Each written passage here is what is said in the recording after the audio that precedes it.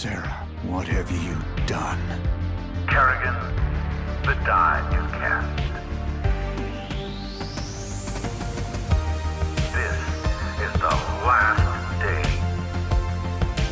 Your swarm darkens the sky of any planet. Forget Minsk. Forget all of it. When we are done here, I will return to my people and accept their judgment. Command, we've found Kerrigan. She's holed up in a Zerg base. I made my peace long ago.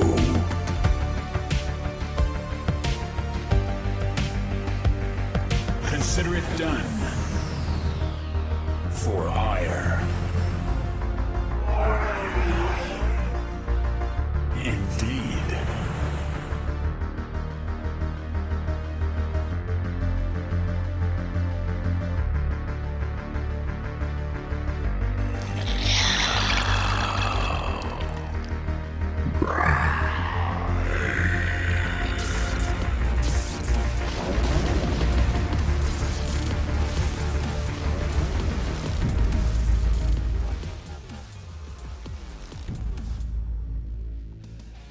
FSL Finals is now here for both Code S and 2 vs 2. In the Code S Finals, we have the 3-time champion Neutrophil taking on the rookie Veils. Based on season performance, Veils is the favorite to win it all, despite Neutrophil's credentials. The Terran has a nasty 3-racks play that has given problems of Protoss' past, including instability with a solid 3-0 win in the semis to reach the finals. Meanwhile, Neutrophil is in the finals once again, winning 3 of the last 5 FSL finals. He beat Dark Menace 3-1 in a surprise upset in the semi-finals based on season form. Who will take this, the Protoss finals mainstay Neutrophil or the Terran newcomer Veils? In the 2 vs 2, we have Polaris made up of Instability and Caliber, the Protoss-Terran combination. They lost in the regular season to the big favorite Valhurt, the double Terran team of Hurtentime and Veils. This should be a fantastic matchup for both finals. 2 best-of-7s to end Season 6 of the FSL.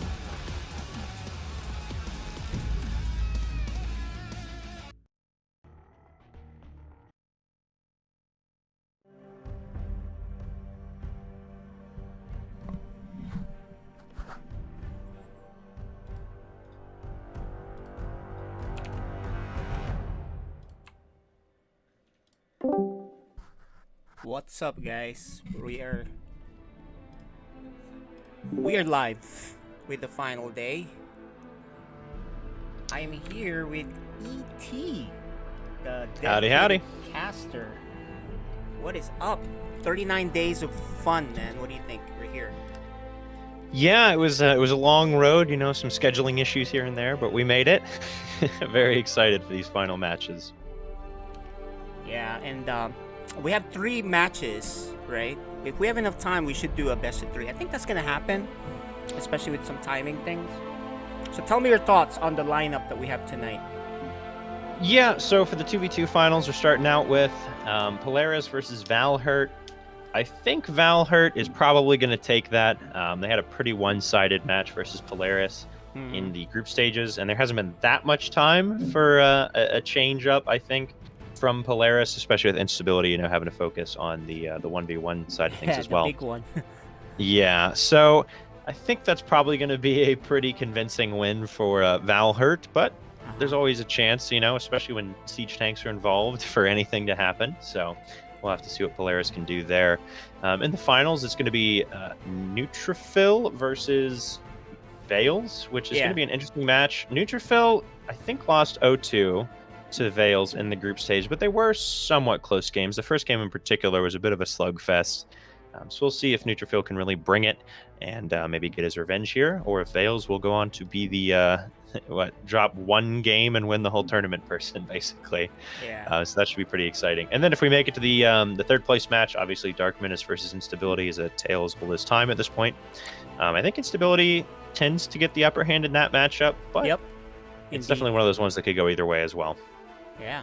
All right. Well, it looks like our players are ready. We should probably kind of talk to them. You did see the preview, right? The preview of the finals. I think you might have seen the YouTube video, but we got that all set up. Yes.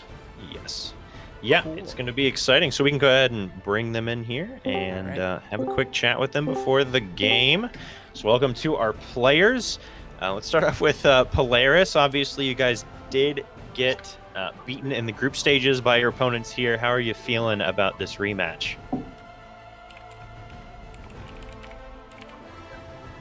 I think are they muted or no? They're not muted. I mean, I'm Polaris. still here. Oh, there you go. Well, tell us what you're feeling about it. Well, I'm feeling confident. Awesome. Good to hear. All right. Well, we'll talk to you a little bit then. Obviously, I think you had a bit of a struggle with Marines heading into tanks previously. Oh, yeah. Do you feel like you're going to be able to make adjustments? Obviously, TVT in particular is a very brutal, delicate matchup. So how are you feeling about that?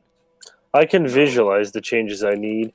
I'm just hoping I'll be able to actually make it happen, actually bring the vision into practice. Right. Visualize versus actualize, right? That makes sense. Yeah. Okay. And then we've got Val Hurt. How are y'all feeling about the match? Obviously, you did win 2-0 in the group stages versus Polaris. Are you feeling pretty confident still? Yeah, I think so. Yeah, pretty All confident. right. Perfect. I don't think you guys... Did you drop any series in the group stages? No series, just one map. One map. All right. Well, I guess that's your signature thing then, Vales. We'll just Yeah, keep it up. But give something lose up. one game in the whole One season, game per but tournament, that's right? it. Yeah. That makes sense. All right. Well, we'll see. Obviously, we hope it's not a swift 4-0 or anything. At the same time, we've got a lot of games to get through. So whatever happens, I think will be very exciting to see nonetheless. Kid, did you have any questions for our players before we get ready to hop in? I think the question you answered with my question on instability and caliber, which is the practice. That's really Right. the question. Yeah. Practice is essential. It makes perfect, as they say. So All right. we'll have to see if it did make perfect in this case, or if maybe they needed a little bit more of that. Yeah. All right. Well, you guys can go ahead and hop into your respective chats, and we will get ready to head into game.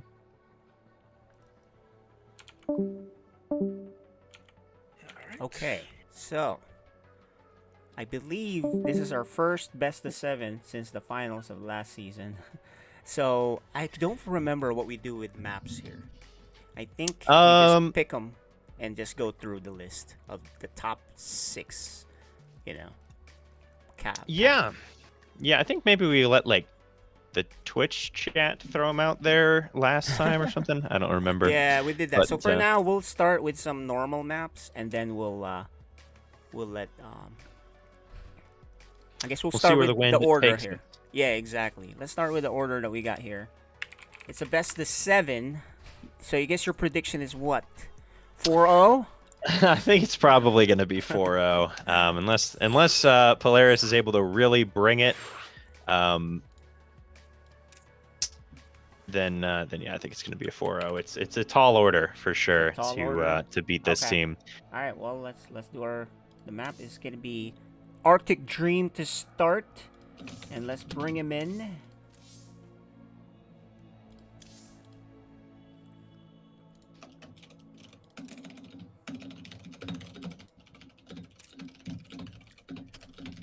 Yeah, Arctic Dream. I think this is a map that has a lot of aggressive potential. It's a fairly short map in my experience, and your main bases and your expansions are pretty separate from each other on each team. So it's pretty easy to isolate one player out and take them out, and then just be in a 2v1. I think one of the more famous games where that was taken advantage of in the FSL was last season with the blind leading the deaf, beating the eventual champions. Their only series win was against the champions. And they did take a game here where they pretty quickly killed Dark Menace, and then there was a really long slugfest, basically, of Dark Menace and Neutrophil both controlling one Terran.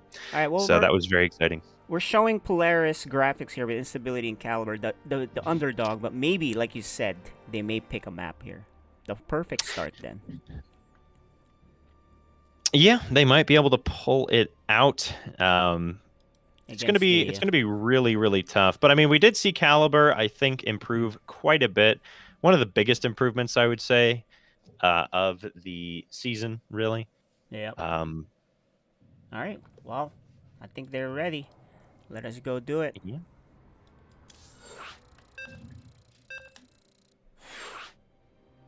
Oh, let's re-add Vales. Looks like he got dropped somehow.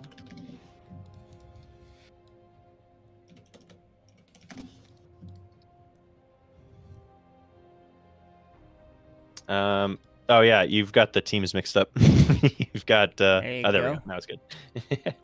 That could be exciting. All right. So we are hopping into game.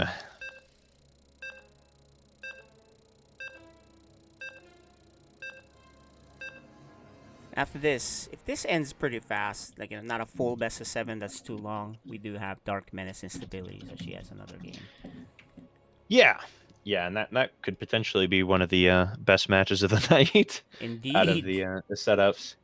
I am curious. I feel like it's all going to come down to Neutrophil in the Code S finals, right? Like, has he put in the work? But we'll have to see as we are spawning in the upper left-hand corner here. We've got the teal Protoss player. She is.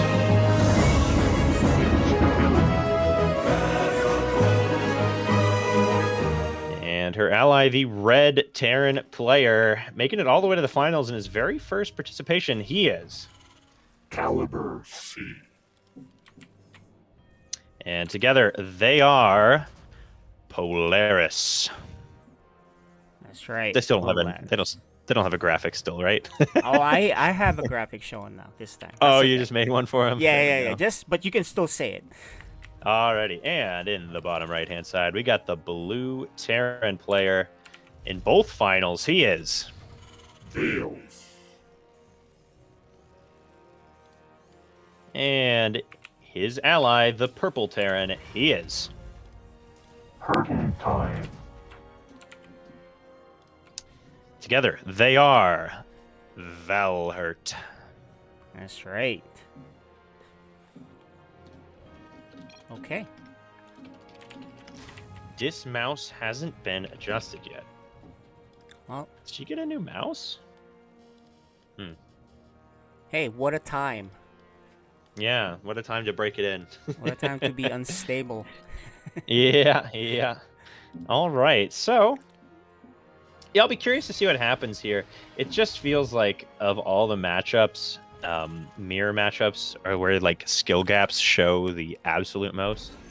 And TVT is a really good example of that, because if you're just a little bit better with positioning your tanks and having vision, it makes a huge difference in terms of fights. Because TVT is the kind of matchup where it's not that shocking to have like a 80 supply, drop from one player and the other player loses like 5 Marines, There's just so much volatility because of the siege tank. So we'll have to see how Caliber can do. I think the onus is really going to be on him in this game, because a 2v1 is not something Instability can pull off here. Yeah, I guess you're right. If he's there to support Instability and she doesn't have to carry too much load.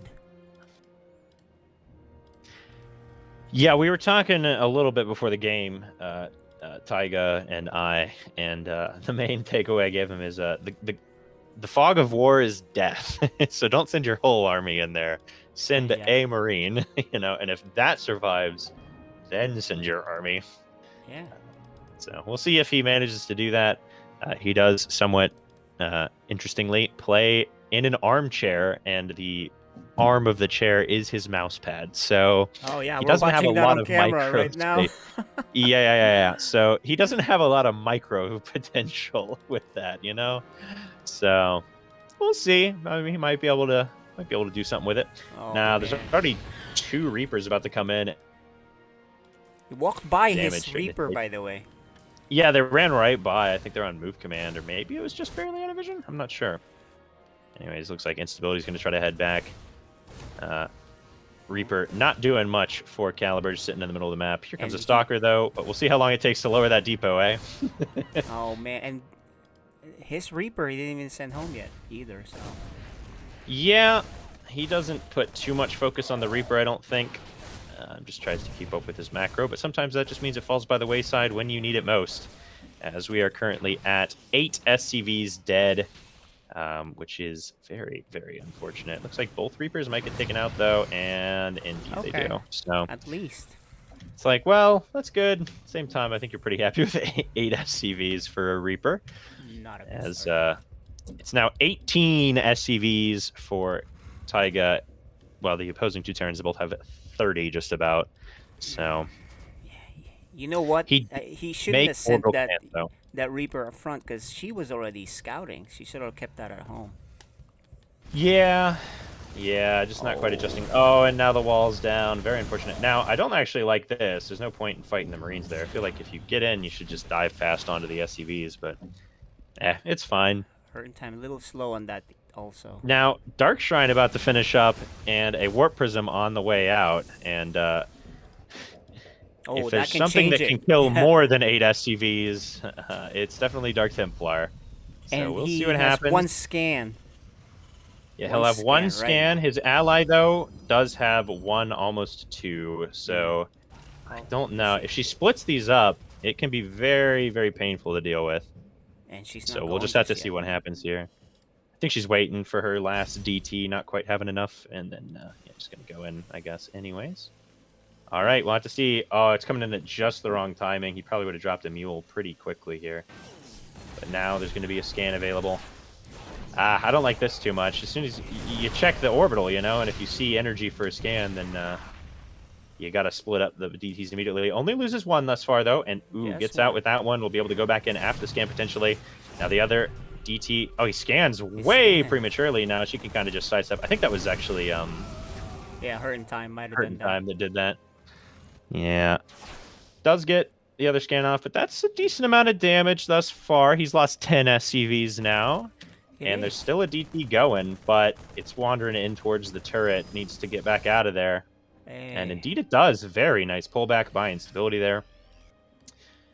This one DT can keep him busy for quite a while, should it so desire, but looks like she's just going to try and make it out. Unfortunately, the depots are raised. Not too bad, but it is 3 DTs for 11 SCVs, which is a little bit more investment and expense than 2 Reapers for 8, I would say.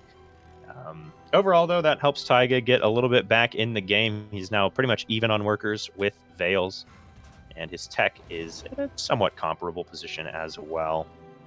I think we've seen Taiga, if he can make it to that mid-game stage, he does have pretty solid macro, as, these DTs wandering up, and they get hit by the Widow Mines big time there, so nothing getting accomplished there. As we do see the mech play out of Hurtin' Time once again. A lot of Widow Mines coming out and a Hellion drop going across the map. We're going to see that Robo Bay coming in, so there will be Colossus in this game, which is always good to see. Although Colossus against tanks is not as great, especially when there's going to be a lot of tanks out for Hurtin' Time. Instability's army is relatively in position, but just now, I feel like she has that curse. It feels like Instability more than anyone else. I see move her army away from where it needs to be right before it needs to be there, more than just about any other player. But still not too far out of range. That is going to be 6 probes thus far. No blink yet, I don't think. Yeah, just charge out for Instability. No blink. Veils will now move out with a big push. But he's actually not that high up in supply. I mean, he's basically even with Taiga. I guess a little bit up, but not that far ahead. And there's an Instability with Charge Zealots against just a couple tanks. I don't know. This could go okay for our players in the top left here. They definitely don't have vision, though, right? Neither team really does. Would like to see a sensor tower coming down in the near future. Something like that. I like this. Just leaving a few stalkers in position. Here it is. In comes Veils and will get his tanks sieged up. There's a couple. Oh, here comes the army of Hurtin' Time, though, and Instability goes in without her teammate. Not showing a lot of patience there, unfortunately, and takes a bad fight to start. There's a lot of Widow Mines in position. They're going to splash all over those Marines in nasty, nasty ways. The Immortals and Colossus trying to hold here. The tanks, though, are in range of that Nexus, and the Nexus will go down. And already we're seeing that positioning battle get won by Val Hurt here. Although neither of them is on a third base either. Are they making third bases? I don't think they are even. Yeah, no command center even on the way. Actually pretty low considering, you know. Yeah, Taiga definitely got the worst end of the trade, though. I do like the Viking, you know, kind of pushing back the medevacs a bit. Getting some chip damage. Pretty nice. I feel like he's over-microing it just a little bit, though. As Vales, I think, maybe looking to hop into the main base. I really would like to see Instability just expand to that base in between their bases, right? Yep. Because then it's a lot more something you can kind of come together to defend a little bit more. Ooh. But into the main base will come the Doom Drop. There's a lot of Zealots pretty much in position, though. Some Stalkers immediately get the low health medevac as well. So that's a nice start for Instability on this defense. However, the Zealots just stacking up on a single Marine. She's going to pull up into the main base and push him back. Loses a few Stalkers, but gets a medevac. A couple Marines and Marauders. Not too bad overall. Hurting time, though. Double expanding now. Veil's expanding as well, and we're just not seeing anything, no progression out of Polaris. There's no expansions coming down for either player. The tech is starting to fall behind. The upgrades. It's not looking too hot for Polaris thus they far. have a lot of money, too, so they're just preoccupied with this pressure here. It's the contain, I guess. Yeah, sometimes you can definitely get hyper-focused on the fact that there's an enemy outside your door and forget that you still need to be doing development. I mean, you could just be expanding out to the left, right? You don't have to break this area. There's no onus to break this area at all.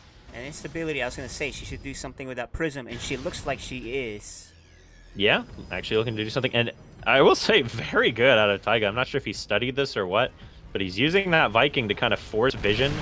And then slowly they're going to go for it up front, Oh, too. in comes Instability. Oh, perfect timing. She knows that they're pulling back with the rest of their army because of the DTs, and so she dives in on the unprotected tanks, kills a bunch of tanks there. About as good of a fight as she could have hoped for, but the tanks are on sieges. Taiga, if he had those still sieged up, this would have gone fantastically on the defense. Still may be able to clean up here on the Terran, and indeed he will with 4 tanks sieged up, so that's a pretty nice trade thus far. His tank's getting the first volley off. We'll be able to defend here. So not bad at all out of Polaris. And now these DTs are like, well, so what if you can see us? And they're just charging in nonetheless. We'll get the turret as well. Once that turret's down, we'll need another scan. Does have the scan. There's no DT blink, unfortunately, but they're forcing a lot of scans, a lot of attention on them as well. One DT will make it up into the main base. Another one snipes an SCV or two. They even make it out, which is very nice. And the supply not looking great for Instability. I'd love to see a double expand out of her right now. Now that they've sort of pushed back. She's got a lot of minerals, but that's not going to last long with warping in 8 Zealots at a time. And if you only have a 2, really, it's like a 1 base mineral economy here soon. Both bases are starting to mine out. Not looking too hot here. And not focusing that down with the focusing the SCV that was making the turret down with that DT, unfortunately. That's a lot of DTs to lose. The initial use she got out of the DTs, causing the army to pull back, and then diving back in was great. Getting all those tanks, but the follow-up with them kind of wasted them. I feel like there was just a lot of DTs. I feel like that's the kind of move you make if you have Blink. If you don't have Blink, there's just not enough movement potential available to the DTs. Now, that said, Vales... thinks it feels like he thinks he's a little richer than he is. During that fight when he was still on 2 bases, he went up to 3 starports? Yeah, 3 starports, and he's now trying to pump 4 Liberators at a time, which is a lot of Liberators to be making. I guess it's okay if that's all you're making, you can afford it. And what really are your opponents making to stop it, especially because Vales, or Hurting Time I should say, is going into Thors and Vikings, which are both going to deal with any air units that Taiga or Instability make. And Taiga is going into some Vikings, but it's going to be fewer Vikings, as Vales is now up on a monster economy. And I feel like the team of players, after they broke that push, they were in an okay spot. They really needed to expand hard behind that, though, and they failed to do it. Expansion is just now getting up, means they're just down in economy. 1 fewer bases total, and those bases have been mining for significantly less time. And their opponents have mules, which only one of them has. Now taking a gold base is Vales. And yeah, I mean, the Thor Viking Liberator composition is going to be monstrous to deal with here for Polaris. I think she should be more active with her prisms. I mean, this is one thing Protoss, I notice, can improve on a lot here. Yeah, it's true. There's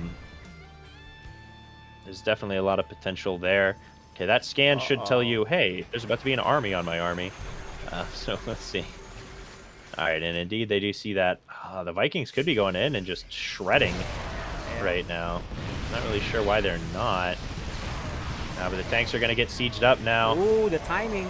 And the Marines are drawing into the fire. This is not great thus far. Some of the tanks getting cleaned up by the Liberators, but all the Liberators do get cleaned out. It's an okay-ish trade for Polaris, but they're down in supply. They need to have really, really good trades. I think Instability pulling the trigger maybe a little bit too early here with her army. It's all about those tanks and not being able to clean them up. Instability now half the supply of either of her opponents. Taiga, he's kind of keeping up a little bit. I think if they just expanded, they'd be in a decent spot. Taiga's getting his 2-2.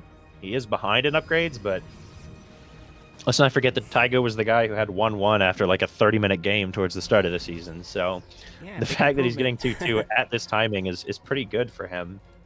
But he just doesn't have the full economy. Not that he's able to spend the economy he's got currently, but if he had a better economy, he'd probably be making more production facilities anyways. And technically, he's not utilizing all his production. He's got 3 factories for some reason.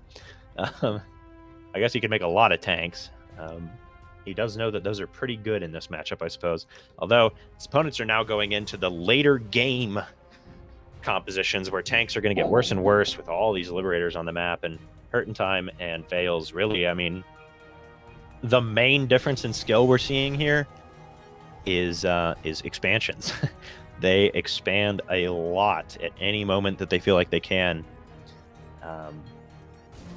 Man, I feel like another thing Taiga could be doing is maybe feeding some resources to his ally, as Instability far, far down in supply and does not have the kind of economy to keep up with this.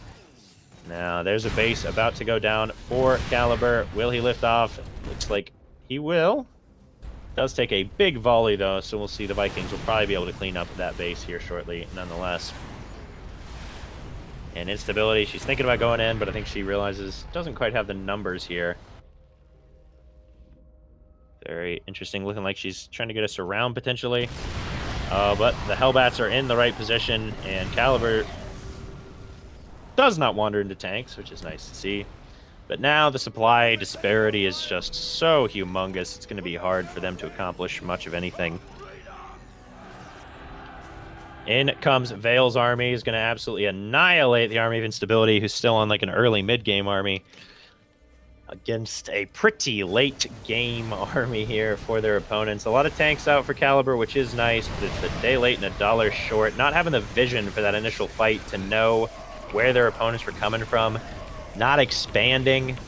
There were a lot of little things that could have been done to kind of improve this, I think. And, I mean, I'd say an overall improvement for Caliber in particular, but just not quite enough of an improvement yet. Definitely need to expand, expand, expand. Go where the opponent is not, basically, is what they really needed to do there.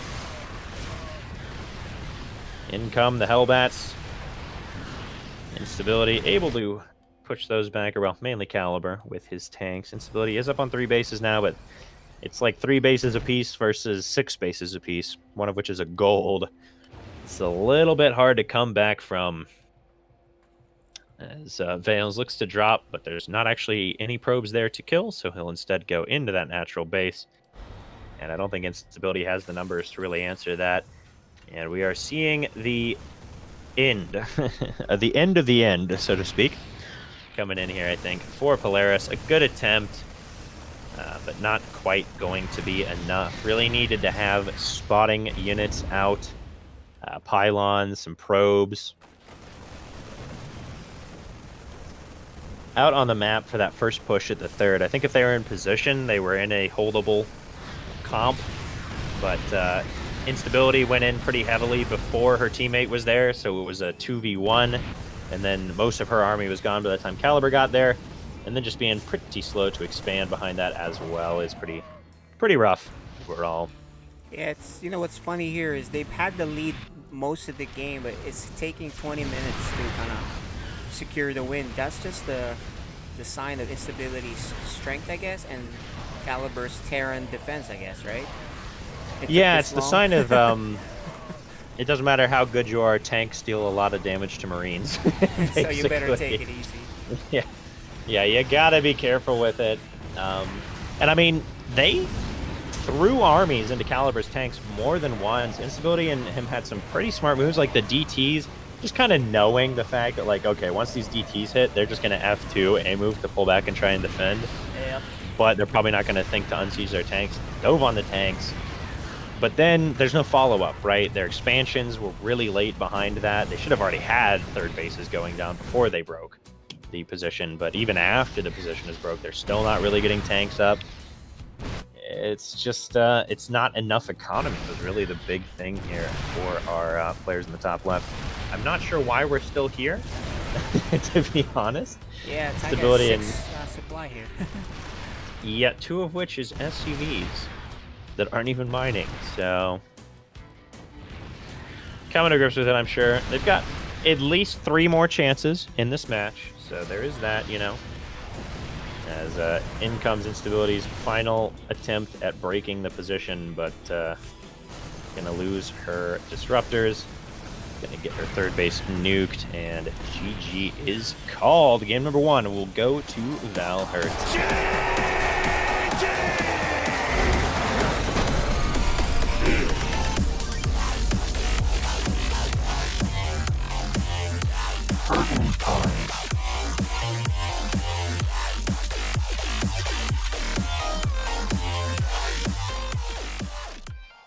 All right. Well, that game took 20 minutes, even though he had a huge lead, starting with the 2 Reapers killing 8. Right? SCVs. Yeah, 8 SCVs. I think the DTs probably could have done a little bit more as well. But overall, not too bad. Well, this is their chance number 2. Yeah, they'll get, like I said, at least 3 more chances, you know, and we can see what they manage to pull out. As it's going to be Emerald City. This one has a more defensible natural. The third base can be pretty hard to defend, but they're still much closer together, I think. Yeah. I was wondering what was happening with Instability's mouse, because she had a fairly new mouse, but it's like 8 months old. So I'm like, why does she have a new mouse? Apparently she accidentally spilled water on her main mouse, and so she's having to borrow someone else's while it dries off, instead of plugging it back in and potentially frying it. So I never thought I'm about sure that does make it a little bit more uncomfortable, I'm sure. But if she did that well on her first game with a different mouse she's never played with before, then, you know, I think they still have a chance. Yeah. I did not manage to catch their original match versus Valhert, but I did get the graphic description from Taiga of just how hard they got annihilated. So yeah, I think that was closer than any of their previous games, but I'm not sure because I did not see them for myself. Still, I felt that was a decent showing.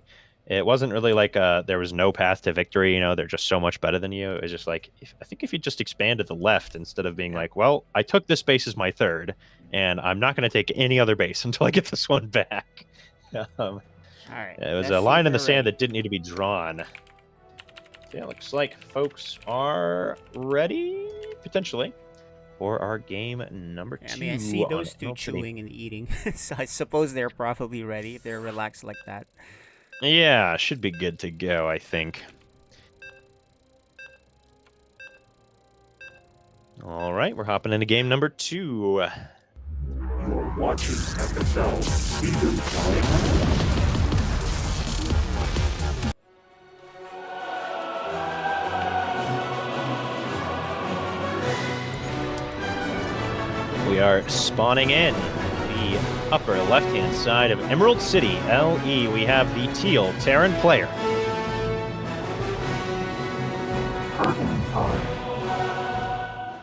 And his ally, the red Terran player, he is. Veils. And together, they are Valhurt.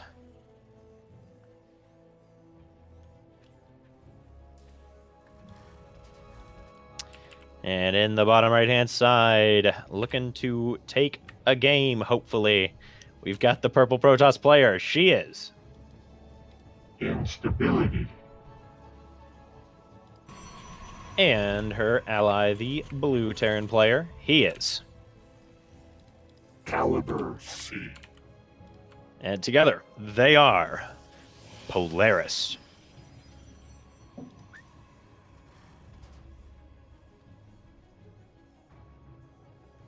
I like the team graphics thing you did. I think that's good.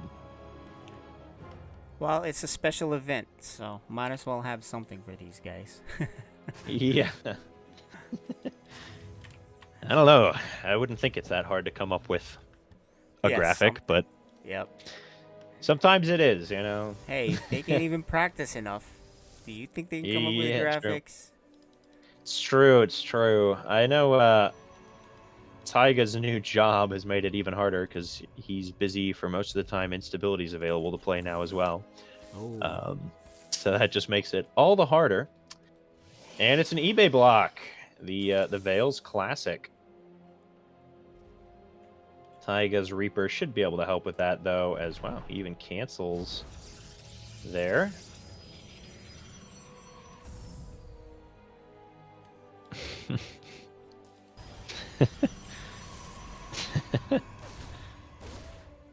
Matheson coming in with the memes. Oh yeah. All he's right. back.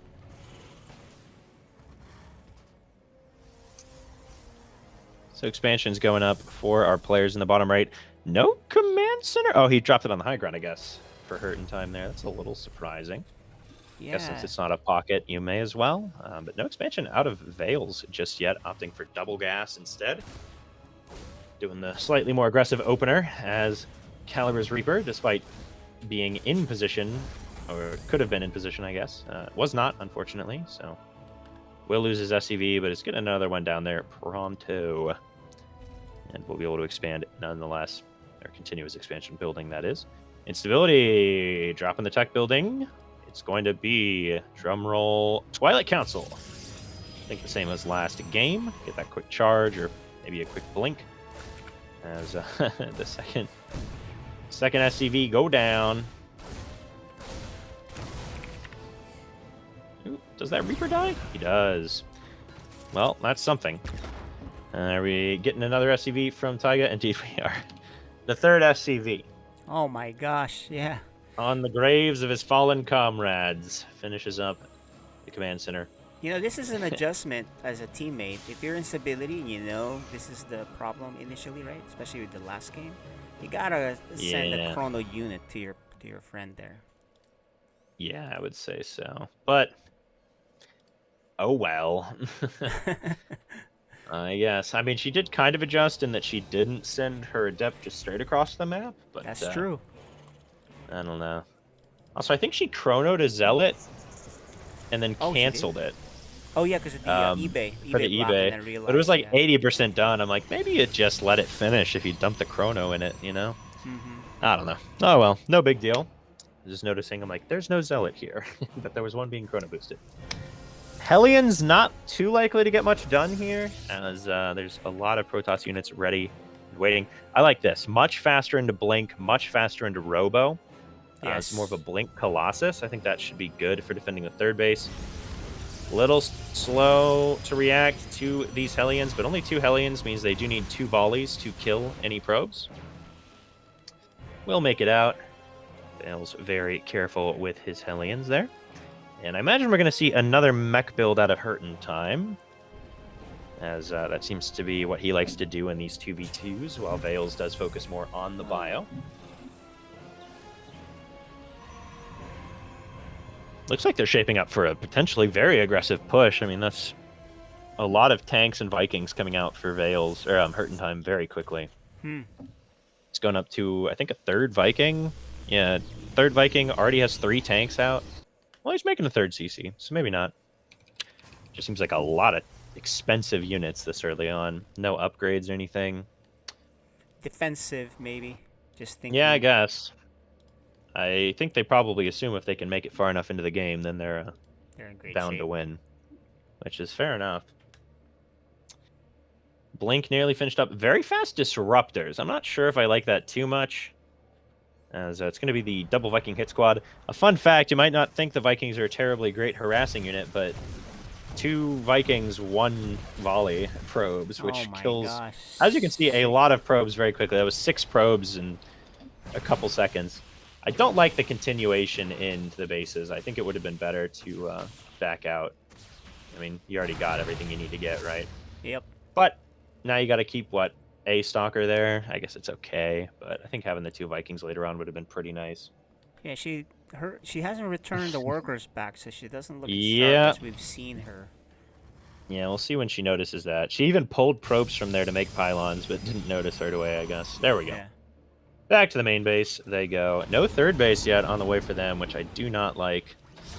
I feel like they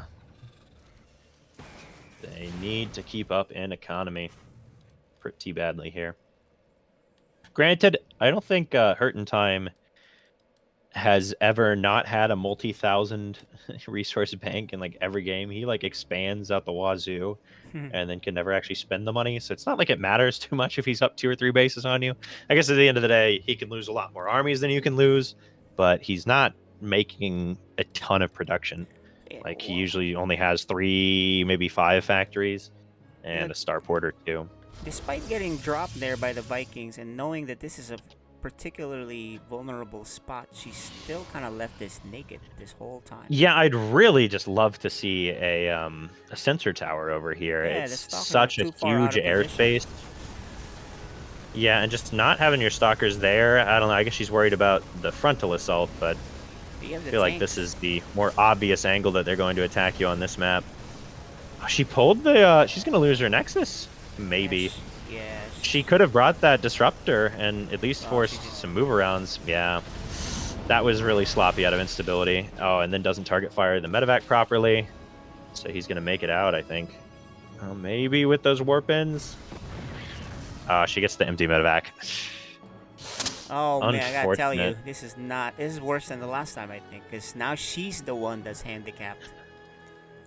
Yeah, that was very sloppy, uncharacteristically. I don't know. It's like, you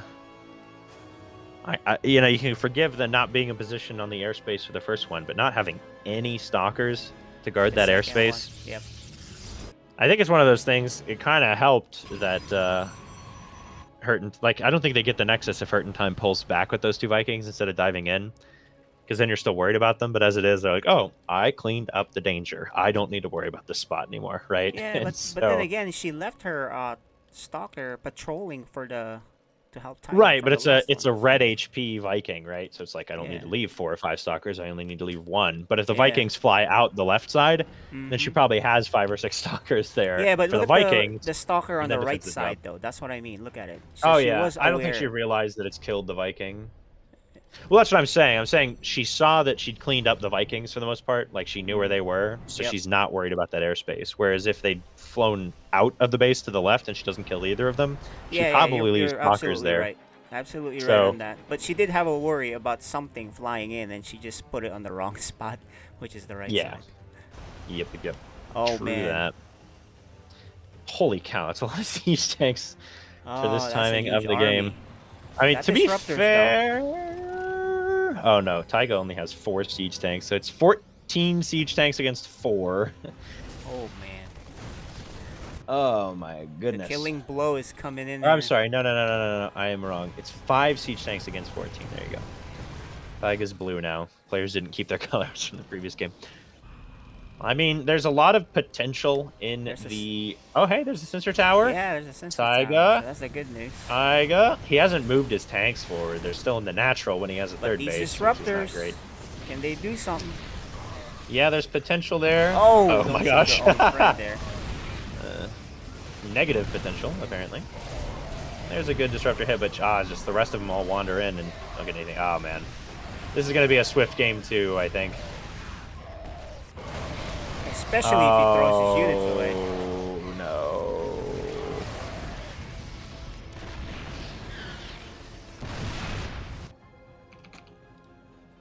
Ow. Yeah, I mean, I don't know. It's like the main base Nexus hurts, yeah, but I think they probably would have gotten... I don't think this fight would look very different at all, you know? Even if the main Nexus had survived. Position-wise, you think that's the issue? Yeah, they just didn't... I mean, Taiga's had like 5 tanks, and 4 of them were in his natural when he has a third base, right? So he just doesn't have the position there. And tanks are... There's nothing that beats tanks in this army except tanks that are or in Polaris's army, except tanks that are already in the right position, right? Like disruptors against 14 tanks, it would have just taken literal years for them to clean up that many tanks.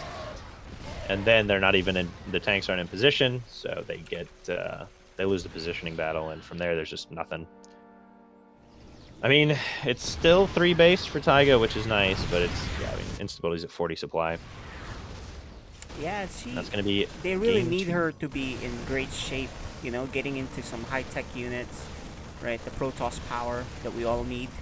She never got to that. Yeah, having the positioning as well, you know, not losing the Nexus definitely would have helped. I don't know if it would have been enough, but it would have helped. And the thing that having tanks allows you to do that they're really not taking advantage of, right, is if there's 3 or 4 tanks at the front, they're probably not going to run into that, even if that's all that's there, if there's nothing covering it. So if Taiga has his tanks well positioned, then Instability could have had her whole army, maybe not in the main base, but like at the ramp from the main to the natural, so she can get either place really quick. But they're not really utilizing that. He's got his tanks there, but then Instability's army is also sitting there, so she wasn't protecting against drops like she needed to do. Really positioning, as you said, you predicted it perfectly right off the bat, right? Just positioning, positioning, positioning. Yeah, unfortunately, not an easy thing to do at all. GG is called.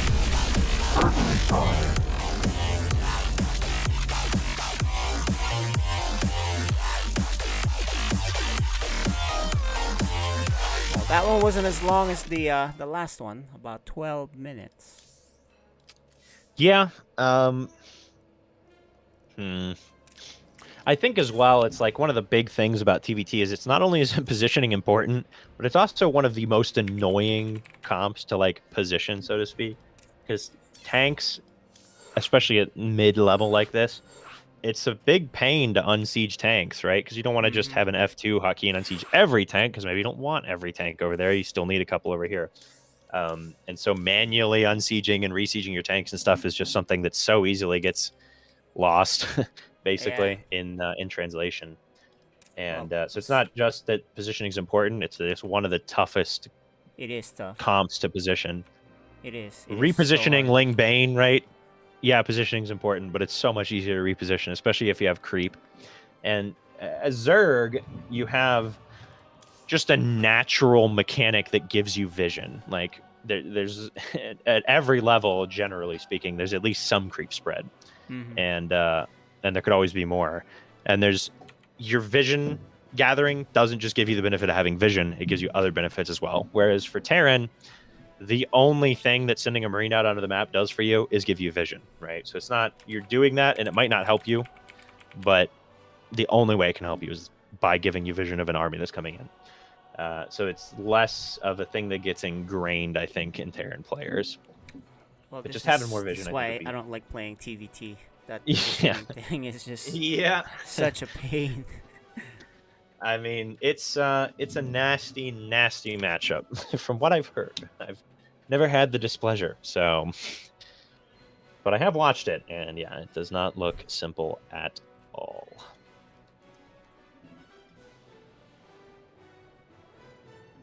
All right, they're finally here. Yeah, we are ready to head into Fields of Death, another map that has big airspace, but it's big airspace from more directions. Oh my gosh, we ran into, I don't remember who it was I was playing with. On this map, there is an absolutely disgusting proxy gate spot. Uh-oh.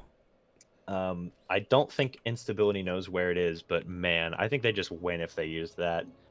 I'll point it out as we do the intros. As we just want in here to Fields of Death, we got the Teal Terran player in the top right. He is. Hurting time. And his ally, the Red Terran player from Platinum Heroes. He is. Veils. And together, they are Valhurt.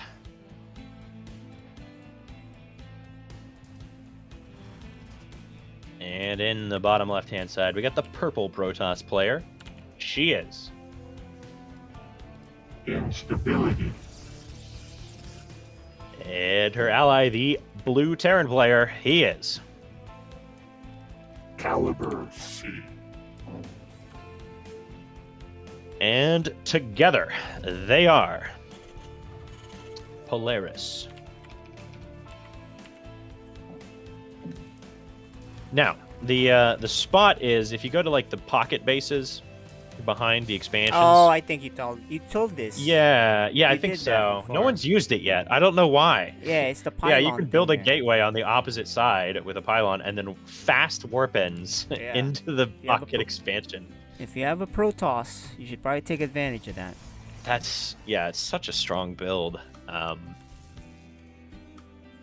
yeah, like you're never gonna scout that from inside the base because you're never gonna walk that close to the edge. So you'd have to specifically go all the way out to look for it, which you aren't terribly likely to do unless you just got hit by that build within the last like 30 games. It's one of those kinds of builds where if you just haven't played against it recently enough, it just doesn't cross your mind until it's too late. Oh man, if they game plan this, especially, this is where you could have probably helped them. With a Yeah, secret. it's true. They didn't ask. Also, not a big fan of this expansion out of Taiga. If anyone's going to build an expansion out front, I don't mind not taking the pocket base for one of the players, but it should be the Protoss who doesn't have a unit that needs to be alive the entire time to build an expansion. That's Oh doing yeah, that, that's a you good know? point. Yep. 'Cause now this Reaper's coming in, but there's Taiga's Reaper. Taiga's Reaper's going to win the fight, I think. Got the Yeah. first shot off. Let's see. Force him back. I don't think he can. Oh Oh my right, god. you turn back. You just right click and do your thing. Don't worry about it. I assume they're probably worried that There's more. Curtain Time maybe might have a Reaper as well, Yeah. but he hasn't made one yet in this series. Okay, its abilities on guard duty on the right side. That's good. Yeah. Is there? Wait. Well, I suppose it's good. They can't jump up those main base cliffs, though. Yeah. They're They have to go the other way, I suppose. Yeah, Oh, and but then- they're not in and they did position go again. the other way. What? I've never seen Vale's Reapers sneak past anyone ever. Oh, and they're And taking into the the main long base they way come. again. But instability, and she has a Phoenix, so I think they'll kill. And she pulls. Look at her pull. Nice. Okay, cleans him up. I think that's the least that his Reapers have done thus far in Well, this she went. series. He went No. to instability side. That's the mistake. Yeah. Yeah. Could have ended the game right then and there if he just gone to Taiga's main, but oh well. Her It's defense gonna be- is pretty good. At the same time, they did scout double Phoenix, and it looks like Oh, they're man, already yeah. kind of reacting. He's making a Cyclone, which he's not done in the past, so I'd assume that's a reaction. Yeah, that's true. It is. Oh, and double Starport. I don't know about that one. Well, they're having fun Oh, now. it's I mean, they're- Banshees. They're up Yeah. 2-0. Yeah, they're styling, but in theory, the Phoenix should shut this down big time. So we'll see.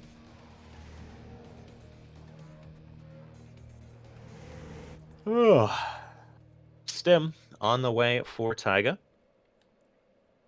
I guess at the same time, it's like, yeah, they might shut it down hardcore, but But that's not their play. That's the good news, though, right? That's not really what they do. Might as well change Yeah. things up. yeah, and it's like, I'm not sure that'll be enough. It's like, even if you shut down Vale's hard, there's still Hurtin Time's army to worry about. It looks like he's going like mass Viking Raven, though. which doesn't beat Mass Phoenix, I don't think, but I'm not actually sure.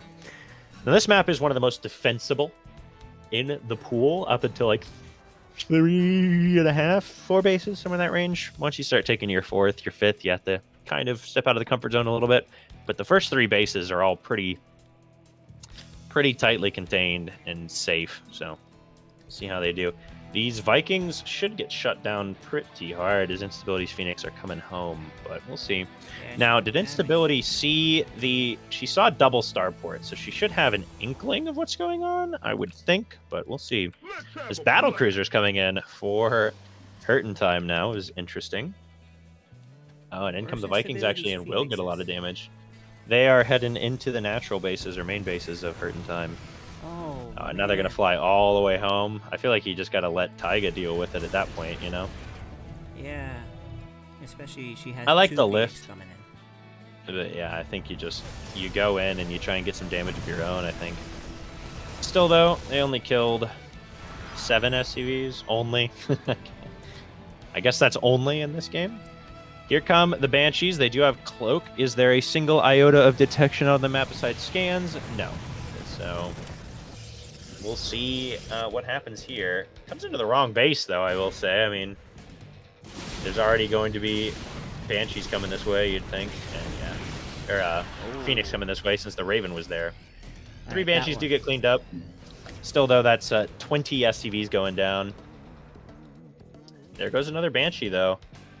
But, yeah, I don't know. Taiga's taken a beating in the economy and has not taken a 3rd base yet. I would have liked to see a pretty quick 3rd base out of him.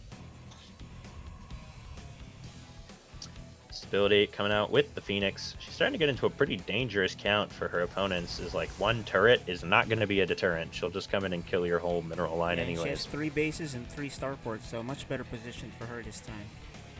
Yeah, looks like Veils is swapping back into ground. So the Banshees did almost nothing there. Blink into BC. I don't know about that when you see how many Phoenix are out on the map.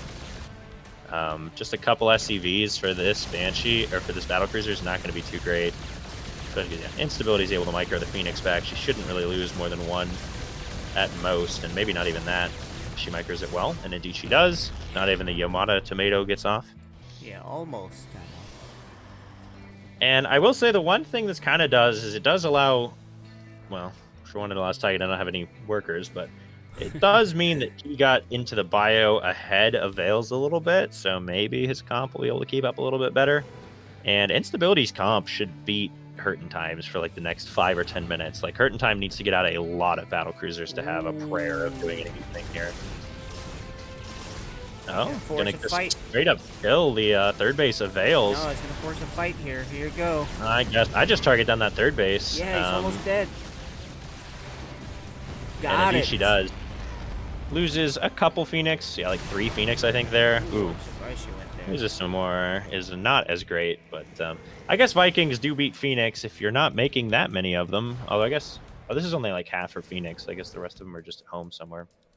Yeah, they weren't rallied. Usually when I see Phoenix players, they rally their new Phoenixes to the current ones. I don't hate it too much because that can result in, like, if you dove deep into a base, then your rally's like flying across turrets and stuff. So. Yep. I don't hate not having the rest come across. She's still got the 3rd base for, or I guess 4th base for Veils, or no? No, yeah, that was the 3rd base. He's having to rebuild it on location. So Veils' economy is going to be hurting a little bit. Taiga, though, this is the problem. Is like all this is just to knock them back down to the same amount of bases that you're already on. You know, like because Taiga's not expanding. Really should have by now, but she's still making more Phoenix. Yeah, I figured she has enough at this point. Go to BCs, right? I feel like BCs, you gotta go carriers. Yeah, carriers. So, and if you're not active with these, you gotta be active. Yeah, carrier tank is like one of the scarier compositions in the game. Especially because you can just pretty easily add Tempest into it as well if they happen to get something that deals with carrier tank. Like, I don't know. Thor sort of do? I don't actually know that they do too well. She's not moving around with these Phoenixes. I really want her to be... But look at this. Taiga's not repositioning his tanks, which means this army is probably going to be able to kill this 4th base of instability. And that's such an important base. Yeah, I don't know. Expand to the neutrophil. Do a secret one somewhere. You gotta keep up. Oh, hey, Taiga is sort of doing that. He's taking the sort of out of the way gold base. Yeah, This okay, is that's third. good. That's one. That's solid, but that should be a sort of hidden fourth base, not a sort of hidden third base, you know? I like this. Putting a few Vikings forward. How many tanks is it for him? 7 tanks is a good amount. There's only 1 tank on the field for his opponents. 63 Marines! What is Vales doing? He's got 5 barracks, but 63 Marines. You know, Now she's going to starting to pump out carriers. Marauders and going to Ghosts. I love this. She's Yeah. going to carriers. If she can get out 10 carriers, then this is like a killer composition they've assembled here. Especially because they're going to have +3 weapons by the time the first round of carriers is really out and ready to go, which is insane. There you go. She's going to do some damage. Yes, this is what you want to see for sure with the Phoenix here, because the tanks should be able to keep you from dying at home, especially once there's a round of carriers out. And down goes another base How of fast that Times. goes down. So good here. Kill ABC potentially as well. She will make it didn't out. Move in. Yeah, you do have to be a little bit careful with Phoenix against Liberators because of the splash damage, but there's not enough Liberators to be too worrying just yet. Now this is big. This is really good as well, because you don't necessarily want to, like, make it out with every Phoenix. You want to trade out some Phoenixes here and there, because you need to make carriers. Uh-oh. Well, yeah, she dropped. that does from put the a damper on the camera, too. micro there. We will have to if she comes back, we have to pause it right away, and or if she drops, have it go back to 11:20. Give her time to react. I honestly feel like you just dive on the Vikings here, you know, because the Vikings are going to be pretty good against your carriers. Okay. And the Phoenix are going to get worse and worse, right? More Liberators, more Thors with Splash. Those Phoenix are eventually, especially because Vales is going into Ghost Academy. 1 EMP and these Vikings are only good against Vikings, and they're not really good against Vikings because they don't have any shields anymore. So if you trade out against the Vikings now, when you're up in upgrades and you're going into carriers, well, if you replace those with carriers and you wiped out his Vikings, he's not currently... We do lose instability. We're gonna have to resume from replay. Yep, resume from replay. If you make... She's back in. Yeah, no problem. We can do that. Right now, Hurt in Time isn't continuing to make Vikings. He's making BCs and Thors, right? And Vikings, I think, are pretty much the best answer they have against carriers. So if you trade out with those now, you might not remake them. Whereas if you don't trade out with them now, then they're going to be in the main fight when your Phoenix gets shredded by Marines and EMP. So I think Phoenix have one of the higher ratios of like shields to health in the game as well. So EMP just does a lot to them. Obviously, Archons beat them, but they have a pretty large amount of their health and shields, I believe. All right, we're gonna try to resume from replay here as soon as we get her back. Looks like she is back, or maybe not. Oh, that's the ghost version. Ah, yes. Yeah, she's not back online quite yet.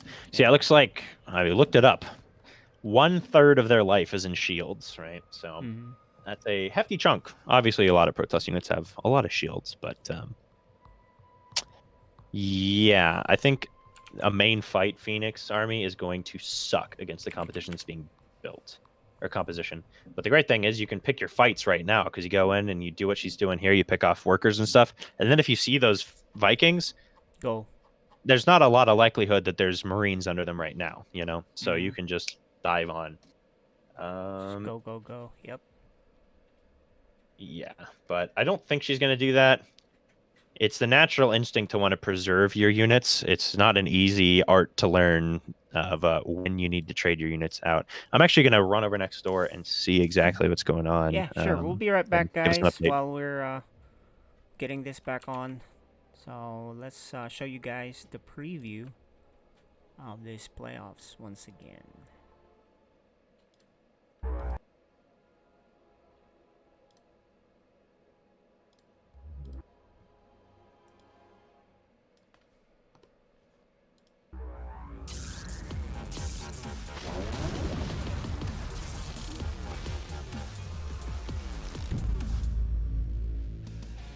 FSL Finals is now here for both Code S and 2 vs 2. In the Code S Finals, we have the three-time champion Neutrophil taking on the rookie Veils.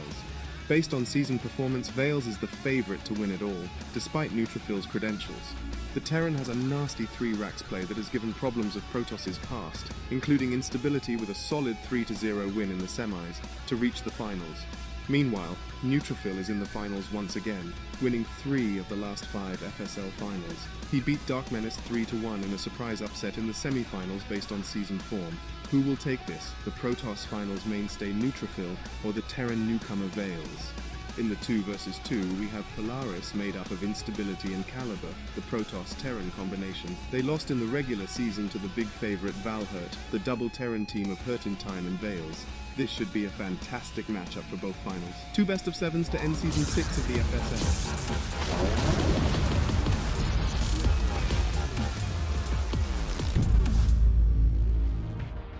Sarah, what have you done? Kerrigan, the die is cast. This is the last day. Your swarm darkens the sky of any planet. Forget Minsk.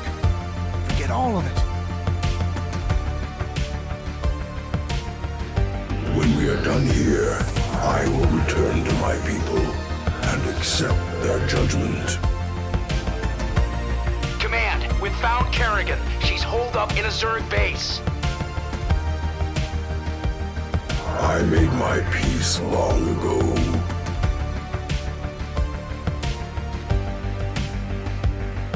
Consider it done. For ire. Indeed.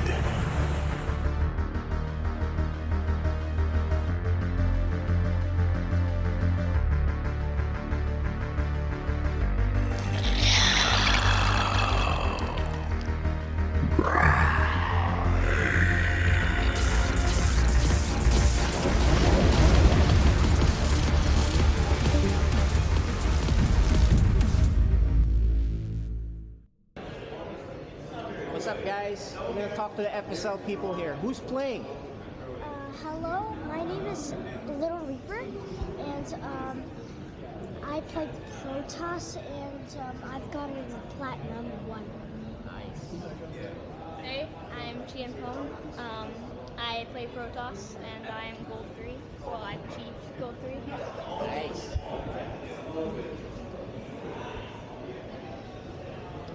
Hey, what's up?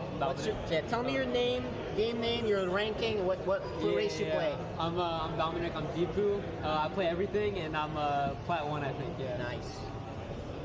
Hello, I'm Ethan. I go by ET. I play Terran. I'm like Silver 2. Nice. Menace, Zerg, Diamond 1. Right. Hyper Turtle, Platinum Random. Nice. Tell me your game name, your race, and what level are you? War Bunnies. I'm a Protoss and low Diamond. Nice.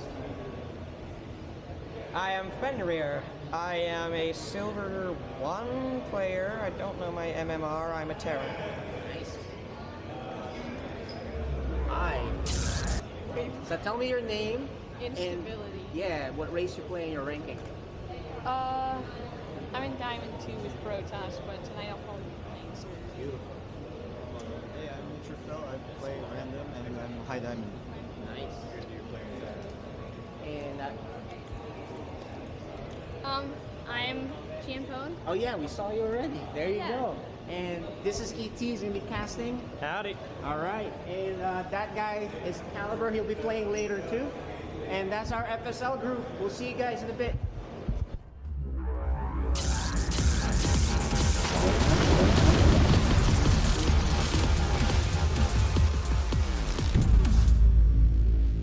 Alex, I just heard that, I think it's your dad, right? Yes. Yeah, you just mentioned that apparently you like watching my videos. That's awesome. Thank you so much.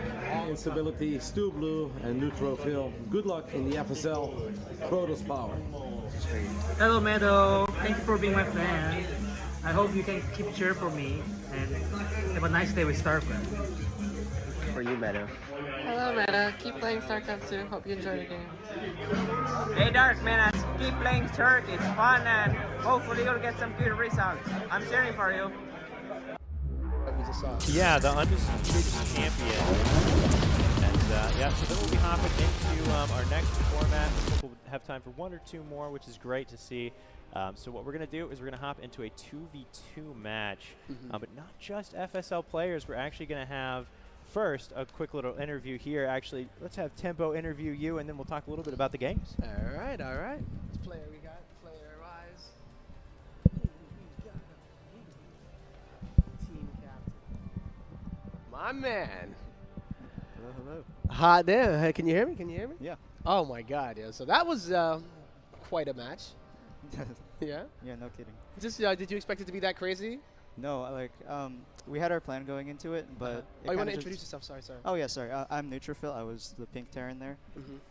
We had plans going into it, and we just kind of let it go, you know. Yeah. And we were expecting like huge cheeses from the other team. We were scared of all-ins and stuff, so we were all defensive at first. Yeah. And I kind of ignored my team and decided to kind of just Go go ham on my with own the I thing. saw that with the stockings. Yeah. and So all that. but I have to thank War Bunny's there. He Yes. was our Protoss, I think. And he kind of just took charge there. He was shot calling. He was helping with the macro. Really? And yeah, he was just kind of leading the team, and I was just kind of tunnel vision and everything. But Wow. Well, that was actually quite the game. I mean, did you count how many nukes actually went off that game? Because I couldn't keep track after No. nuke like 6. It sounds like just we're go almost slow. there. Yeah. But our teammates, they definitely carried their part. And we just kind of played a macro game there, I think. Yeah, it I ended guess, up being yeah, we'll be right quite the back, guys. game, right? And geez, just back and forth as far as like gutting economies, right? I remember it was the Mutas. Mutas coming through from instability, right? Too, like as a surprise, and just absolute craziness. Like, how do you even focus on one thing at this point, right? So, what was the highlight of the game for you, though? I mean, besides the win. I think the first nuke was pretty crazy. But afterwards, I think it was just like our team synergy, because like everything was really like clicking, and especially towards the end, where we were all just like making our different armies, and we were having like different things to counter the things. So like when I had the ghosts in, we were scouting what they had, and we were just kind of talking about what we should do to counter like the BCs and just their armies. And I think the most satisfying part was just having everybody like really really mesh well together, right? And just synergize. It felt like you kind of hit your stride at some point, right? So, hot dang. We decided to nickname you Nucrophil after that. So, I was going to say, how have you been liking at least playing in the FSL so far? Yeah, FSL's been going really good. Tournaments, we have matches like every few weeks, but we get a lot of time to prepare for them, and we get to know our opponents, and it's just a really fun time. Yeah, right. It seems like you guys are pretty tight already, just by looking at the way y'all have been interacting. And as far as this event too, right? Just being here, when's the last time you've had a chance to get to like some kind of a LAN event to actually see people and hang out? I think it was the last System Cup. Really? The one that was in Fairfax. Yep. Okay, I remember that. But yeah, I haven't really played in any like LAN tournaments since. LAN's alright. It's been quite the crazy past couple years, right? And it's so nice to see that even at an event like this, where we have like some of the top players, we can have a really fun game like that. You know, and I think we still have more to go. So I'm gonna let you get back to it. Thank you. So congratulations, man. That was awesome. Yep, good games. Yeah, all right, good games, guys.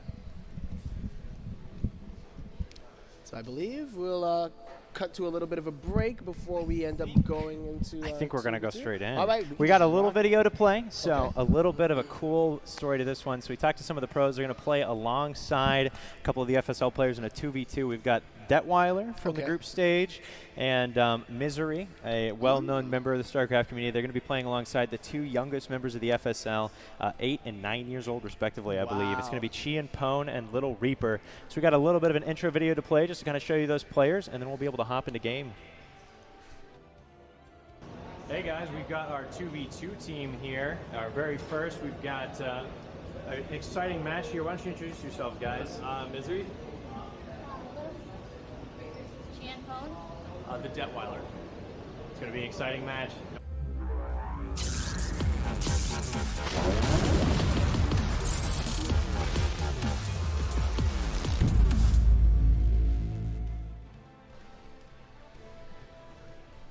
right, welcome back. We're going to be jumping into this Pros and Joes 2v2. We got the Detweiler and Chien Pone. You just saw them on the video versus TVP, who is actually Misery and Little Reaper.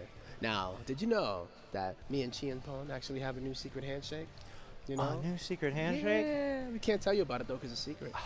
Dude, sorry. My own brother, and Your he can't own even tell me a secret handshake. That's crazy. I taught him, man. I mean, his vibe, and he executed it perfectly as we were heading out last night. So. Oh, he's a smooth dude. He's a I'm smooth not shocked. dude. I'm not shocked. You know who else is smooth though?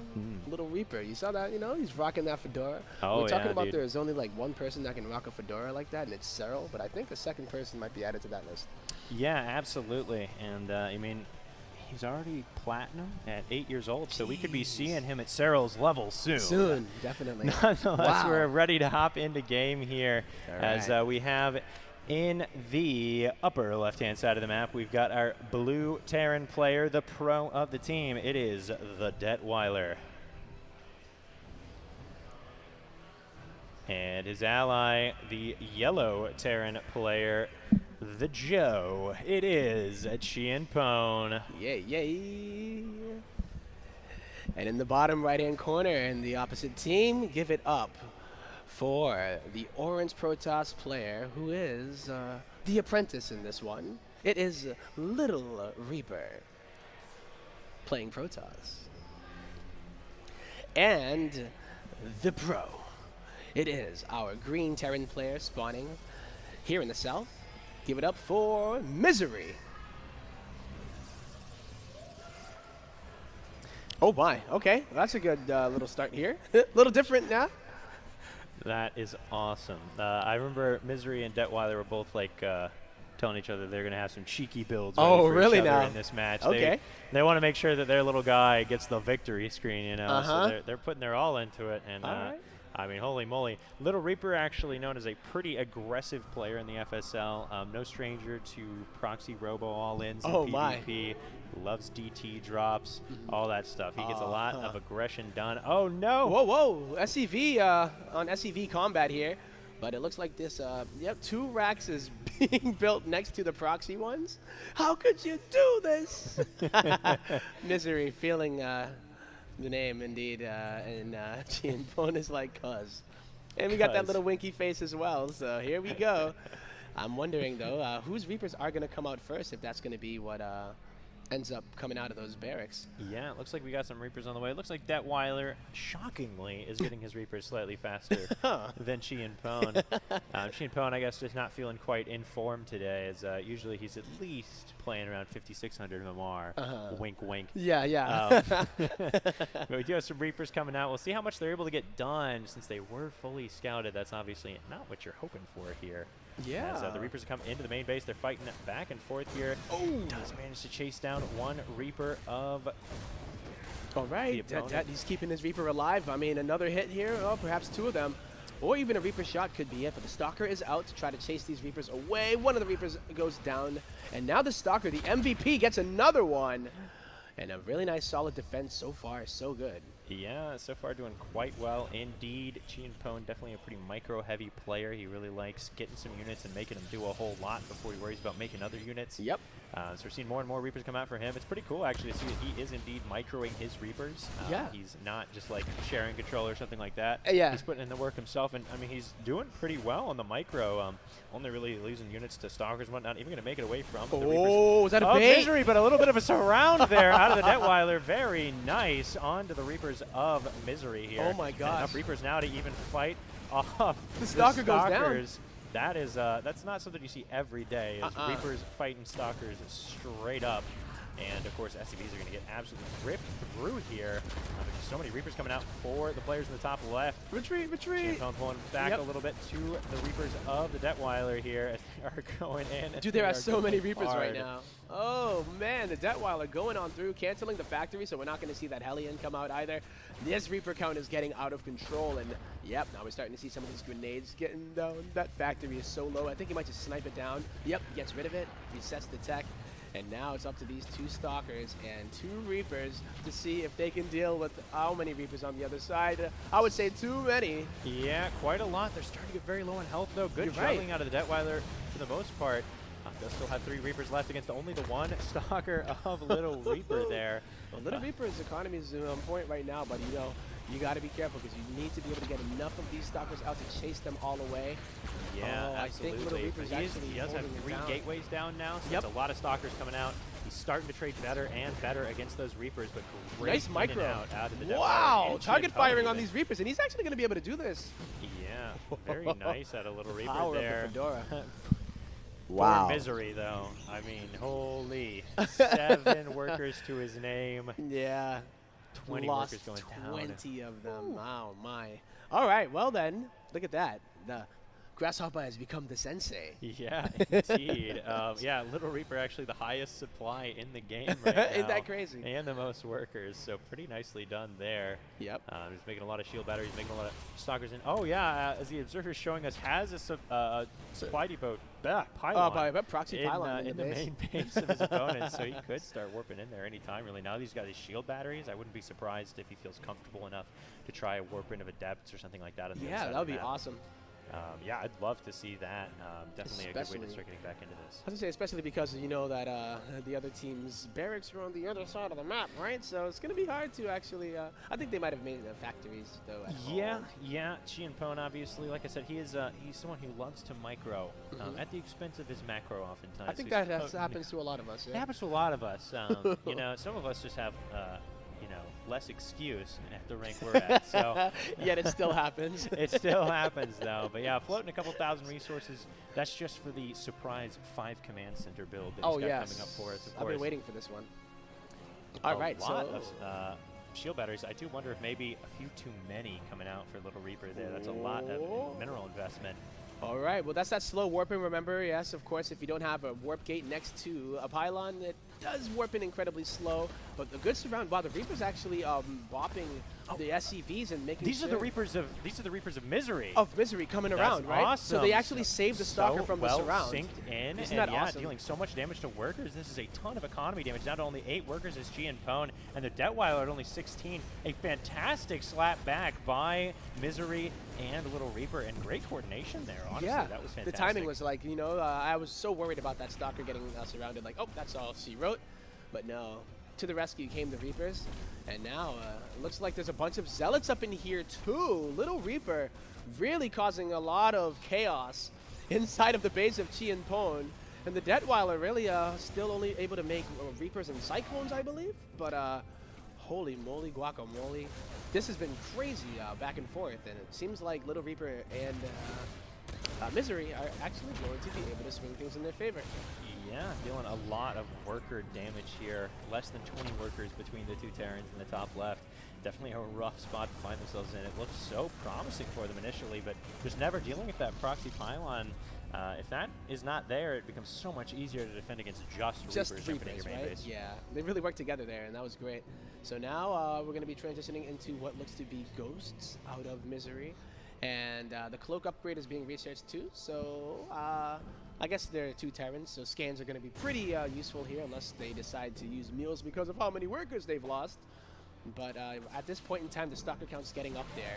I didn't see if Blink was researched, but no, it doesn't look like it. No, however, Twilight Council on the way, but obviously been slightly preoccupied with this weird little thing called 4 or 5 barracks on your side of the map. Yeah. Oh, misses some of those Stalkers. A lot of damage going down onto the Stalkers, and not all of them getting recalled as well. I mean, there's still a sizable army for the Detweiler and Chienpone. Chienpone has exactly 28 army supply and 0 workers. So there goes one. One worker. One worker. Woo! We're making it back. We're practically Jeff Bezos at this point. Yeah. When we got mules, right? With yeah, mules. I mean, he's getting some I heard that's one of income now. Chienpone's favorite songs, by the way. Too. Yeah. Good shout out music. to that one. Great taste. Yeah, he sings that one. the time. In the car, Yeah. on the road. But Probably singing it right now. yeah, probably. Pushing up into the main base, though. Shield batteries are here. I mean, there were a lot of shield batteries. And pulling back the instant he sees that shield battery overcharge. Very nice play out of him. It's exactly what you need to do, right? That shield battery overcharge is so scary to deal with. But, oh, boy, there's a lot of stalkers here. Great GM micro on Pone both getting a lot of his sides. units chipped away at. Oh, no, they're trapped. There's nowhere to run, nowhere to hide. Does target fire one of the low health stalkers, though, so very nicely done out of all parties involved. But Nukes now on the way for Misery. Okay. Says, you're gonna have your teammate Reaper rush me, Detweiler? Excuse me? You're really gonna do that? You're gonna pull that? Okay. Okay. You're gonna get nuked. Yeah. I mean, why and not? You're gonna be powerless to stop it. In What the are you gonna spirit do? of You the got last 6 army 4 supply. Yeah. Come at me, bro. Can you even afford a scam at this point? Yeah, I don't know. I don't think so. All right. It's looking rough Yeah, for the there's team 3 in of the them. top left here. Here they The go. Reaper, I mean, carry? Question mark? I mean, I think Oh maybe my we need God, to it's we need open. to The door switch it. is open. The door is open, and in comes the nuke, which will be able to bust over those evos Get out of that as scan well. range. Oh my God. Yep, even the disruption of the few workers that they're able to use is going to be nice because guess what? It's coming on the other side. Yeah, We got the stalkers. army coming in for Follow the up. stalkers of Little Reaper, and of course that wall off got heavily damaged by the nukes there, which means there's very little left to keep the ghosts from getting in, and in walks another one. Do we have Blink yet? No Blink yet. Did make Not that just Twilight yet. Council, but got a little preoccupied. Completely understandable, but I mean, excellent play. Both of these kids are playing the game of their lives. I really bet, here. yeah. This is both of these games have been great, like exciting, and just full of action. Yeah, absolutely. Watching FSL Season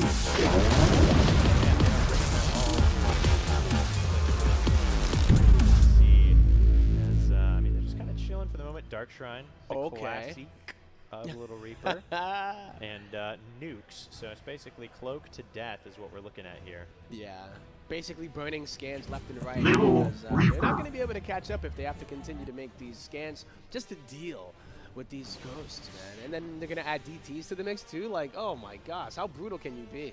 Yeah, that's a tall order for sure. As Misery walks up, props the nuke. All right, forcing the tanks to unsiege because I don't believe they have a scan. But Yeah.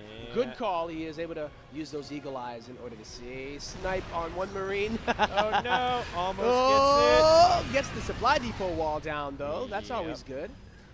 Yeah, very nice. I mean, it's pretty hard to kill Terrans that have siege tanks on the high ground, but Yeah. they're definitely looking, sharking around, trying to find that opportunity. Once Blink gets done, obviously, that'll help quite a bit in doing so. Yes. That ghost does get snapped up by the jaws of the siege tank. Oh, However, good there's target so fire. many stalkers here, and the Immortal anchoring as well. And the boys do get pulled, but Little Reaper pushing up in. A fantastically large army compared to what his opponents have, and I think this may be all she wrote here. I think you might be right, ET. Yep, the Stalkers are moving on in. The Immortal also helping out with the DPS on literally everything. Soaked up so much damage from the Marines and obliterated the tank. Oh, what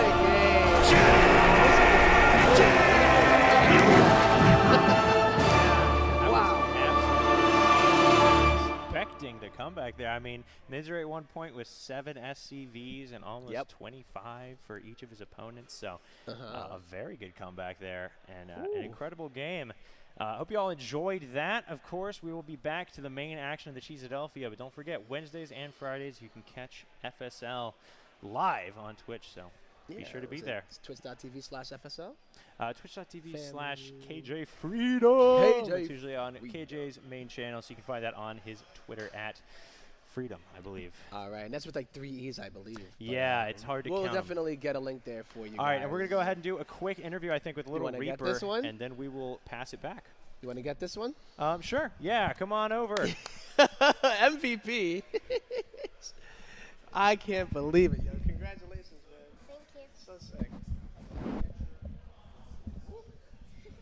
All right, slap that bad boy on there. Now, I may be crazy, but you kind of made Misery look like the Joe a little bit there. I mean, you were the highest supply count for quite a while. I mean, it's definitely not because the Reapers were all targeting him or anything. Definitely not. It's because of your superior macro skills.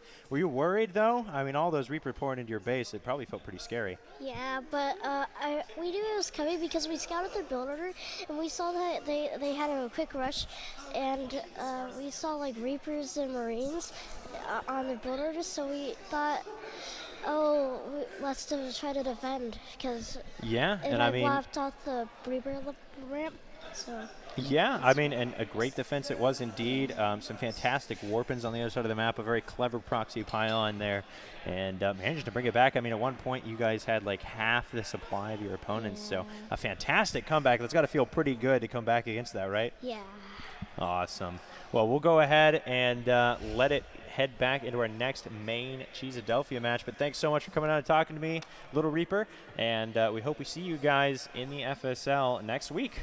Thank you. Bye.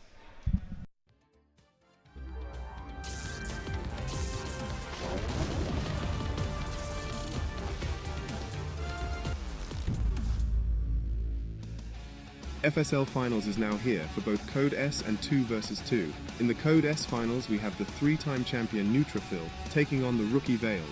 Based on season performance, Veils is the favorite to win it all, despite Neutrophil's credentials. The Terran has a nasty 3-racks play that has given problems of Protoss' past, including instability with a solid 3-0 win in the semis to reach the finals. Meanwhile, Neutrophil is in the finals once again, winning 3 of the last 5 FSL finals. He beat Dark Menace 3-1 in a surprise upset in the semi-finals based on season form. Who will take this, the Protoss finals mainstay Neutrophil or the Terran newcomer Veils? In the 2 vs 2, we have Polaris made up of Instability and Caliber, the Protoss-Terran combination. They lost in the regular season to the big favorite Valhurt, the double Terran team of Hurt in Time and Veils. This should be a fantastic matchup for both finals. 2 best-of-7s to end Season 6 of the FSL.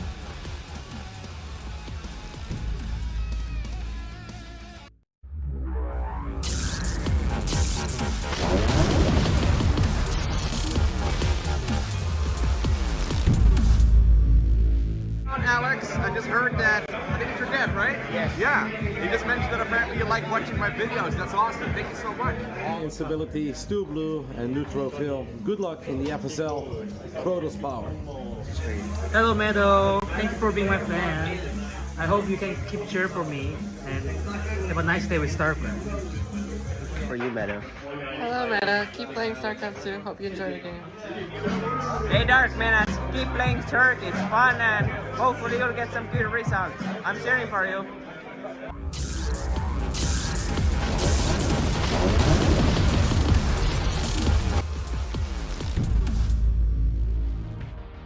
Sarah, what have you done? Kerrigan, the die is cast.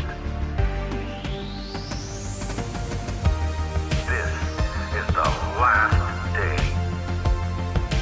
Your swarm darkens the sky of any planet. Forget Minsk. Forget all of it. When we are done here, I will return to my people and accept their judgment. Command, we've found Kerrigan. She's holed up in a Zerg base. I made my peace long ago.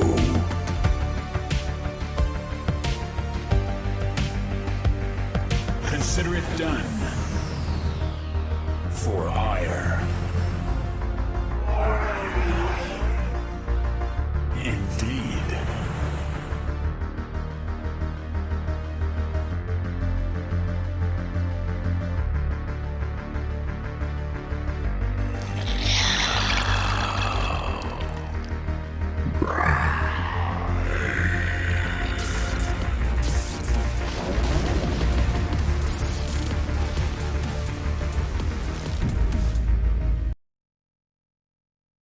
Just so happy the fact that we're here after a very, very crazy couple of years of nothing.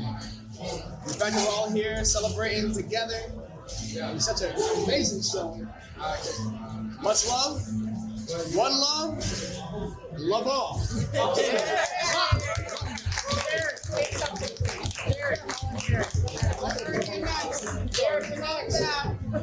John Snow, everybody.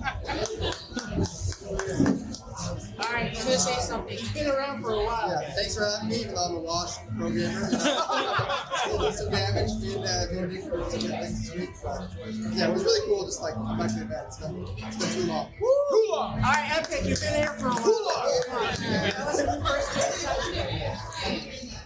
I don't actually remember when I first joined. It must have been like 2013 or 2014 when I first joined SciStorm. And then I've been coming to events like this for a while. I was really missing these events over the past few years, and when I saw that there was going to be like a LAN coming back to North America, I was very excited. I knew I had to go. Very nice. All right, Gerald, say something for us. Gerald, everybody. Most of you, it's the first time in my life in person, and all of you are super cool. I'm super happy I can be here, and I think it's the best dream hug I have ever been on. So thank you very much for this. I Superman, say something for us. Oh, It's good to be here. Love hanging out with all the StarCraft nerds. You guys rock. Thank you guys for having me. Yeah. Jesse, say something for us. The much loved, much maligned Jesse. So pumped. Hey, I just want to say it is awesome to see everybody here. I know it's been a long time since we've had an awesome StarCraft event. I know I was super excited, especially with how many people showed up to Dreaming. And I just want to say thanks to KJ here for making a lot of this stuff happen too, bringing us all together here at the tables. And yeah, hopefully everybody's having a good time. Kumio, guys. What do you want to say? Okay, Kumio. Bring that over here so we can hear it. Hi. Nice to meet you. I'm not already met, but I'm Perry. Thanks for cheer for me. Yeah. All right, our newest member, Haas. Haas, say something. Say something for us. Come on. Cannon Rush. Nice to meet you, everyone. Yeah. All right, I think we have a young player, Benefit. Why don't you say something for us? Come on. He's on our team. As amazing as these guys here, but I'm happy to be here on the team. All right. All right. Any other official SciStorm people I'm missing? That I'm bad if that's the case. All right. Lastly, thank you guys for.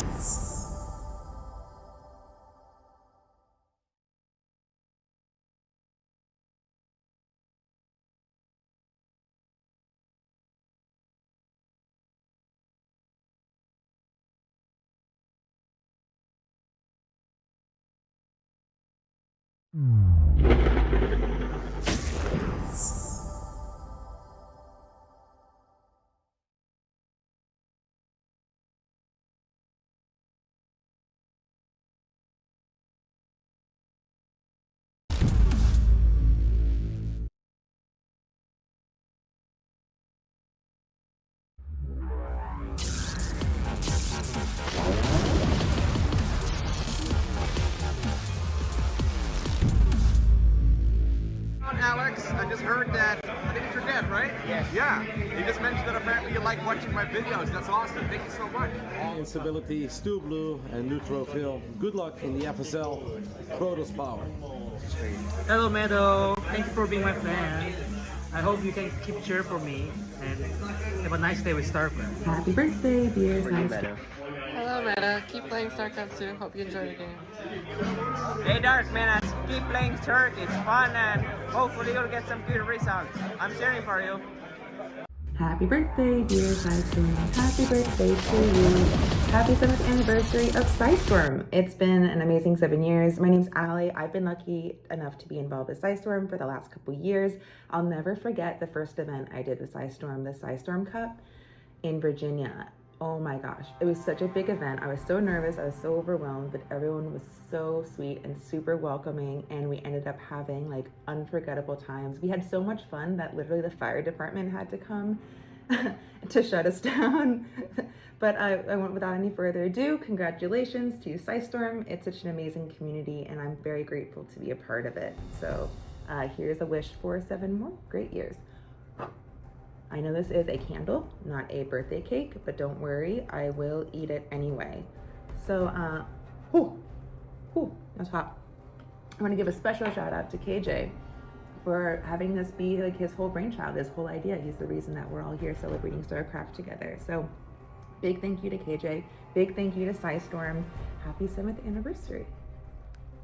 7 years of SciStorm Gaming. That's so incredible, guys. Good job.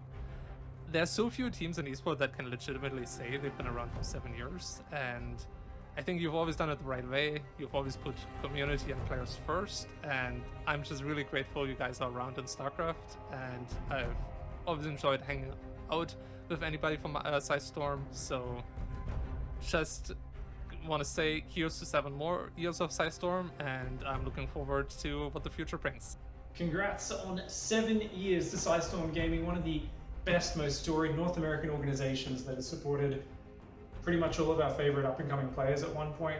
Some of them have gone on to awesome and great things. Some of them have moved to other teams, but I feel like SciStorm's always got that awesome roster. Guys like Gumiho as well. Obviously, I mean, I copy all of his builds. So absolutely love that you guys are supporting everybody. 7 years going and strong. And a game which doesn't get that much love from teams. So hats off to SciStorm Gaming, you guys are awesome. What up guys, Roddy here. Just want to say congratulations on the 7-year anniversary. I've had a ton of fun with SciStorm Gaming members over the last few years, and hopefully many more awesome memories will be made in the future. Thank you guys for everything that you're doing for StarCraft 2, and hopefully we'll have a few more amazing years together. Drink a cheeky one on me. Let's go! Go SciStorm! Hey everybody, it's Winter, StarCraft enthusiast and North American esports aficionado. I want to congratulate SciStorm Gaming on 7 years as a staple of the North American, especially StarCraft community, doing the great work of fueling mid-GMNA rivalries, as well as supporting amazing players and esports, and I hope for many more to come. Thank you for inviting me to the SciStorm Cup. Of course, the last couple years haven't really had an opportunity for obvious reasons, but I look forward, hopefully, to joining again. And thank you to SciStorm Gaming again for providing. Now, the one thing I think is most important, if you have to ask the hard-hitting questions in an interview with a StarCraft player, you're going to ask, how are you going to show more good games for the fans? And to that, I think SciStorm Gaming has always had an answer, and I look forward to more in the future. Good luck, have fun, thank you, and keep it up. Hi there guys and girls, it's me, Kalaris. You may recognize me from such shows as every StarCraft show ever since 2012.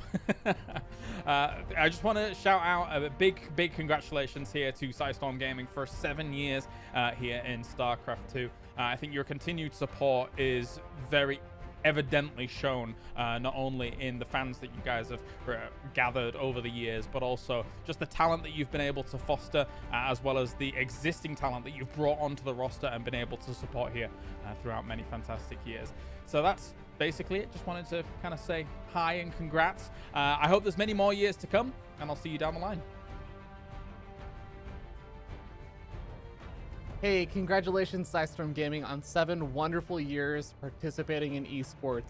You guys have done so much across the board, and specifically always been near and dear to my heart as one of the teams that really does support a lot of the North American StarCraft scene, which has always made me really happy. Whether it be picking up players like Jon Snow and Peely, and many of the other players, even just bringing in some of the other players from around the world, whether it be people like True, or even players like Namshar, getting them involved in the North American scene, making them feel like they're really a part of the North American family. I'm always extremely grateful to you guys for stepping in and really being supportive for the North American StarCraft scene when it was hurting, when it was down through thick and through thin. Big congratulations to you guys. Much love to KJ, Damon, the whole crew, Archnog, everyone who's made System Gaming possible and really just helped improve esports scene all around. Congratulations again, and here's to 7 more years.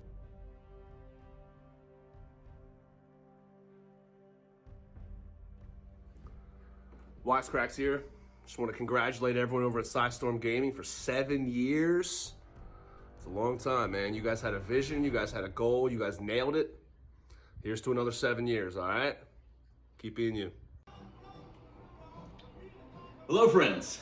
I interrupt my regularly scheduled programming to bring you a special message. Saturday, December 18th marks the 7th year anniversary for Psystorm Gaming. That's 7 incredible years of competing in StarCraft, World of Warcraft, Heroes of the Storm, Counter-Strike, and still a couple of us that refuse to grow up still play Fortnite. But we've seen all sorts of adventures together, from garage LAN parties to competing in stadiums across the globe. And none of it would be possible without the leadership of KJ Freedom, the staff and management that we have, their creative vision, the hours they put in. So thank you. And above all, thank the fans, the community. Make this not a team, but a family. So thank you for all the friendships and memories that we've created that'll last a lifetime. Congratulations to Psystorm Gaming, and we'll see you tomorrow. Be sure to tune in for prizes, competitions, and lots of entertainment tomorrow. Till then, cheers, Merry Christmas to all, and to all a good night. Hello everyone, Drakite here to celebrate Psystorm on their 7th anniversary. Such a rockin' milestone. Looking back, this had such a rockin' history with the team. I first started off when I met KJ through Stealthy, and organized an event with Katz, KJ, and Winter. Organized the first Team League event that I ever got to organize. Moving on through a bunch of events, KJ has always been supportive of me and kept all these events going, and throughout it all, I've been happy to work with them. After all those events were done, I founded Team Exxon. Really proud of that team, and we had the same foundation as Psystorm did. We really worked towards being open and honest and at the best we can be. When I was deciding to retire, KJ came to me and made me an offer, and I accepted it. Honestly, I love this community, I love this team, and I'm happy to continue doing what I do best and working with what I love. Anyways, thank you Psystorm, thank you KJ, and thank you everyone who's ever supported me along the way. I hope to see you soon. Hey everyone, Migraine from Psystorm Gaming. Psystorm's been basically like a family for me. I remember I was playing StarCraft for 5 or 6 years just on my own, like almost totally by myself, just climbing the ladder, and basically that having been all I did. And you know, KJ messaged me out of the blue and kind of got me to join the team, and then over the years I just started going to tournaments, you know, having barbecues and just everything you'd want from a family, you know, a lot of good like social opportunities and stuff like that. So it really took something that was an individual game for me to being something that was part of a community. So having some pretty close friends and a lot of great memories, going to tournaments in Canada, and being pulled off the bench, you know, in a game 7 for like the Alpha X tournament because KJ thought my PvZ was good. So yeah, it's a lot of great memories in Psystorm. I'll never forget them.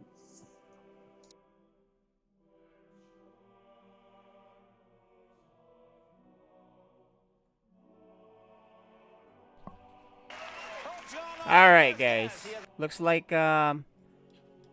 we can get going here.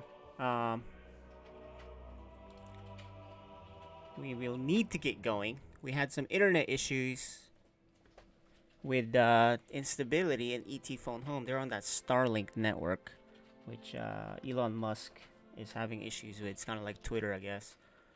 So I have Hurtin' Time here. You can see him. They were playing a 2v2. We have Darkman is ready to go. I know Vales is around too, but I think what we may do, just to get things going, is start the Code S match. If we can't get them on instability on in the next few minutes, so we'll give them a few more minutes here. But otherwise, let's get the show on the road. maybe at least play with the first couple games or something. So as you guys know, it's the big match between the Code S finalists here. And I did predict in the beginning that it was going to be Vales in there. And he's here with us. He's finally made it to the finals. I was right with my prediction. And then Neutrophil, who had an off season, he was a little bit off. He's been in the finals on every FSL, but he didn't look as good this season. So he did make it. So there you go. Those are the 2 finalists for FSL Code S. So I suppose we could get started with some of that. Just double check something here that, yeah, they're still trying to get this internet back on, but I think we can start with the Vales Neutrophil match just so we can get going here. Let me just do one last check, guys, because we've had a lot of ads. And you guys can see Hurting Times patiently waiting. Vales is ready. Dark Menace can go, but he is playing Instability for the 3rd place match, so it's still the same problem, right? She's the common denominator there in terms of internet. The LCD, least common denominator, because the internet has been an issue. So yeah, Dark Menace is ready to go. He's got his camera off. We even have ET, but he's not on right this minute. So yeah, let's do this. Let's chit chat with the finalists, and maybe we'll get going with that, right? So let's do that really quick here. So right now I have Neutrophil and Vales, and you know, we might as well chit chat with Hurting Time. Let's bring him in here. Let's go talk to him. We got Hurting Time here too. So Hurting Time, I'm gonna give you a chance since my co-caster is not around. You can ask some cool questions with these 2 finalists. The Code S match, the finals, Neutrophil and Vales are here. So I'll let you start a question that you want to ask these 2 players. Go ahead. Well, what kind of preparation did you guys do for the match? I've definitely put some practice in this time around. I won't share what, obvious. And I know Vales has seen me practice a couple times. But yeah, I've prepared for this match, so. Cool. And you, Vales? I don't need to prepare. Okay, there you go. Yeah, any other questions? Hurting Time, I know you want to ask a few more other questions, knowing both players. Yeah, it caught me off guard here. Well, let's see. Yeah, you got home early from work, right? Yeah. Preparing for a 2v2. Oh, we got Hurting Time. We got ET now here to bail us out with some questions. Okay, great. ET, while we're waiting for... I think he just disconnected. Oh, he just disconnected. His camera's on, but... Alright, well, while ET's sorting out the internet, you can see how hazy his video is. Oh, is it bad? Yeah, his video is hazy right now, ET's video, so... I figured we might as well get started. Okay, there you go. ET, let's get this questioning started.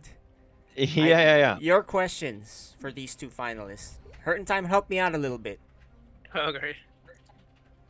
Yes. So the Code S finals, I see what you mean. Yep. So Neutrophil, obviously, you had a very close game 1 against Vales, and then game 2 I think went sort of haywire pretty early on. But do you think you've managed to make the changes and adaptations that you needed to make to kind of bridge that gap and overcome in this finals? How are you feeling about that overall?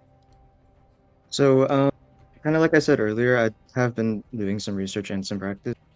I'm obviously not going to share what that is, and I know Vales is aware of what I've been practicing, or at least that I've been practicing. So, yeah, I think I'm definitely prepared for what he had previously, but I know he's going to do something different tonight too. I definitely am. That makes perfect sense. And then Vales, I guess, yeah, you've notoriously not shown very many builds, but you said you have more at the ready when it comes down to it. So, are you getting ready to whip those out as needed? I definitely am. Perfect. All right. And then how are you feeling overall as in TVP as a matchup? Are you feeling pretty good about that one, or how do you rank it compared to your other I'd say matchups? pretty good. I think I can't see Neutrophil really varying much from what his style was, but maybe I'll be surprised.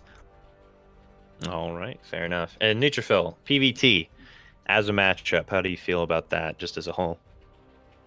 I like the matchup in general, but a lot of the times, I usually just get caught out of position with one thing, and it kind of just like throws the whole match. So I feel like the matches are going to be very volatile. Yeah, that absolutely makes sense. Okay. KJ, did you have any questions for the players? Yeah, of course. Vales, the very first time I saw you play, I said this is the guy that's gonna win FSL. He's just, they haven't seen a Terran like Nice. you. Right, I could tell by your skill Thanks. level. I could tell by your skill level that you were good. That's the very first game, and the season went unbelievably well for you, losing only one match. Heck, even in the 2v2, you're in the finals. Does this exceed match, or what's your expectations this season in FSL? I think it exceeds it so far, yeah. I think it's pretty good taking, what was it, 17-1 or whatever it was, I can't remember. And then 3-0 in instability felt quite good. I think I'm happy that it's Neutrophil and not Dark Menace, not gonna lie, but Oh, that's a good one. That gives me a second question. Why were you more I worried think about Dark Menace? Dark Menace's macro is just so strong. But I think Neutrophil just caught him off guard in that last week. Yeah, down game for him. Down series. Yeah, definitely. Hopefully Neutrophil's got something new. I'd like to see some new builds from him, but I think he's very micro-orientated player, so I can't see him not going against that unless he's really prepared. I saw that you talked to him yesterday, so I'm expecting I was trying to something. talk to you. My mic was muted, and I was like, oh, he's gone. Never mind. All right, well, there you go. Those are all my questions, ET. I think we should get a few games started while we wait for Instability's internet to stabilize. What do you think? Yeah, may need to give it a minute. Yeah, it was odd. We have separate Starlink systems, and they both went down. Just at random. So all you guys something wrong up in the sky, I think maybe, but seems to be resolving. So Yeah, I think just give her a couple minutes, and she should be good to go.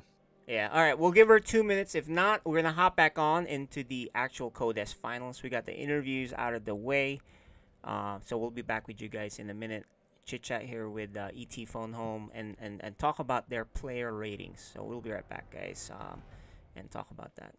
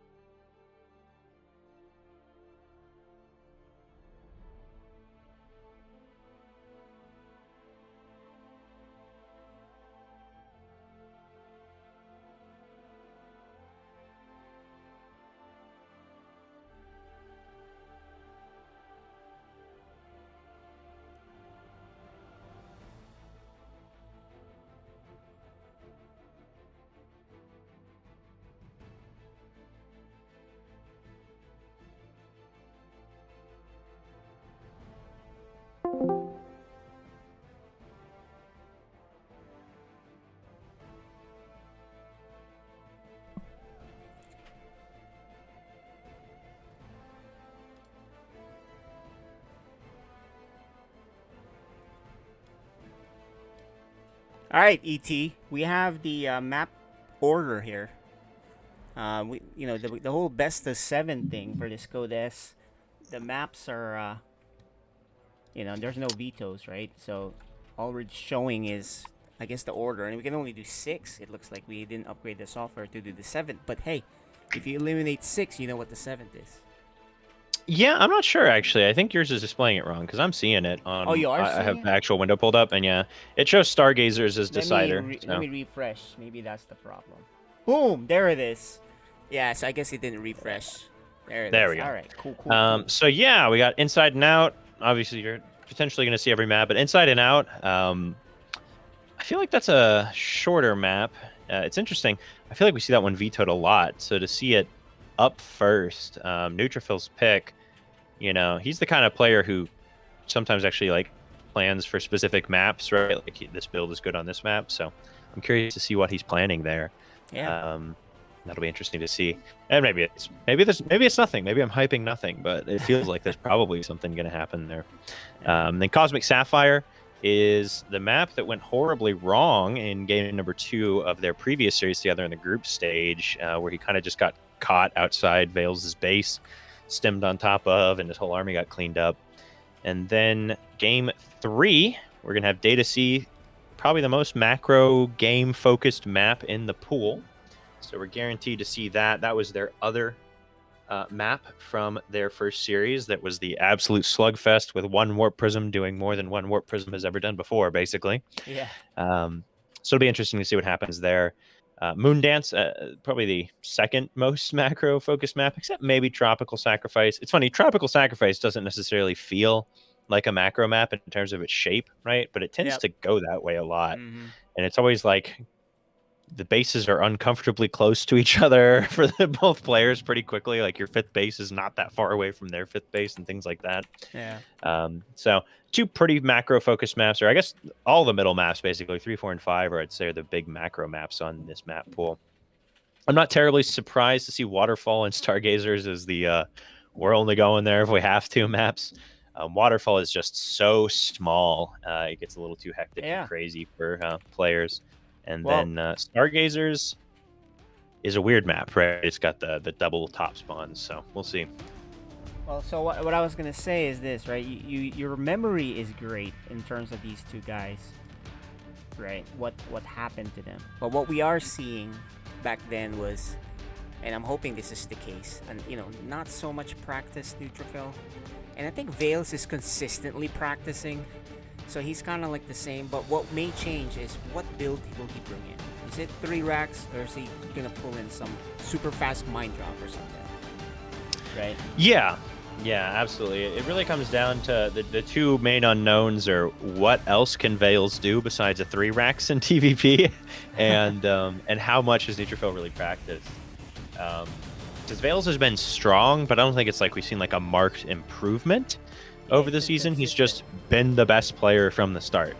And a lot of times maybe he has improved, but it's harder to see if the best person's improved because they were already beating everyone, right? So you're not necessarily like, oh, now they're really doing well. It's like he's just always kind of been annihilating since very early on. So it'll be interesting to see how much Neutrophil's practiced, because no offense, but the big top 3 in Code S the last few seasons of Instability, Dark Menace, and Neutrophil have been some of the most unmotivated players for the last year or so. In quite a while.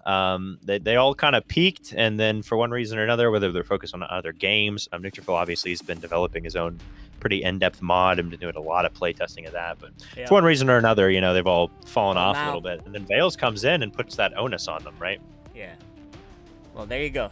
That's the new blood. That's what the new blood will do. So I think we've waited long enough. We should get started on here. We'll come back when instability is about. Oh, wait a minute. It looks like instability. G's here. Is in the replay lobby. Okay. Well, now that we have spent all that time talking about the Code S, let's do 2v2s. All right, let's get their cameras back on, caliber back on, and then we'll go back to the 2v2 guys. So let's mention that.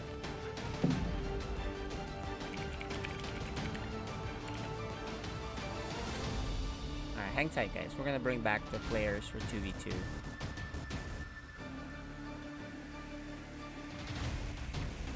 And we're gonna load it from replay at mark 11:20. And make sure that Caliber and them are ready. He should be all set.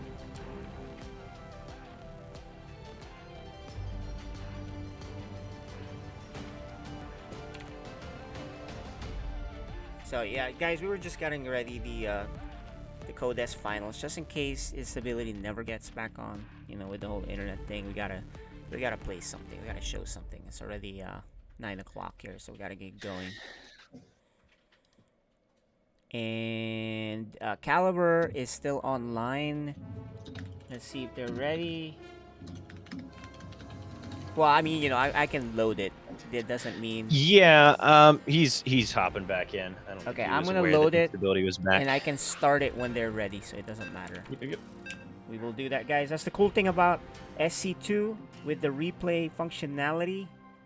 You can load to the actual spot where we left off, or a little before, and we're gonna do 4 seconds before just to give that a chance because the internet cut off, especially during that crucial part where she had her thing there. So you can see the game engine is rerunning what's happened, and it's gonna accurately get back to the state of the game at the time you're pointing to load from, right? So that's what's happening here for those software people. That's what's going on. It's running all the commands, the replay file, into this engine, saying, okay, this is what's happening. Boom, going through the motions there, right?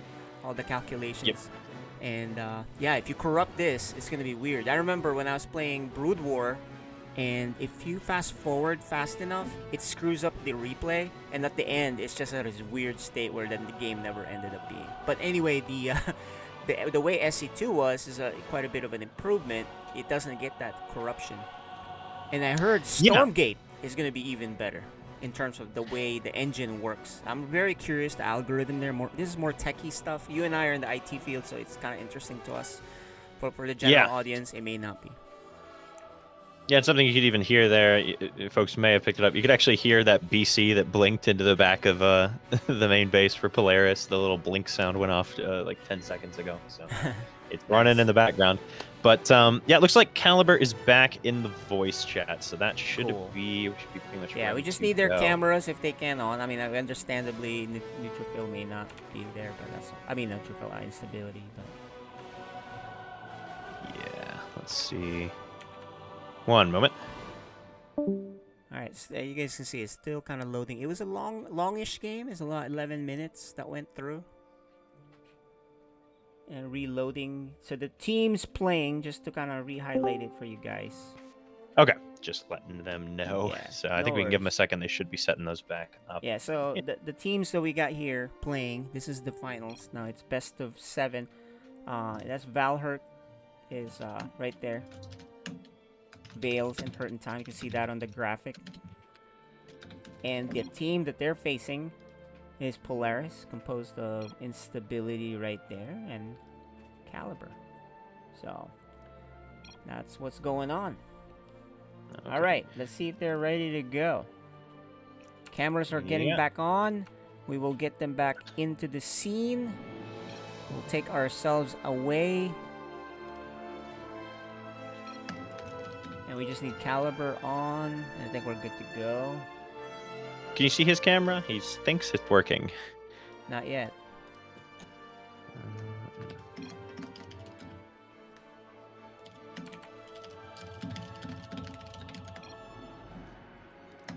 So just him and the classic IT response, you know. It works for me. Yeah. It works in my environment. This is why they have containers now. Instability with there a very I see him now. Cryptic name in the camera. I'm not sure what that means. 003. All right. Just refreshed it. All right. We are good. Ready up. All ready? All right. They're here good it to goes, go, and guys. then we can get back into it.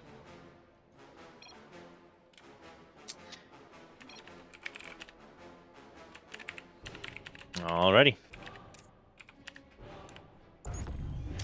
Okay, so back in the game we are. The Phoenix of Instability flying to the main base right now. Gonna pick up a bunch of SCVs, nice and quick. And yeah, it looks like she will. Oh, she's kind of diving in and out with the Phoenix. I like it. You know, playing the angles, playing the range she's got. Oh, but she's got to be careful. Oh, just barely snags that battle cruiser too. That's that was cute. risky.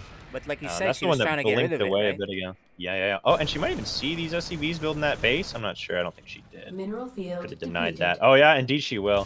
Phoenix can just get so much value if you're active with them. And the great thing about carriers is they're one of the laziest macro things because you build around the carriers and then it's like a full minute before you have to look at your Stargates again. So you can be pretty heavily focused on the micro.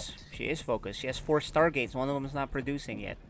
And she's going and she straight up to fixed it. 10 carriers now. If all 10 carriers can make it out and they've got a good amount of upgrades, which they do, can get some tanks out underneath them, you can really start to do a lot here, especially because of all that airspace.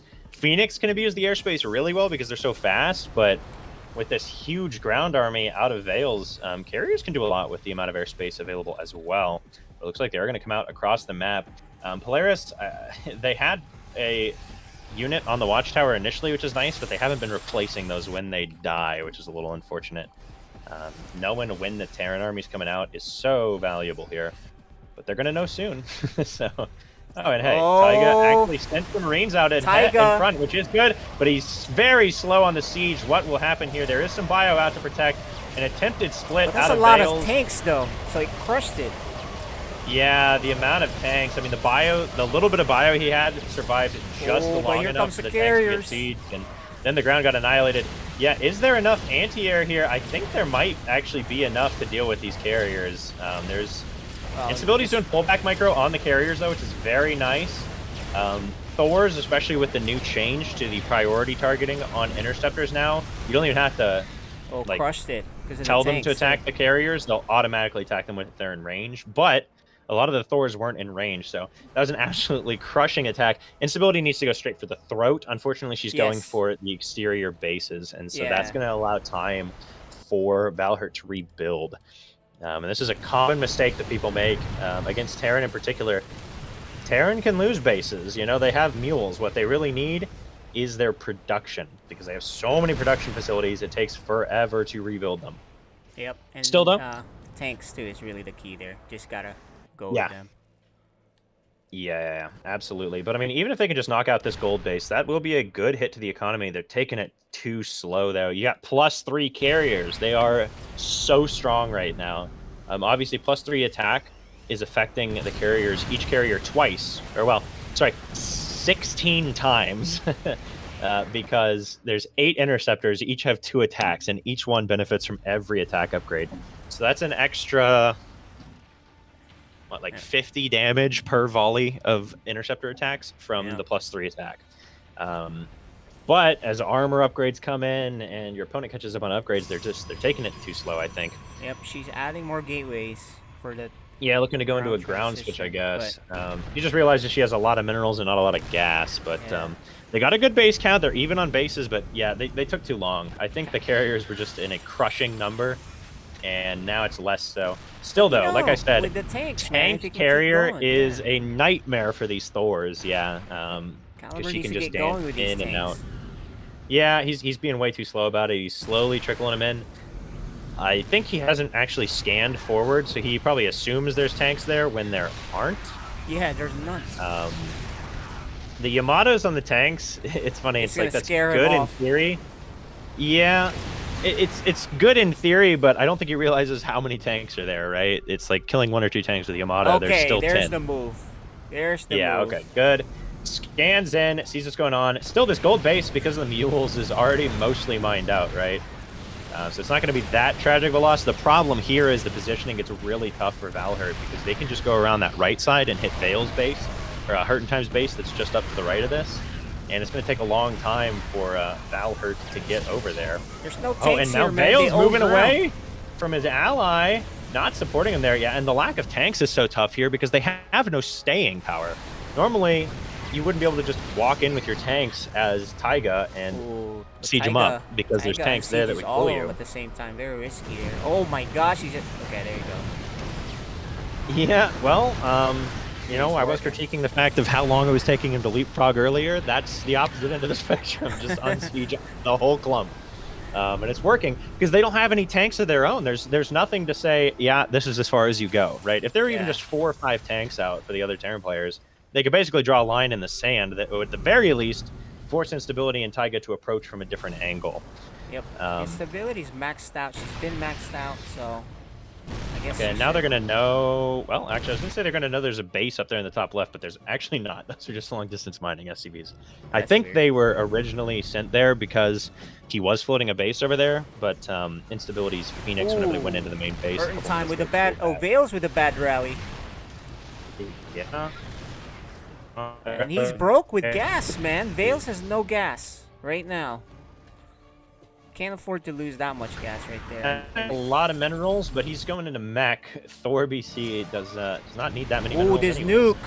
Oh, he's... Yeah, but there's no cloak on the ghost. That's just never gonna get That off. was a mistake. They're just being. Taiga's being too careful. I think he's so scared of the idea of tanks that he has yet to realize that there are none. And he's not even 'cause scanning he can just up walk front, up that actually. ramp and scooch up. Yeah, there's no. And this is where Instability probably should poke on other sides of the bases, maybe. Kind of force some movement. Yeah, something like that could be good. And yeah, I think Taiga's not fully used to the idea of using your scans as vision. You can see he's trying to like put a Viking forward to have vision and things like that, but yeah, he's playing as if he's up against the tank composition. Base for Hurting Time. If they get let them get on here. But okay, they're finally moving. Hurting Time just warped across the map with 4 BCs into the main base of Taiga as well.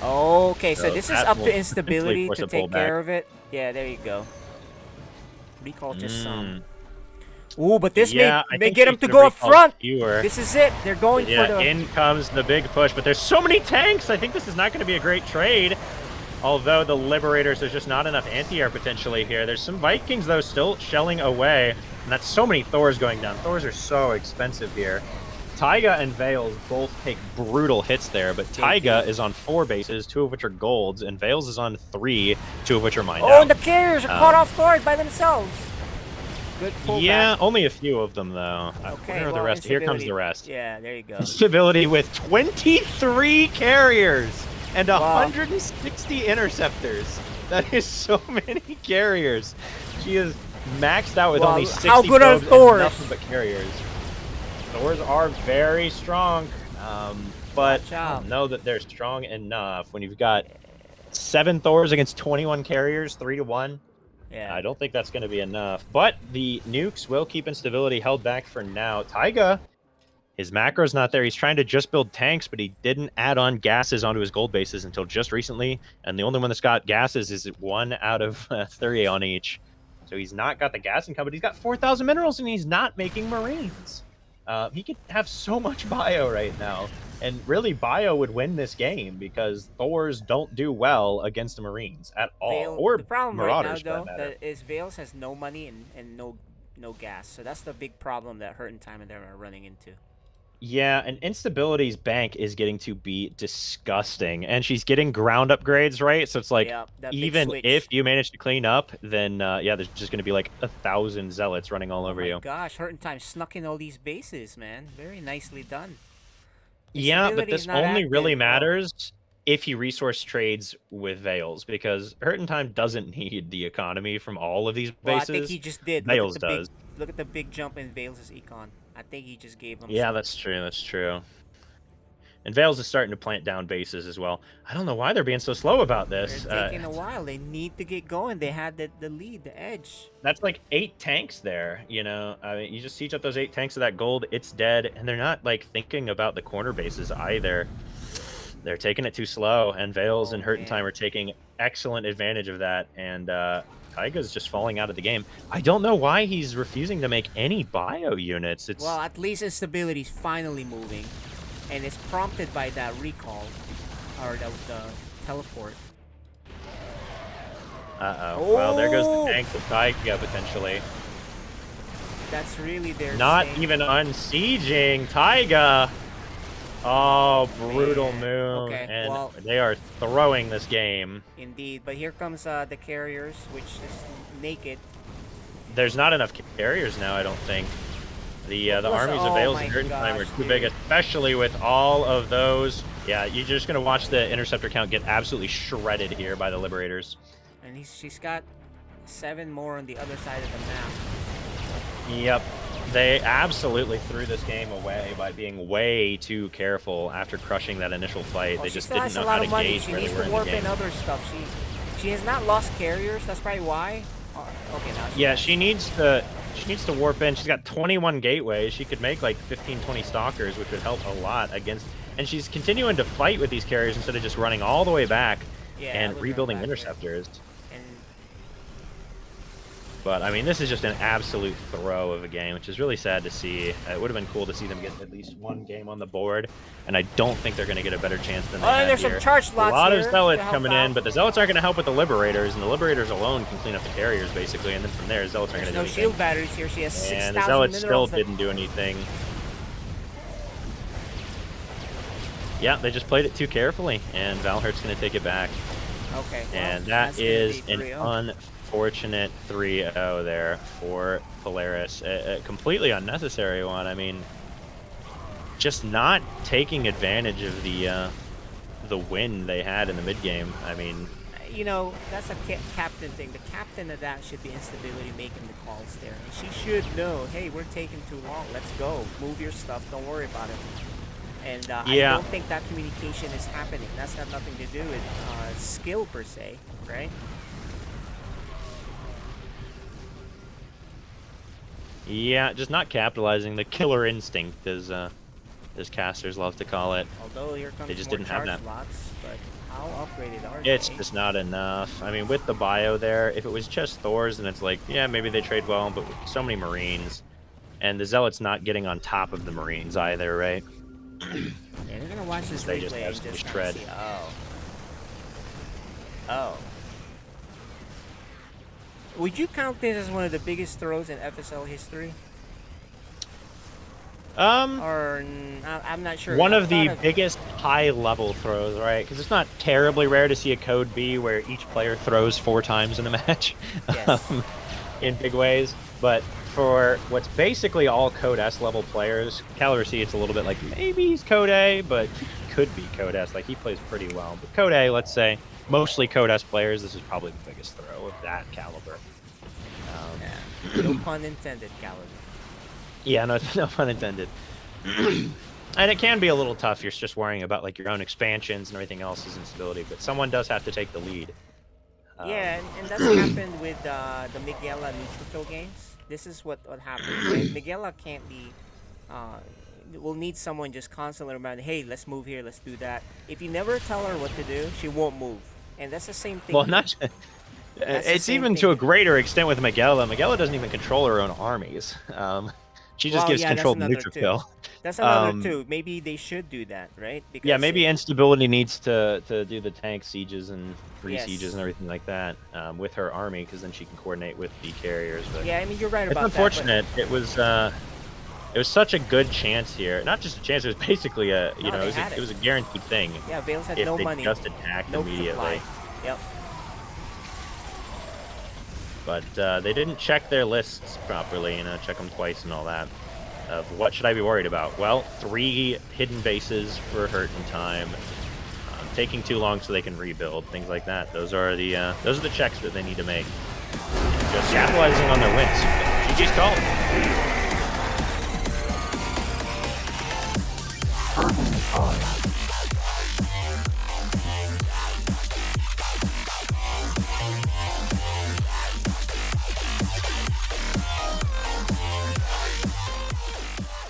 All right. Well, this may be their last game. This is the 4th game. Yeah, I think it's gonna have to be, because that was by far the best start I think they're gonna get, right? Like, Vales basically went into the #1 build you shouldn't go into as Terran if your opponent's going to Stargate Phoenix, into just absolutely getting dunked on in the big mid-game fight where everyone's maxed out by Instability's carriers. Like, you're not gonna have a better chance than that, I don't think. Yeah, it's like an A move situation. I think that was literally an A move situation, right? Absolutely, 100%. Just your rallies come in, and you know what? Instability, really, the only big mistake Instability did was not taking the lead enough. But Caliber C, he threw that game in a big way, because he wasn't after that moving. fight, he wasn't just not moving, he was only making tanks. He didn't make a single Marine after that first With no big gas, fight. too.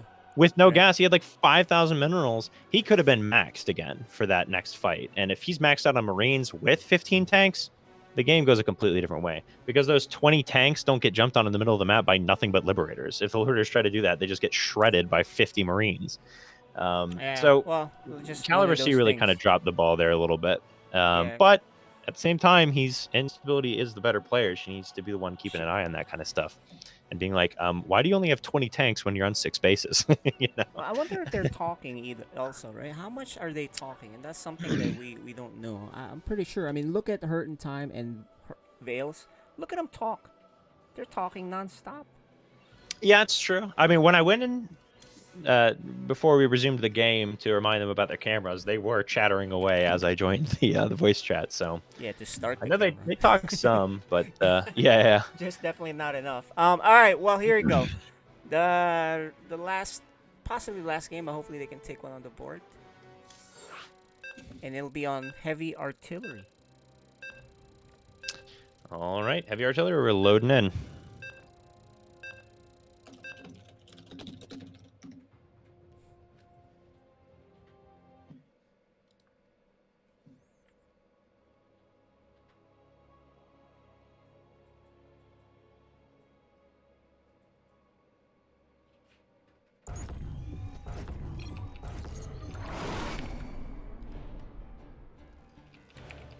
All right, we're spawning here in the upper right-hand side of Heavy Artillery LE. We got the Teal Terran player. He is. Hurting time.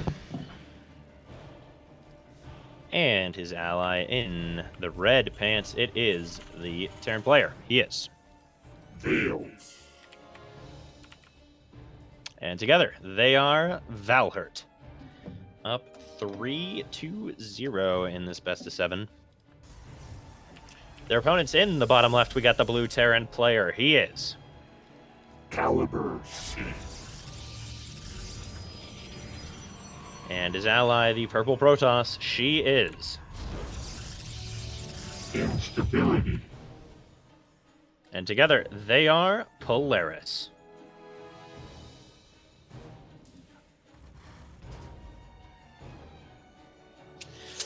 Man, that last game is a heartbreaker. I mean, yeah, it probably still ends up being a 4-1, but a 4-1 feels a good bit better than a 4-0. Just getting a map is a big difference in terms of how you kind of feel coming out of the match, I think. Yeah, especially given they were the finalists, right? Codes finals. They definitely were good enough. Because they beat... Who did they beat? I don't remember. Who did they beat? Was it Miguel? Yeah, Miguela and Neutrophil on the rematch, which they lost in the group stage, so managing to win the rematch that they lost before. But yeah, it's you know, it's just like at least they got something done, you know, as opposed to just feeling like you can't even touch the enemy team. That's definitely a depressing thing to run into. But we'll see. It's not too late. This level of dominance in teams, we've seen this before with Kodeo. And GG Izzy. Yes, very true. And they were both champions in different seasons. Yep. Sounds like we should have some special show matches set up eventually. Yeah, I think GG Hall Izzy of would Fame. probably be a pretty good matchup against Valhurt. There has been just the last couple seasons, there's been a team that's just a little more stacked than any other team by a good bit. And I think last season was obviously, you know, arguably the top 2, maybe you could say 2 of the top 3 Codes players on the team. Granted, playing off race, or one of them playing off race. Yeah, well, it's the whole diamond thing, right? Here, Valhart, they're playing their main race. So Yeah, it's never exactly. happened Here before. it's like, yeah, 2 Codes players now both playing main race is a tall order to beat for most of the rest of the teams, because, like I said, with Ghost or Caliber or Taiga, it's a little hard to tell because I could maybe see him being, he's just a little bit too inflexible, I think, to be a Codes player. Like, if he can do what he wants to do, yeah, maybe he's Codes, but he just, I don't he know. does Yeah, one what is build, he? and What do you think he is? Do you I think he's probably Code. Code. Yeah, I would with say all- he's more Code. Because yeah, he's just not flexible enough, Although- right? He's got one build and one follow-up, and he kind of needs that leadership, I think, in a game. to keep him One-on-one on games track. too are very different. I mean, I can see, even though he may be close to a Codes player, I can see Little Reaper going in there with his prism and just killing him. Yeah, exactly. That kind of stuff. In a macro game, I think he's very good, but I just don't know how he handles everything else, right? And there's a lot of that, especially in Code A. It's true. You can get Cyan's 4-gate. Yeah, Cyan can pull out a lot of aggressive builds. The Archaic, we see a good amount of aggressive builds out of. Yeah. Obviously, Little Reaper is the biggest example of heavy aggression. So probably Code A, but yeah. So it's a tough order. It's a tall order indeed to pull out a win there. And I think honestly, if they were going to do it, maybe being a little more aggressive would be good. Because the DTs almost did work, you know. Yes, she could have done that a little bit better, but she did get enough damage, I think. Even though, you know, because one DT Yeah, she got survived for a while. Yeah, I think if that was all that had happened up to that point in the game, it would have been enough damage. The fact that I think that was the game where Caliber lost 8 SCVs to 2 Reapers. Yes. Then you're only killing 11 workers, but it's later in the game, right? As the Yep. game goes later, each Yeah, individual worker kill matters less and less. Oh I think man, with that considered, what it did we wasn't say enough. about drops again? She's moving out and she's not worried about the drops. But their Yep, plan is she to always attack, moves out so that's the exact only thing. wrong time. Yeah, but she's And gonna turn all the way oh, around. Yep. man. Yeah, I think you gotta just hope that Caliber can defend this here, something like that. Because this recall is not it. But Caliber's here. Should be able to help somewhat. Okay. Blinks on top, but not quite able to get it. She still has her prism. You know, it would have And- been nice if she had done something with that later on too, or get it in position. Yeah, what are you gonna do with, like, the 4-gate blink build has no chance to do any damage in a 2v2 if it's the only thing going on. Like, look at that. That is so much Terran. There's no way you're getting anything done with just blink stalkers. Yeah, And Caliber was not moving out. Okay, well, let's see what Caliber's doing. She needs to join the fight here because it's just a one Protoss doing blink stalkers, like you said, against 2 Terrans ready for it. Yeah, this really kind of feels like a bit of a YOLO, just like whatever. Oh, can we get this? Well, No she's blink not forward. on top of it though.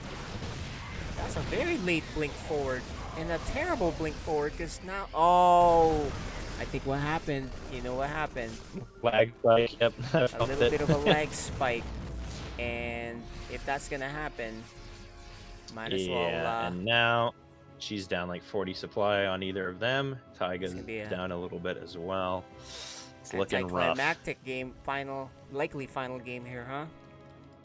Yep, it's looking that way, unfortunately. As another non-existent third out of Taiga, but that's okay. He's got his upgrades going at a good pace, which is good. Yeah, there's no Zerg But here. doesn't look This like is it's gonna all be 3 enough. Terrans and a Protoss, but they were trying to rush. That's for sure. Just didn't. Yeah, well, and one is- Taiga, he's got 1 tank out. Oh, that whole I guess time, that'll yeah. be What happened? good. What was she doing? Does he tag in too much? He does have a lot of structures. He's got 3 turrets. He's got 2 factories, 2 starports. And he's alone. Not any units. And which that's. is- I think this is gonna do it, man. Yeah. Yeah, this is not- absolutely game. A strong, swift push in game number 4 will clean it out, and GG is called. We'll head And we to have a the champ. class finals.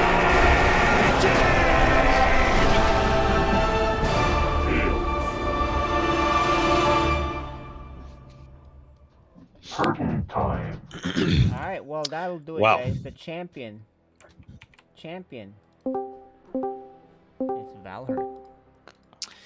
Yep, Valhart will take it 4-0.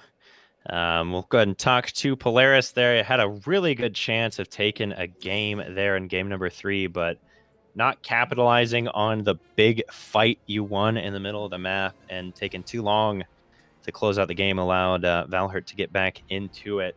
Were you just hesitant because of the fact that tanks could be around every corner, Caliber? It felt like you were very, very careful with moving your tanks forward there. Yes. I wasn't sure Yeah. what was up the ramp, and I didn't want to commit, especially when... Yeah. Yeah, I think just a scan at the ramp would have told you all you needed. I'll spoil it for you. They had 0 tanks. For the entire rest of the game, they had 0 tanks. So you could have easily pushed through and won that game after the big mid fight. But and then I guess your Marine hotkey got unbound there after the big fight as well. Were you just feeling like they weren't going to do anything against the type of army that they had? But it was like you were just building 2 tanks at a time, and you didn't make a single Marine after the first big fight. What happened there? I did not think they were contributing like I wanted them to. That's fair. They would have. I promise you. I mean, obviously, the final big turning point was when you had nothing but siege tanks, and he just sieged his liberators on top of it. Obviously, if you have Marines there, that doesn't happen, right? But it was a good try. You almost had a game there. Would have been cool to see a game get on the board, but good try nonetheless. I think a good showing, and yeah, good try by you guys in general. Okay, did you have any questions for Polaris before we talk to Valhurt? Not really, but good seeing you guys play, and best of luck again to you guys. If you guys team up against next season with your superpowers. Well, I would like to. I had a lot of fun this season. This was my first. There you go. Yeah, not a bad run, making it to the finals of the 2v2 on your first job on that, of course.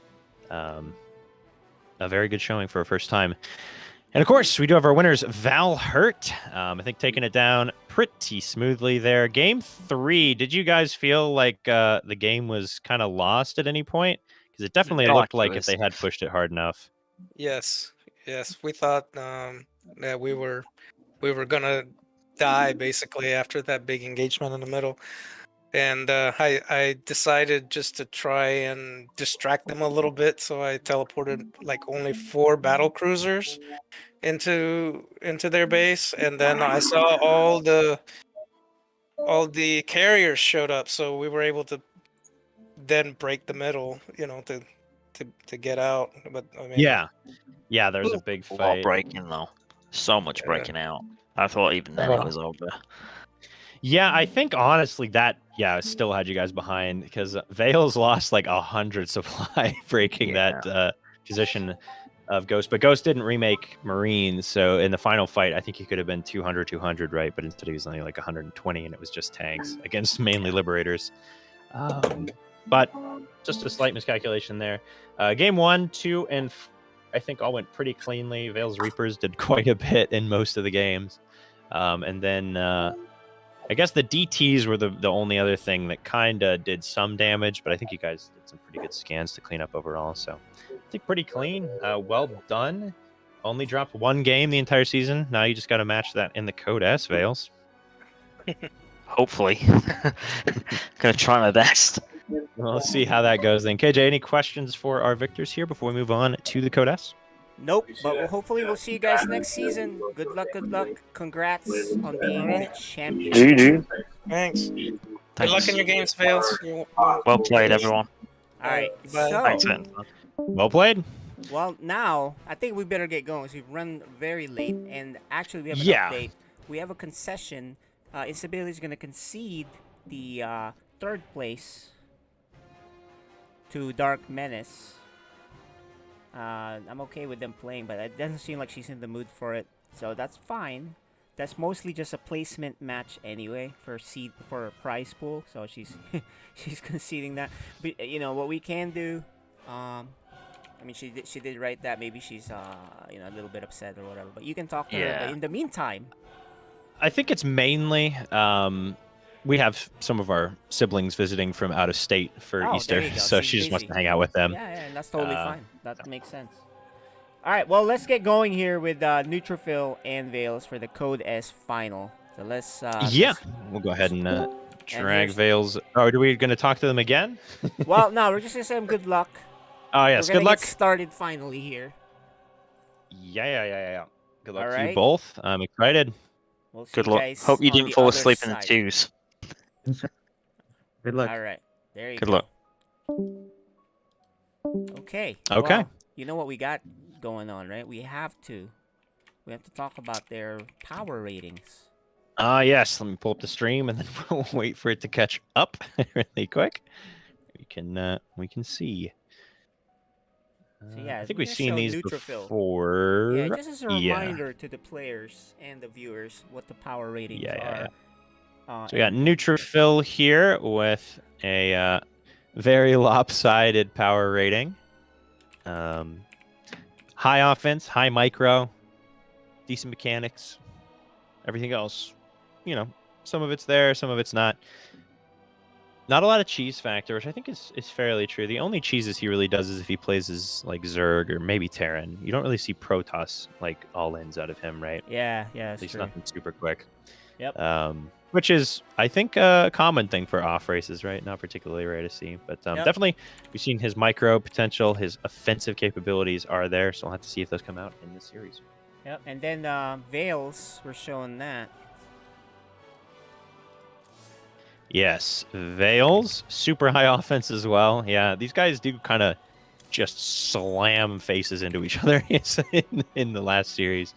On Data C in particular, just armies whacking into each other while there's drops across the map and warp prisms. So I think we'll probably see a lot of that as well. I think it's very true that Veils won off his macro, though, in the last series more than anything else. He just had more supply behind his supply, basically. Than Neutrophil did. So we'll have to see if Neutrophil can keep up in this series. He'll have time to adjust if he needs to, obviously. You do have at least 4 games, all the way up to maybe 7. So we'll see how he does.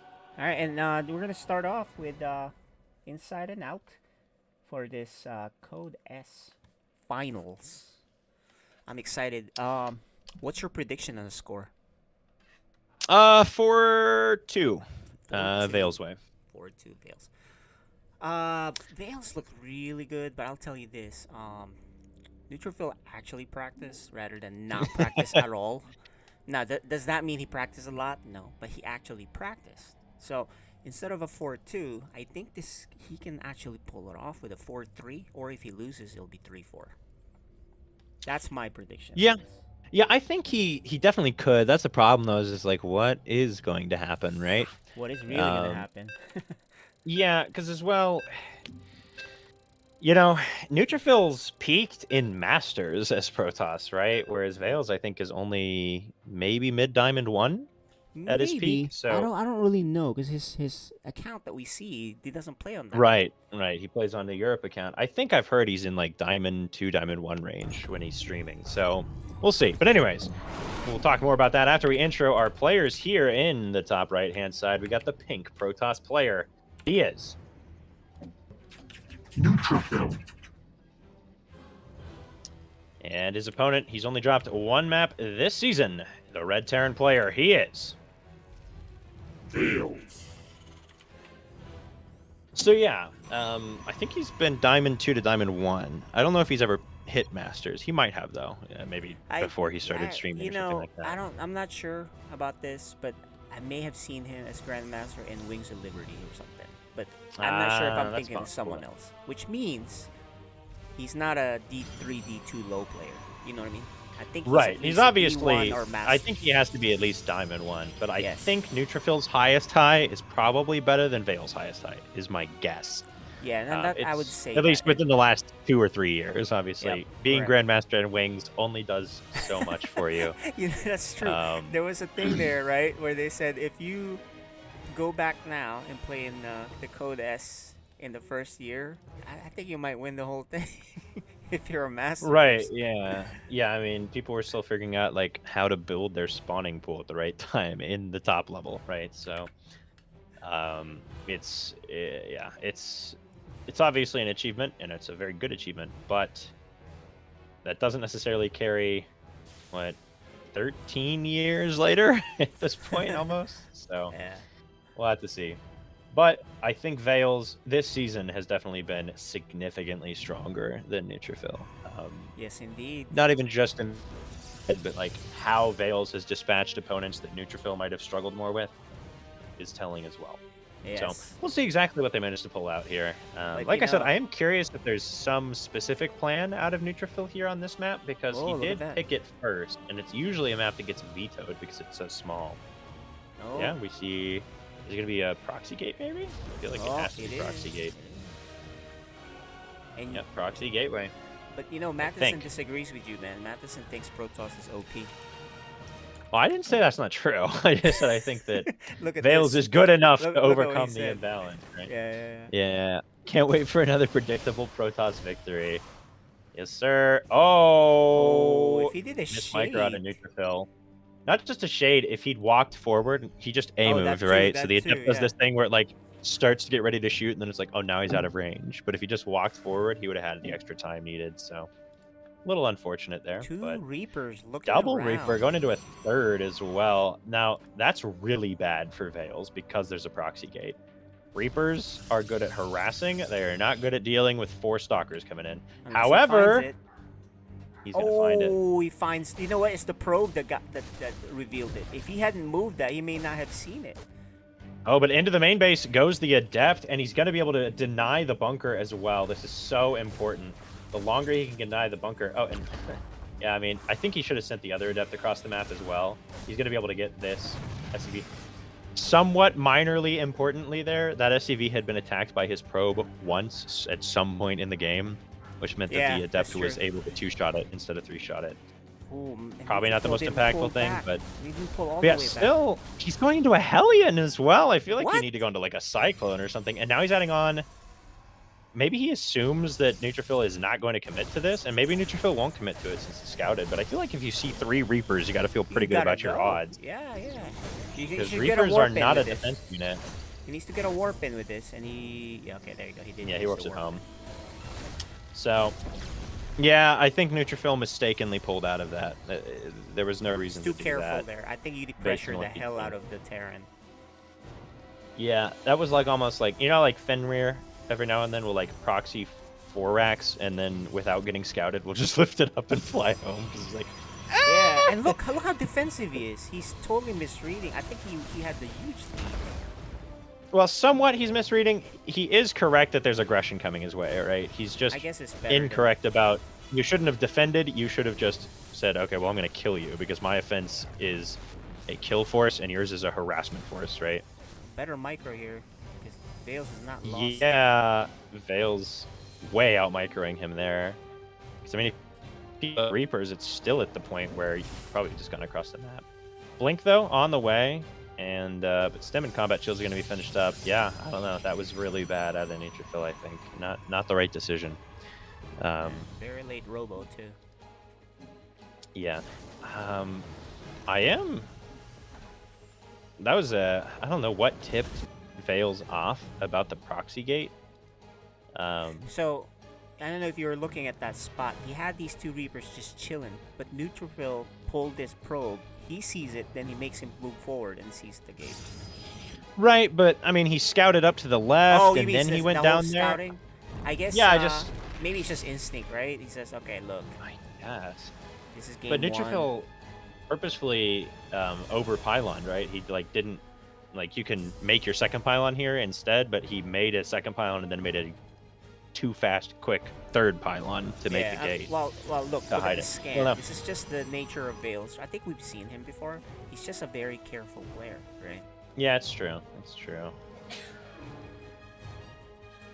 I do wonder if there's anything in particular he saw that tipped him off. I'd love for him to get charge, and he is getting it now. Yeah, Okay. charge is good. He's getting his warp prism that he so loves. Oh, and Veils is playing super carefully here, Yeah. going into the bunker and everything. Yes, and Neutrophil made the right choice by getting a 3rd base, but this Terran push is gonna be scary though. If and when he does decide to do it. Yeah. Yeah. So it's about this prism. Can it delay him long enough to get some sort of damage or anything? But when he's salvaging, I think he's going for it, man. So this prism. I don't know. needs I to think go now. Neutrophil holds this. I think. If he gets a shield battery up at the 3rd, I think he does. He needs He's to going to have go. charge. He's going to have plenty of upgrades. Oh, Neutrophil needs to drop some delayed. Oh, never mind. He's staying at home. Okay. was gonna say, if he kinda... Did he know? Look at him go back.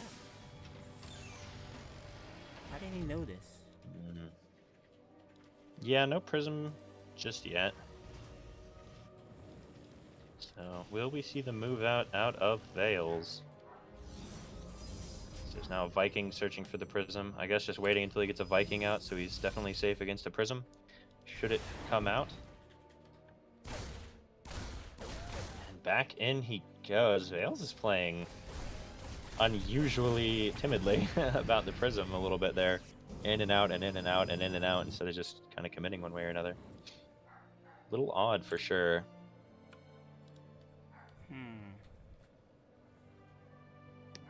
Alright, he's coming into the third base. This is where Neutrophil's units are, so this is a position of power for Neutrophil. He's ready for this attack.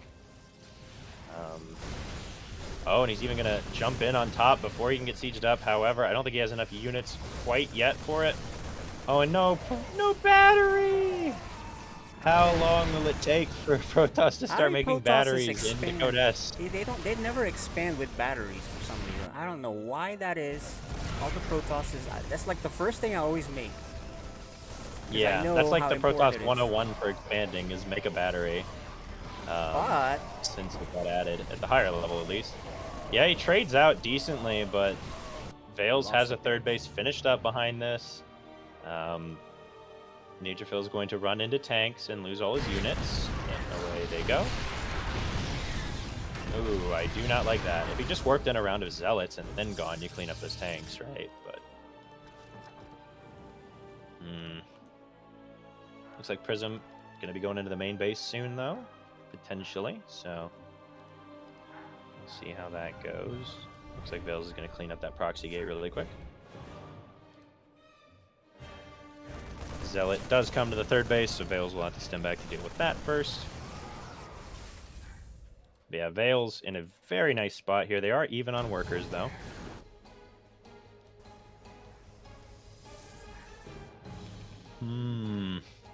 Wow, he's got double starport already, making triple medevac. And gun into some liberators as well. That is interesting. I think I'd like to see just a sensor tower at the top of the main, you know? With how active Neutrophil tends to be with Warp Prisms, just getting that little bit of extra info would be really good, I think.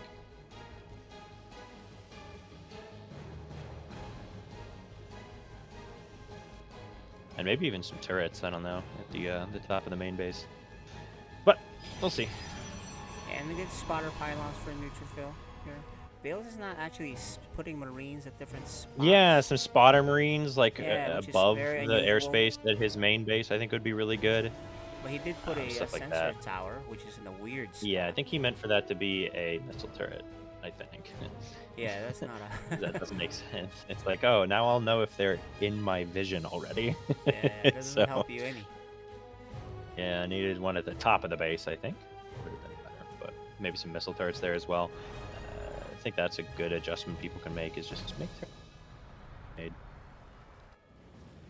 Yeah, it's good vision work by Neutrophil here. Yeah, Neutrophil's got good eyes on most everything. I just don't know that he has good units because he's down 30 supply, and this is what we've seen is like. On them here, right here. Oh yeah, a good pounce, but the Colossus are late, so got to be a little bit careful here.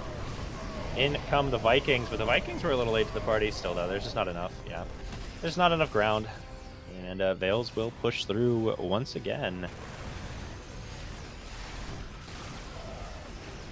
Yeah, just not enough stuff, not good enough macro out of Neutrophil, and this is kind of what we talked about a little bit before the game. Veils just has better macro than Neutrophil does, and it's going to cost him game one.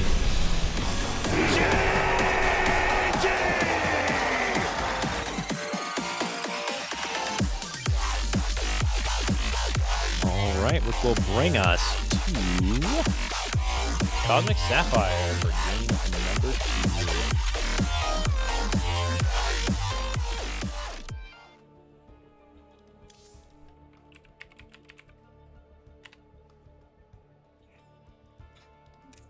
But yeah, I think Neutrophil pulling out of the proxy gate was a mistake. I think he could have gotten a lot done there if he had not pulled out.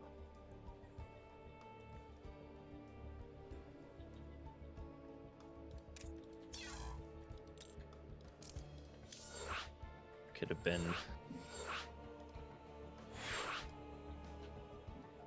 been strong, I think, even with the scout, because the scout was not early enough. Or even, I mean, if he just had 2 adepts in the natural instead of leaving one at home, right? Which I guess, you know, there's 2 reapers out, you're being careful. But if there's 2 adepts there in the nat where he's denying the bunker, 3 reapers, I don't know if they, maybe if you micro them perfectly, they can beat the adepts, but Yeah, it'd be a lot closer. minus the unit selection by Vales. He played that pretty perfectly, even the movements. So Yeah, I think so. Very well played out of Vales, indeed. All right, well, we are ready to hop in to game number 2 on Cosmic Sapphire, a map that didn't go Neutrophil's way either in their original match, so we'll see how it goes this time around.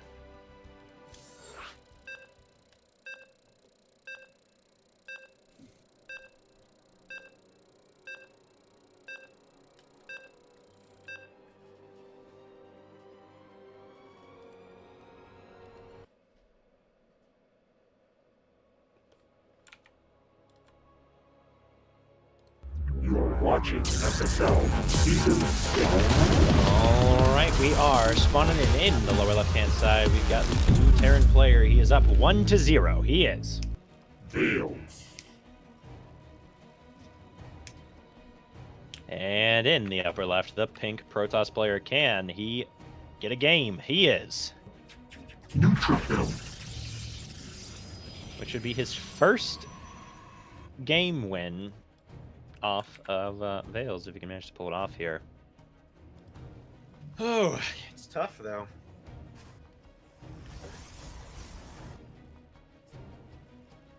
We'll have to see what he opts for here.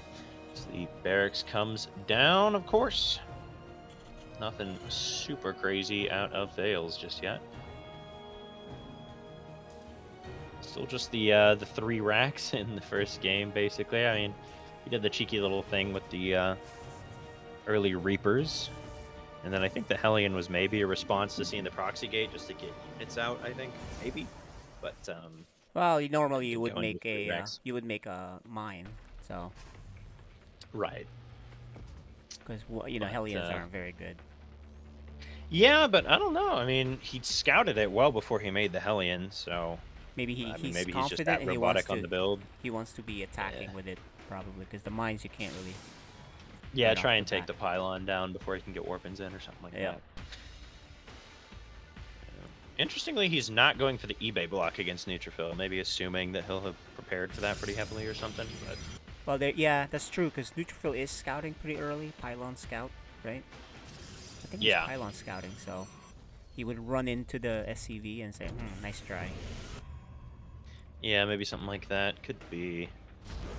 No way to know quite yet.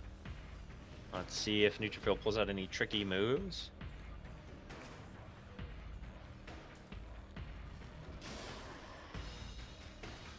First Adept is going to get chronoed out. And we'll have to see what Neutrophil opts for here. Yeah, and Vales is getting a fast second gas. It's very different from all the builds he's ever done. Yeah, well, yeah, a little quick. It is after Command Center, but it is before Factory, which you think is... Yeah, and normally when you're doing a 3 racks player, they don't really get that second gas for a very long time. The Raxes are all down, I guess all kinds of stuff. Yeah, I guess he's not going for 3 racks for sure. Yeah. It's weird because he's playing the way people normally play. Yeah, this is a Just to go for normal Factory. Terran play right here. Yeah, you're like, oh, he's getting the gas really early, and I was like, really? Because Oh, I was thinking the out of mindset of position here. a normal build that's not 3 racks. That is abnormal for a not 3 racks build. And he's not Why no shading. shade? He should Yeah, be that's shading, and he's not shading. He can easily kill one of these guys. yeah, that's I don't know about that one. It's But, okay. Here's an adept at the front, which will do something. Yeah, that's good. You The know, I would have Reapers, said the don't second think one, The Reapers and can you kill just an deal adept. But with the SCVs should be able to. Oh yeah, and the Marines coming in as well. does clean it up very nicely. But you know, one thing though, and I play Protoss, right? Now I play more Protoss. The second Adept needed to be together there. He could do much more damage. In fact, even take on these Marines and Reapers. Because he had one Stalker ready to defend just two Reapers. Yeah, I'm already not liking this for Neutrophil. He's doing weird builds. This is something that Neutrophil does. He does his very unfunky builds, but Veils feels like a player where those weird builds just don't do anything. You have to have a well executed proper build against Veils, otherwise you just fall behind in the macro. Because like he went 2-gate into a super delayed Twilight Council. It just doesn't do anything, right? There's nothing going on there. No deeper plan really, which is very odd. Like, yeah, I guess it's nice if they're all inning you, but anything short of like a tank all in the second gateway isn't really doing much for you. 3 probes for 2 Reapers and a Hellion isn't much, so pretty good defense there. Yeah, it's just an odd build out of Neutrophil, I think. A much more normal build out of Veils, of course, and Neutrophil going to take a 3rd base is somewhat behind that of his opponents, but it's not the end of the world. Banshee coming out for Veils. Neutrophil is up in workers, but he stopped probing, which is not good. And we're seeing the economy come in. Ooh, did he miss seeing that tank? I think he must have not seen it with the shade, just barely. Otherwise, I don't think he goes in there. But we'll just pull back. He'll have charge pretty quick, which is helpful. He's going into his Robo, getting his extra gateways now. Getting that forge as well.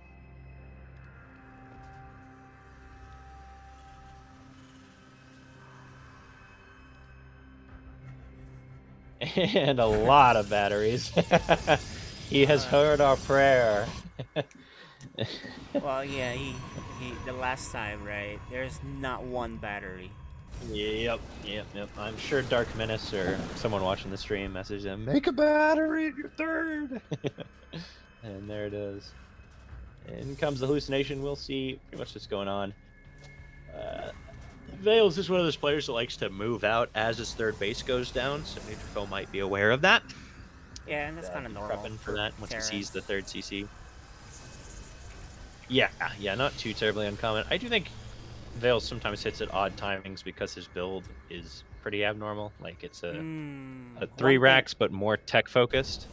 Okay, but one thing I more noticed normal here build. is, you know, he's had this Templar Archives. He didn't have the gas. He didn't put the gas until now, so that way he doesn't have the storm. That's the whole point of getting the Templar Archives is you need to get that storm research. But he didn't time it because he was microing the Phoenix, the hallucinated Phoenix, too much. Yep, and he's making an Immortal, which is 100 gas that he could have put into Storm. The Storm is what he now out prepared comes for. the push. Again, this doesn't feel like a push that should win, but it might actually. Now that I'm looking at it, I mean, he's making double forge, but the upgrades aren't going to be done in time for this. It really should have been single forge. He does see the army. He does have double battery, and Veils actually pushes in far enough to where he can't pull back out of battery range if there's a battery overcharge, which is nice for Neutrophil. Neutrophil's not overcharging. Does he not have energy? He has energy. Why isn't he overcharging? He's never made a battery before in his life. This is an adjustment for this game only, I guess. Well, at least he crushed this force. Yeah, he crushed the fight, but I feel like he could have crushed it even harder. Oh, he can actually like hard keep enough pushing. where If he just keeps going, well, gotta be careful. maybe though. I think trade he better. loses the next fight. There's no zealots, not enough zealots. That is, and you have the PSCB pull. Yeah, this is a bad fight. He needs to Oh, I leave. see. He's trading better. Okay. There's more zealots. So yeah. Yeah, he should have made a prism a little bit faster. I think if he had the prism immediately queued behind the immortal, it would have been better. Because now, you know, then you're getting 4 gateways at a time of zealot warpins. But I think if you just drop a 4th base, you're getting storm, you're getting blink. You do have 1/1 here shortly. And it'll still be okay. But well, classic wow, that is a mistake lot. too, man. Yeah, he's got a lot of observers for no Oh man, another classic reason. mistake here for Protoss is you got to warp in the Templar. He's only warped in 1. That's what you need to prioritize. Energy don't grow on trees. Basically, Prioritize yeah, that warp in. He has 800 minerals. He's super supply blocked. He just had a pylon finish up. Oh, he's gonna get a free Liberator. Will he Banshee. have? Yeah, Banshee gets taken down for free. I mean, I don't think he even needs the Storm to win this fight. He's got full vision. Oh, now he scans. Now he doesn't have full vision. But luckily, Neutrophil there's no has like Banshee. 5 more observers. That's well, I right, just mean 5 knowing of where them. the tank. Here it is. He should have Storm. Yeah, he does have a Storm, but he really should have more than a Storm. Maybe would like to see a flank around the right side as well under those tanks. Yep, he does Yeah, have he's it starting there. to think about it. He's pretty low on gateways. He added on more in air quotes, but he only Yeah, went up to there it is. 6. So you'd really There want it is. 8. There we go. More. Especially with that 4th base coming down.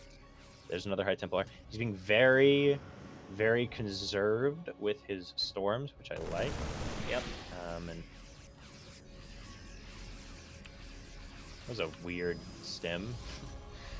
That was odd.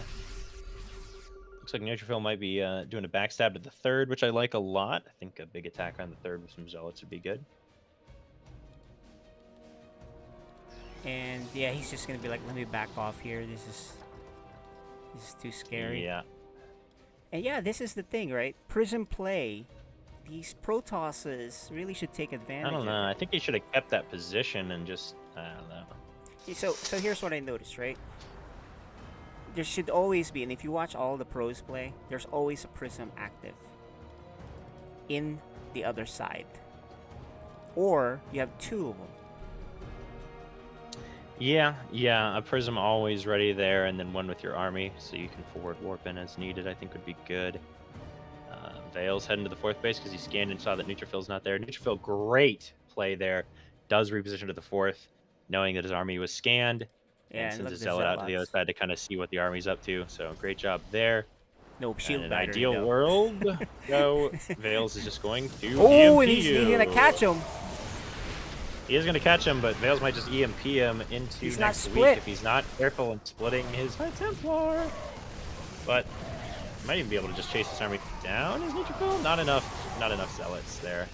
I think he needs to just warp in like 8 Zealots, yeah, going into the 3rd base. So now there's going to be a big backstab at the 3rd. That'll be great for him, although the Bio army is already heading there because there was a Zealot there. I feel like this is something Neutrophil does more often than never, which is not good. Which is like he'll send 1 Zealot into an area first and then send the rest. And I'm like, well, that just is the worst, yeah. You the want trigger for the Terran to come back anyways, so they're going to be there now. I feel like he's done that more than once that I can remember. I might be mixing it up with another player. Prism in the main. There's like no Yeah, turrets. I think prisming into the main would be great. Yeah, just more expansions as well. I mean, he is getting up to 3-3, which is really good.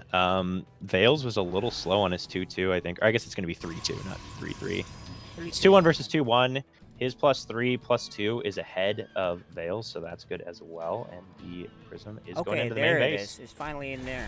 Do something. Problem is, there's nothing else going on. Why is your army not getting ready to head into his 4th base location right now? Is the big thing, right? These guys, Because there's a good chance that he pulls his whole army into that main base and then dead He's 4th, doing right? these like little harassment that don't mean anything. You're right. In the early game, you can do this, but in the mid game, you might as well you do a need massive big- warping. Look at how much you this need is power doing. moves. Just 2. If he had done a massive Yeah. warping, that would have been better. Or like you said, big push forward. warping.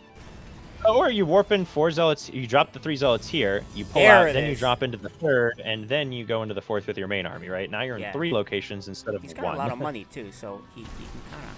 Okay, there you go. Yeah. Very active. Doesn't deny the 5th. Maybe he doesn't realize that that's the 5th, and he thought that was the 4th, and that's why he's not doing what I'm talking about. But I don't know. He's looking just at his he's vision, stagnating he doesn't, a little bit here. He doesn't know, that there is a base here, and it's just bad scouting on his side. He's just I feel like mostly you scouting got to on the- assume at some point. And he pulls his prism all the way back, which is really the big. Okay, there you go. There's a scouting prism. Phoenix here, which is gonna run into He the does see the massive army. The main problem is I just have not seen a single FSL player split their High Templar against Yeah, Ghosts ever. one little. Okay, there you go. Hey, He there we splits it. go! As I say it. I'm not sure that he's actually splitting a High Templar, though. It just feels like he's splitting his whole army in that Yeah, case. they just happen to be split up. You can see him kill the ghost. He did do a Oh, feedback on no. Oh, he's going. Yeah. That's a lot of Immortals, though. Yeah, Immortals are a hefty Oh, those comp are and good a storm, big actually. Storm. That's all his storms. He can warp in more Zealots, though. He's got carriers coming in. He's got shield The batteries. carriers so gotta be careful. He's got to. Okay, I think this is where he you should go. be able to just push across and win now. Yeah, Yes, I mean, he has up to go and push. 30, He can't almost do- 40 supply. Oh, he doesn't have a Uplink. prism with his army, does he? Oh, but prism into the main right here is huge, right? Because it catches the rallies. Yeah, the prism needs to get going. It's not But- going to. He's focused on the main army. It might still be enough because he could kill this third base, kill the fifth, and if he can kill the CCs, then I don't think that Vales will have enough And economy he's warping to in from the recover. faraway side. He has a prism, so I think he's completely forgotten it. Yeah, he is kind of looking to go for that kill move, which I do like. Good blink on top of the Liberators, trying to keep them from getting sieged up. But I think Does have it doesn't to matter, push back does from it? the pie a little He bit. might have enough. Yeah, I think the one other thing is like, yeah, Warp and Zealot, he should have warped in 2 or 3 high tempo.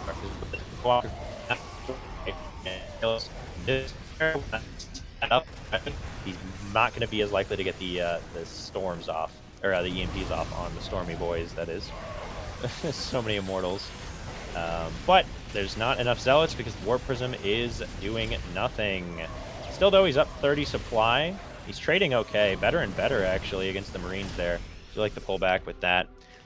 It's only +1 carriers, though, so the carriers are really not doing too great against 3-2 Marines. But he should just be going to kill that other base. He's got to know it's there. Yeah, if he kills this base, then he's in a really good spot. But he better not get Like the caught Warp off and guard, Stalkers as well. I don't think there's enough repair, so yeah, it should be good. And I don't think Vales can win that fight anyways. Oh, not with that storm. That is gross. That is a monster storm, and there's more carriers coming, and I don't see this game him is over. throwing it. 60 supply deficit now. Yeah, He's this is lost not- all but one of his mining bases, basically. Yeah, ET, you don't expect this to be a throw like the last 2v2, huh? At this point. I don't think so. Neutrophil's also one of those players that's got the killer instinct, right? Like they say. He tends to close out games when he can. As I say that, he pulls all the way back. But, you know, in theory, he has killer instinct. I swear, And he has guys. carriers. I promise. Yeah, and he Carriers, has man. carriers. Killer carriers is more Okay, valuable than now killer instinct. he's gonna see, oh, you've had this base the whole time. Yeah, 40 Oh, out of carriers, 16. don't get caught off guard, they're alone. Oh, man, that's 6 carriers. That's a lot of carriers. Actually, that's like 8 carriers. But still, though, actually, I think it should be okay. Yeah, because he's got the rest of his Now that units they're all coming back. grouped up, and there's some Zealots. The Zealots are there. They're the let the carriers get the interceptors out force, basically. Yeah. They live just long enough for all like 80 interceptors to suddenly be in your face. You know, amazing. And then, from there, it's bad times. Amazing that he is broke. He spent all his money already, even though he has all these bases and he's maxed out. Yeah, to be how fair, that he is only on 5 at 17 minutes. So like his main and his nat are mining out. His third is mining out. His fourth is going to be mining out soon. So I think he Okay, really well, here should have grabbed goes. 2 or 3 more bases. He only has 1 Templar here, which is scary. Yeah, does it even have a storm? I guess that's 1, right? Yeah, 1 storm. But the EMP goes down to the wrong part of the army. yeah, a sizable storm. He's move commanding. Oh man, a lot of his army was move commanding there. Not like this, Neutrophil. I think the carriers can just win if they fight, though. Yeah. I This think is he still better a be 1 careful, game. back off and relax a little bit and get more Templars and Archons. I just don't understand why he's not making splash damage, though. You just make like 2 or 3 Colossus under this, that's game, right? Like, what's ever going to kill it? Or even just making some storms. Archons. But he's like, Storm. yeah, or He's got a lot of Archons, like gas. just He's anything. taking into like these Tempest things. Yeah, he's doing the next. Yeah, I guess because he saw that. This is the problem, right? Is some players at this level, they see he's making Liberators and they're like, oh, well, I gotta make Tempest to counter that. It's like, he No, doesn't have just enough kill him. money. He doesn't have money, man. Anything will kill him. And Yeah, be Tempests are like a slow building, slow moving, slow killing unit. That's not a finish the game unit. That's a war of attrition unit. That's what you make whenever you're even or behind, right? And you're trying to pick away. Yeah. If you're ahead, Storms, Archons, Zealots, Stalkers, and Carriers, and you're just going to steamroll them. But I now, don't know, man. I He's didn't getting think back. this was going to be a throw like last game. He's getting back. He's got the wrong units here. This bio can crush. Yeah, where's the Storms? Okay, there we go. 3 High Templar. He does split them. That's good. That's good. That's good. He's But there should be he should be going in the left while there's Zealots going in the right. Right. He should have 14 or maybe even 20 gateway at this point, so he can just throw Zealots. Oh, he's gonna That catch. was the main front to get sharking around as well. Okay, he catches 2 for free. Because where's Storm? Yeah, that's good. That was the only ghost in that army, I think. Okay, there's one more, but I think it's still coming to the army. Maybe. And there's a run by of Zealots, which is he desperately needed. Yes, that's And there so you go. good, but he's got to make use of it now. Yeah, he's got to go, and he's going now. Into the 4th base while the Zealots go into the 5th. This is great. And yeah, into the 5th they go. And he's got to split these Templars. Yeah, there's only one ghost in the mix, and it's at the back of the army, so it shouldn't matter. In theory. Oh, never mind. Yeah, split. Yeah, that's like your one job as neutrophil here is like just split the Templar. You get one storm off on this army. Yeah. So like, we're just going to triple robo and make 3 Colossus at a time. The Vikings aren't going to do anything here because you have 10 carriers and a bunch of Tempests. Like, Vikings would do nothing. And it's just Marines, man. He skilled 55 SCVs, but this game Yeah, the is Zealot run-bys are somewhat good. He needs to close. keep that up. And, yeah, it's becoming closer and closer. Granted, he has a bank, but if he loses a fight on his side of the map, bank doesn't do anything because Stim Marines just kill everything you have before you can make anything.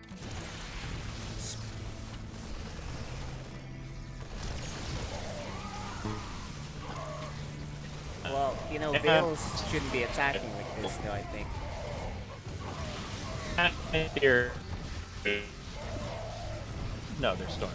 Somewhere. There's Storm somewhere. Oh, big yeah, Storm. He's got multiple storms, The juice. So, is the I don't think, you one know, storm. Vales had a The good juice. chance, man. But I think he's being too aggressive here. Okay, well, it all evened out, I guess. Yeah. Yeah. I think what it was, right, is like, Vale's army had the potential if every unit so because it was nothing but Ghost and Marine, if 1 or 2 storms go down, the game's over. So you have to hit every single item first, or else you lose. And he just wasn't able to do that. That was quite a game too. Like we had a feeling it was over, but then it's not. So we're gonna go to Data C for game 3. Yeah. Data C. Let's see. Data C, big map, another big macro map. So we'll see what they can do there. Plus. I really like this Observer plus plus. You can see what they're looking at. Yeah, it's really cool.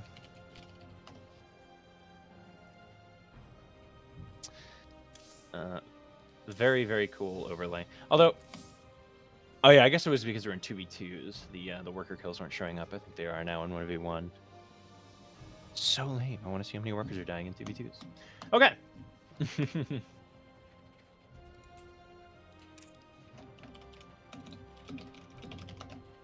Okay. Game 3. Ah, you see, you're chatting with them. Nice. Yes, yeah, it's I'm banter. too Why busy. not? I'm too busy trying to set up these maps and do the production. So. Yes, yes. I got to keep the players busy and awake. You know, they might wander off. And All right. fall asleep. They're ready. Let's do it. Game 3 coming Yeah, up, boys and girls. It'll be Data C. It's gonna be a big macro game, I'm hoping, and we'll see how it goes. Let's see if they make these adjustments. Vales had a great start though. Yes, Especially with the Vales had a hidden good bases. start. Yeah. What really went wrong for Vales there? It was yeah. the third base attack didn't go great, and the next attack didn't go great. Storm. First Storm? attack didn't work. Second attack, there was Storm. Yeah. that was what happened. All right. Anyways, we are spawning in here in Data C. We got the red Terran player. He is. And his opponent tying it up in the upper right-hand corner. We got the pink Protoss. He is. Alrighty. It's definitely interesting to see, like, the player that it was, like, every other season, you're kind of rooting against them a little bit because they've just won, like, all of their series and made it to the finals pretty much like a breeze almost. Suddenly it's like, well, now they're kind of the underdog going into the finals exactly. here. Out It's of quite nowhere. a change. The underdog. Yep. I mean, look. So he's been to all the finals, and he's really only won 3 out of 5, and this is the 6th one, right? And so it's not. He's just consistently up there, and he. Yeah. And even I think the last couple seasons, right? He won. Is it 2 or 3 in a row? At least he 2, won the maybe last 3. 2 in a row because he beat Instability Yeah. and then he beat Dark Menace. Yeah. Both players have improved. Dark Menace actually beat him normally, and I think he was favored this season. But Dark Menace didn't show up the biggest game, you know. So he was my pick to win it this time around over Neutrophil minus Veils, right? So. Right. Yeah. It feels like Dark Menace. It's the mental game a little bit against Neutrophil a lot more than anything else. Hey, dude, we're gonna get a SUV pool Marine all in. Yeah. Hey. Oh, that's one way to do it. Very strong build. Let's see if he scouts although, this, because he doesn't. Yeah. Have... You got to be a little suspicious about why is Veils suddenly walling off his base ridiculously early with 2 depots, you know? Yeah, he needs to get a depth there ASAP. And what you do now, you know, my main complaint is if you see that they're fully walled in, I don't think you should ever pull the probe all the way home. You want to stay in that natural for as long as you can. You stay in the natural. He made that mistake. Now here's the thing. Okay, I think he's once you back see out, this, which is good. You're gonna need shield batteries, and you're gonna need to force field the ramp. You give up the bottom base, of course. Oh yeah, 100%. You basically just get sentries. Okay, at least he's sending the probe there. And some stalkers and as many shield batteries as physically possible. He's waiting. Okay, good. Okay, second gateway. That's very good. Deal.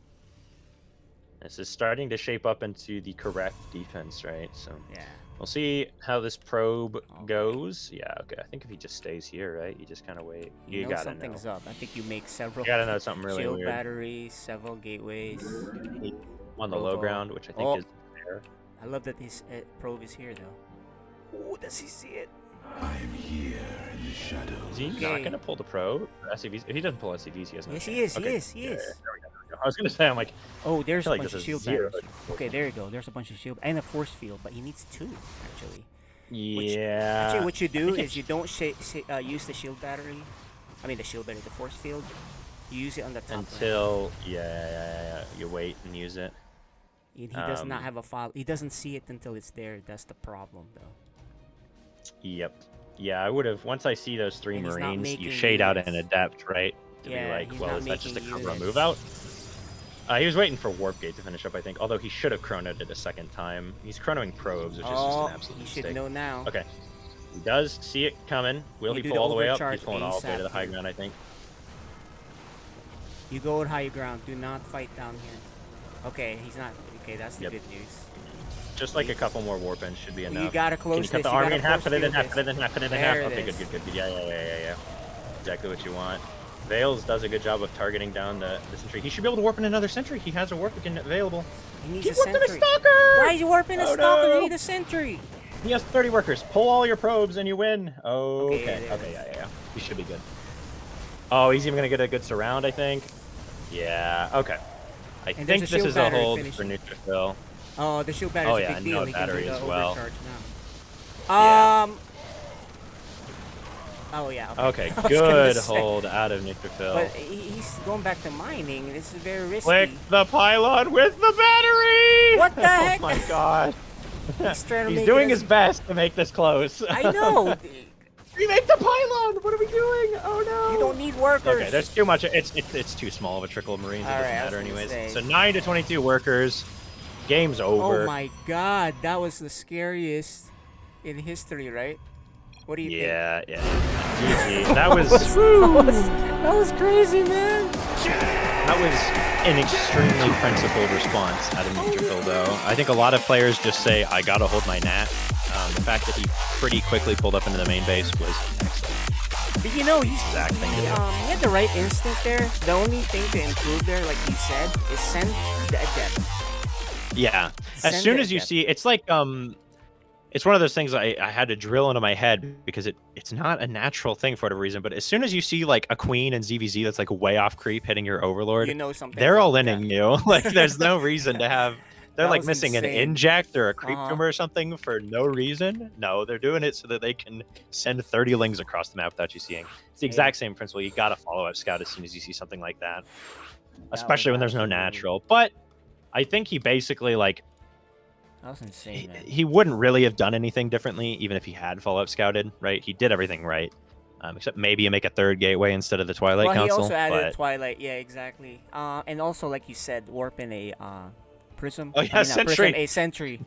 Yeah, if you just made a second sentry, Yeah. it wouldn't have even been close. But, Oh my gosh. You know, that's yeah, actually no. scary. I actually make that mistake, so I don't blame him, where I warp in a unit, not the sentry. Or the other mistake I make there is I use the shield batter, the force field prematurely, right?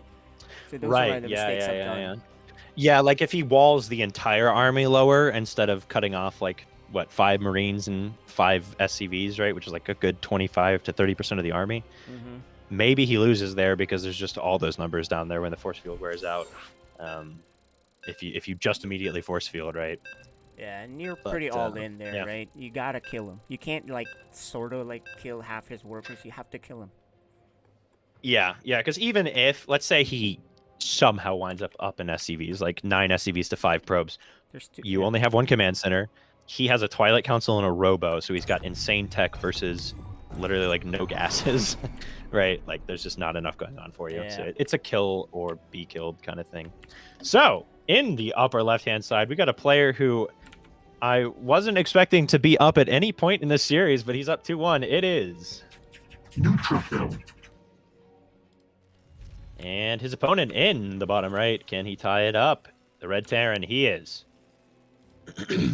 Well, to be fair, Vales did gamble, so Yeah, that is one of those ones where the onus is it's sort of on Neutrophil, but it's like, are you just gonna hold this or not? Right? It's a pretty straightforward. Will this Yeah, work and- or won't it? and Neutrophil made just enough of the right moves, despite the fact both of us were screaming to heal that pylon. That may not have mattered. That may not even have mattered because he had already lost the game. You know, if you Yeah, think about it. it didn't end up mattering, but it was close. It was right? just one of those things could that just have. like bother us, like heal the pylon. Yeah, it was a close one for sure. But Ooh, very annoying probe here. made just about all the right moves, I'd say. As he's sticking around now. He's like, "Are you making a nat?" Well, I think you were supposed to do this, period. And you may even go up. Yeah. After you Oh yeah, see. I'd say he absolutely should do it. I was just a little surprised the last game when you pull the probe back across the map. I'm like, ooh. So I'll tell you Thankfully, this. he did send out another scout. ET, before this, I got some Max Packs replays given he's on our team. So I just started looking at him. Max Packs always scouts and rescouts with the probe. He doesn't just scout once, twice, and goes home, right? Right, yeah. So that's, and oh, look at the good one, Vales here, spotting this. He wants him to put something down. See how he left it? Yeah. Yeah, he's sending the Reaper. And, Interesting. And Neutrophil's not going to see the expansion if he doesn't go up soon. Oh no, the Reaper's... What? What was that? Oh, well, yeah, the Reaper's gonna have to come home now. I think He he was didn't hoping see to it. give him like a little bit more time. I think he must have, and he was just because he rallied the Reaper back there initially. I think he was basically trying to give him as much time to make a pylon or whatever as possible. Oh, yeah. So waste Like the money. ideally, he finishes the pylon, so he doesn't even have time to cancel it, right? Yeah, to waste the And money. you go That's in. a good point. Maybe you check with the 2 Marines that are gonna come out of this barracks, right? Yeah. But then you're still safe, but maybe you get a bit more, something like that. I'd assume is what it is. The Adept. Sends the Adept out, but should he's got be another okay. one, so should be just fine. These 2 Adepts need to get going. Ooh, maybe wait with the Adept to trap the Reaper? Who knows? Doesn't look like he's gonna. Well, this second Adept, this first Adept should have been going to the natural, and he's not doing it. He went the long way. So that's another thing too, right? You want to send both Adepts to do as much damage. You always recall home. These are minor things that set you up for a big lead, by the way. Yeah. Oh, Yeah, and he's sure. gonna scout the 3 racks. Oh, he gets to see And- everything and going on. everything else, and he may even kill this SCV. Yeah, absolutely will. Shades off in another direction. Won't be able to make it out, but maybe one more SCV if he's lucky. Nope. He went A the bit of wrong a way. miss. Yeah, miss input there. But at least Trying he to see if he knows. can make it out, I think. Yeah, although granted, this is basically just Vale's build Normal. we've seen over and over and over again. So you're not seeing too much. I guess the mine's a little different, right? It's different. He's never done this before, right? In all the games, like a mine drop. So Yeah, he goes very heavy on the tech and units, like 3 barracks. This is basically like 2 base all in level of production off of 2 base.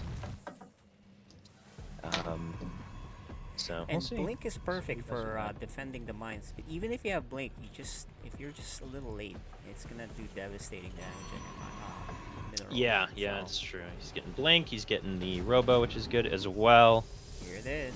Let's see. Has some units positioned in the main base, so should have pretty good vision if Vales is to come into the main there. Will they see it? Will they see it?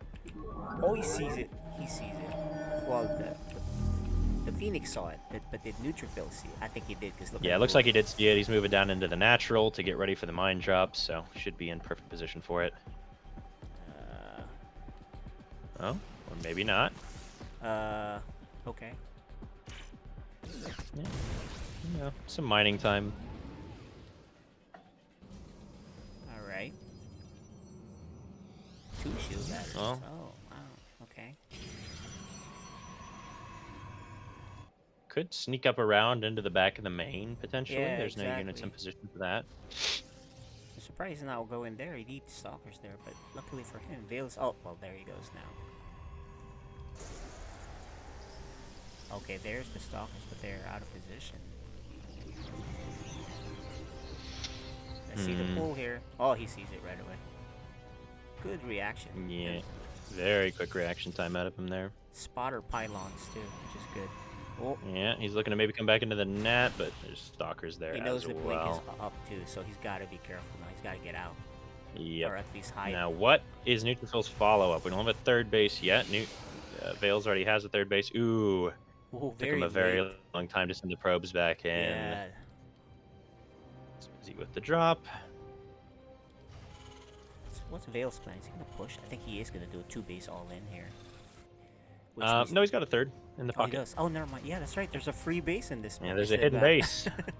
It felt like there was I guess there was just a long drought of unique maps in general, but it was quite a while between the last pocket base and this pocket base. Yeah. Although I have to remember that, like, it was like 2 years straight of the same maps almost, so. Yeah. And that does make any uniqueness a little rare. Prism gonna come out across the map now. So we will be able to warp charge lots in if needed. Robo Bay coming in. Probably will see Storm in the near future as well. Third base has finished up. Third base on the way for Neutrophil. Already done for Vales going into that orbital. He's probably gonna go Colossus. What do you think? I'd have to assume Colossus. Maybe Disruptors, though. Neutrophil does like his micro. I'd love to see Disruptor drops. I don't think it would be good, but I would love to see it. You miss a I think shot he with would the lose. Disruptors, it sucks. But yeah. I think he'd probably lose because it's very hard to get enough damage with that. But Yeah, and the guy going bio, I mean, you might as well get the free Neutrophil's lasers. kind of moved away from defending against that Prism. Could potentially go back in with it.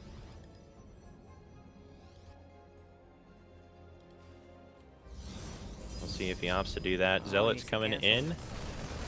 He F2s. F2. Did he have 2? Oh yeah, he did. Ooh. Oh, Yeah, well, can you so tell the how I medevac can tell was how he wrong. Yeah, the F2'd? medevac. I have a feeling. All right, Colossus on the way. Colossi range. Good. And Vales. Very nice, very nice. Just going through the normal, just massing stuff off an eventual push. with, Vales, yeah. With the upgrade. Going into the Vikings. Adding on a second starport. You gotta prioritize. He's mixing it with Immortal Now- and Colossus. That's so weird. Yeah, and interestingly, on Vale's side of things, he has no indication that Neutrophil is going for Colossus, and has Neutrophil gone Colossus first in a single game against him? Yeah, and he kind of somehow knows. Yeah, and he's going into no ghosts, but double starport, and he's making Vikings?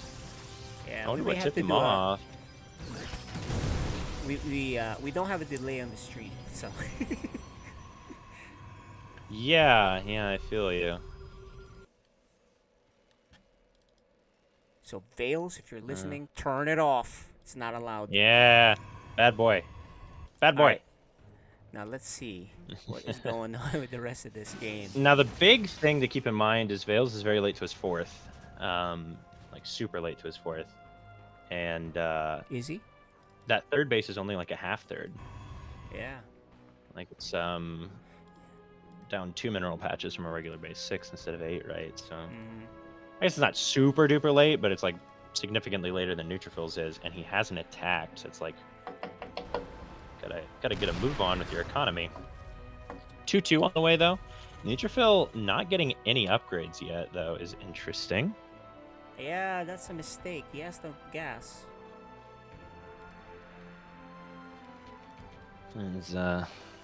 Oh, in comes the mine drop into that pocket base at the third, or is that a mine drop? Yeah, it's a mine drop.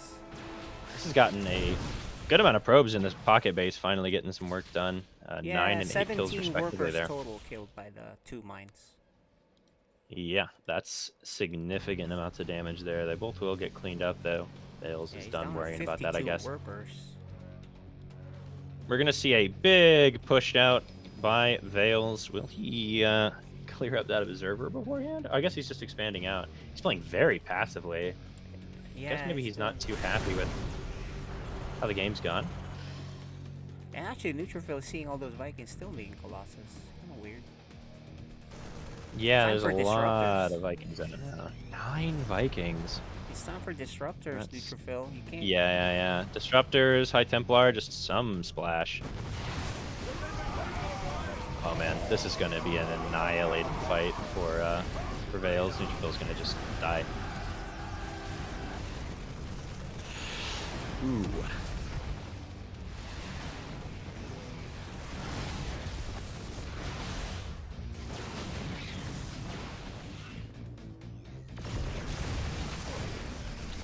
Yeah. Definitely by 11 minutes, you need to have at least 2 forms of splash damage as Protoss. You can't assume that one will be enough. Because it's just it's a game of rock, paper, scissors, right? There just is an absolute counter, basically, to Colossus that you cannot overcome.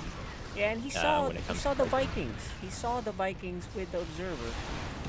Yeah, even just like 3 or 4 disruptors, right, could have been enough to turn the tide there. And another thing I found odd that I'd only noticed, I guess maybe it's because there's only 12 workers on that back base, but Vales or Neutrophil was on 4 base with like sub 50 workers. Like his 4th base was already done and he only had 49 workers, which is not nearly enough to saturate 4 bases, even with, I mean, 60 probes is full saturation on 3 base, and he had a 4th base and only 49. So I don't know what happened there. He lost a few, but I don't think he lost enough to counter that. Yep.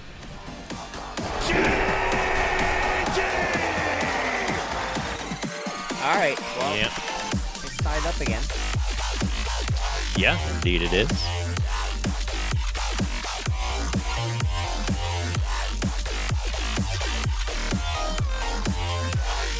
And, hey. I still could be right about the 4-2 score. Indeed. Technically speaking. I'm not exactly rooting for it. I'd like to see all the games, although at the same time it is already almost 11, so I don't know if... Yeah, it's only 3 more. Only 3 more. It's not too These bad. games are actually a lot faster than 2v2, but 2v2 was just the one that like really ate up all our time too. So yeah, with the it's internet issues, issues. it's a very slow. No, 2v2 is just for some reason it just Yeah, took it takes a while. longer. Usually they don't actually. When we played the 2v2s, right? It hadn't been that slow.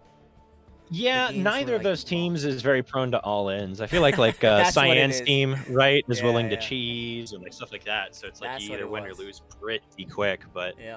both Valhurt and Polaris are like, no, I like carriers and Thors and Yeah, 200 yeah, supply army. long games So- like that. Yep. So opted to go for that instead, so ended up taking a good bit longer, especially with 4 games. In a way, I'm glad that Polaris didn't win any games. We'd be here until like 2 a.m. But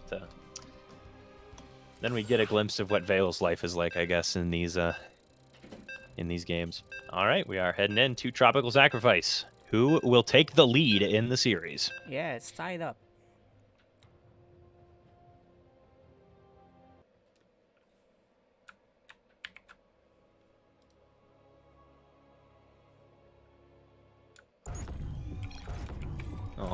All right. Spawning in the lower left-hand side, we got the pink Protoss player. He is. Neutrophil. And his opponent, the red Terran player. He is. Veils.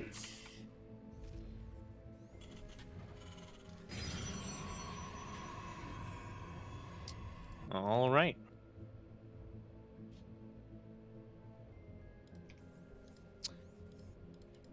So. Yeah, so he has not Let's done see. his eBay block all game.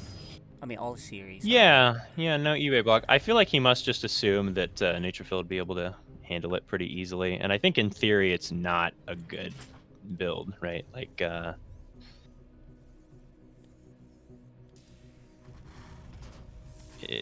I think it's bad if they actually react to it properly, right? It's only Yeah. good if they don't know exactly what to do. And so I think he just assumes that Neutrophil kind of has that plotted out, which is fair. I think he probably does. It would be like, if you were practicing for this, then I don't know why that was the thing you skipped. If he did, you know. Well, it's actually, like, there it is. He's you're right. He's gonna try it, but look who's watching. Yeah, Neutrophil is ready. Big brother. Oh well, is that's a watching tear. you. He just. Oh, he didn't block it. Yeah, not fully blocking it there. Zealot's getting chronoed out, though. So he has the general right response. As, there you go. Do you see the eBay block? It happened. Against all odds, it happened. Okay, so clean up the eBay. Reaper's on the way. Slightly delay Vale's own expansion. Yeah. By a teensy bit. Has to cancel it in order to get that off. So, take a wash overall. Nothing super impactful there either direction. Yeah, there you go. The Zealot, I was gonna say, needs to get going on the other side. While Yeah, this you may as Adept well, needs- right? Once that's needs to, cleaned up. defend. Yeah. Should be a pretty clean defense out of Neutrophil here. Oh, he's not. He's supposed to right-click the shade to follow the Reaper. He's not doing that. That So- sounds like a lot of work. Oh, I mean, that's just Uh, basic Protoss, man. Yeah, This Reaper, this Adept micro has been terrible. I gotta tell you, this is more. You know, I've seen. I don't know what's going on. Oh, there you go. This is a good delay. Here we go. Here we go. The delay begins, and I hope the Adepts. Yeah, the Adepts are going out. The Adepts need to this go is there. So good. Because he went into reactored barracks. I Mhm. wish he'd sent the other Adept. You gotta know that the Reaper's Yep. coming home, Yeah, right? yeah, and he's doing it now. Yeah, this should be. This Adept should needs to be solid together. for Neutrophil here. And there's a micro here, splitting the shots. He's splitting it perfectly, all three. But finally pay dividends. Yeah. Doing work.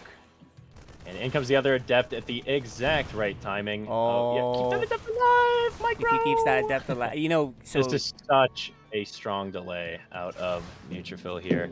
He's getting so much done. And he's macroing behind this almost perfectly. Blink on the way. Warp Gate finishing up. He's lost one Zealot for 2 SCVs, a Reaper, and 2 Marines right now. Like, that is so Ooh, good. and these Adepts Snap are up gonna that get in. Marine! The Adepts are gonna get Could have in. one They're gonna shot. do more. Oh my goodness. Actually, this is even better if you can not get trapped.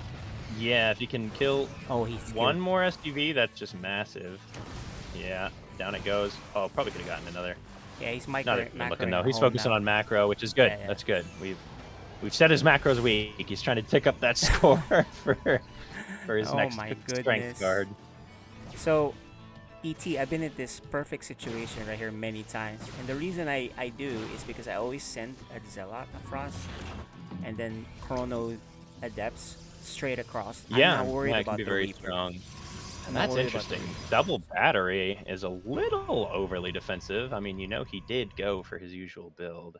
I guess But he maybe you're saw a lot thinking he of got enough Marines. damage that he might want to just counter all in, right? Yeah, exactly. He saw a So lot of I think you're Marines. ahead enough that the 2 batteries is probably fine because you're still you're up on workers by 10. He's got just in a Blink great going, spot. too, so he just needs to Yeah, I get think that we got to Robo. see a bit of a YOLO move out of Veils here, like a 2 base all in or something like that. And this is good scout here with the Phoenix. Yep. Yeah, that's one thing Neutrophil's always had on lock, I think, pretty well, is hallucination scouts. He's very good at those, particularly in PvP. I think TvP, it's not as common to do it, and like ZVP, it's not as common to do it until like mid-late game. Oh, he's spotting but, no he's still third on top of base. it. He's spotting Oh no yeah, third and you base. see the 5 barracks, yeah, on He 2 should base. know this is an all-in, but he's actually gonna expand. Okay, I mean, you Yeah, can, I don't hate you can, as long expanding. as you. He's got the economy for it. Yep. Well, maybe As he thinks long as better you of make- it, actually. Oh, he's gonna do this neutrophil special. I bet you he's gonna. Yeah, he Okay, might, well, anyway, might. he sees everything here, man. Yeah, moving up to that top corner. Veils is All like- right, so Army comes in, plenty of shield batteries. Oh, there's Yeah, I a mean, he's third not base. dying here, that's for sure. He's got the third base coming. Yeah, Veils is, I have seen this from Veils. I was wondering, like, is this going to be an all-in? Because sometimes he does that. It's a little rare to go into the 4th and 5th barracks and then the 3rd base. Yeah. But you can do it that way, I guess. But I don't yeah, think the I guess timings not are that full tight all-in. at this level to be super. Yeah, it's true. Super, you know, impactful. Yeah, absolutely. Neutrophil being super careful, though. He does not want to die to a counter, but out comes that counter. And here's another Potentially. hallucination. It is looking strong. That's a powerful, powerful Marine force for sure. Its charge will not be done in time. Hallucination does see it coming, but will that be enough to actually stop it? Yeah, I Is think the so. real question here. No, he's got plenty. Maybe, maybe. You don't think We'll so? have to see. I mean, look at how many shield batteries there are, man. Yeah, I guess it's looking okay for sure. Yeah, I think he holds it. He's got the army lead. But at the same time, I feel like maybe you need to go Got nonetheless two as Veils immortals. because you got nothing going for you. Otherwise, He's gonna back off. He feels. I like this with Veils. Like he does this thing where. will or- he or see maybe the not. hidden base in the secret little He's spot? looking for that third. Yeah, I think he's striking around to check the 3rd. Neutrophil needs to be in front here. I think. Okay, finally a prism for counter. Did he actually see the 3rd? Okay, I guess maybe he did. I feel like he stopped short a little bit, but nope. I feel like if he scouts and sees there's no 3rd here, he might. He start might to have some suspect them. clues. Yeah, crazy. Okay, here it is. Oh man, Neutrophil not paying attention. And the prism. Yeah, it's just even though he does say hallucinated Phoenix, he just kind of sent it the wrong way. That's that prism. If you plan on doing damage, it needs to go north and then east, not this way.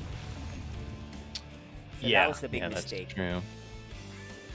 But this 2 Zealot run by could do something. Oh, well, the tank. I'd almost like to just see a big Doom drop into the main. There's not a whole lot there. Oh, Well. you did get the tank. That's the only tank. Yeah, there's not really anything but bio going on in this game for Veils right now. Okay, well- which is not a bad strategy, per se. But once again, Neutrophil has Templar, but he's not warping in Templars nor researching Storm, which is a huge Yeah. mistake. Oh, there comes Storm, and there comes Okay. Templars. But how long was that thing out there Looking for? better. I'd like to see a another expansion of the Neutrophil. Oh, another here. weird run by. What? Neutrophil just likes to do this. It's just like, if you're ever moving out at any point in the game, there's probably Zealots coming into your base. Oh my gosh. That's just kind of how Neutrophil is, man. Yeah, he needs to chrono this Templar Archives, though. It's looking better for Veils. The economy is is. getting evened up. It is. He is starting to mine out in his main base though, and his natural. That's the kind of the thing to remember with mules man. is they mine you out a lot faster than they would otherwise. Storm just about done, and these bio armies are looking juicy. Yeah, this could be a bad attack for Vales if he doesn't. But he does find the hidden base. I don't think it matters though. I don't know. His army just complexity isn't there, you know. Well, you know, Neutrophil can actually. He's just gonna give it up. I think you go fight him. Yeah, I think you give it up and I don't know. I think I think you could have gone and fight, like not Fight a necessarily to little. defend it, but Yeah, just not like commit. get a Exactly. get a storm here, a storm there, I guess.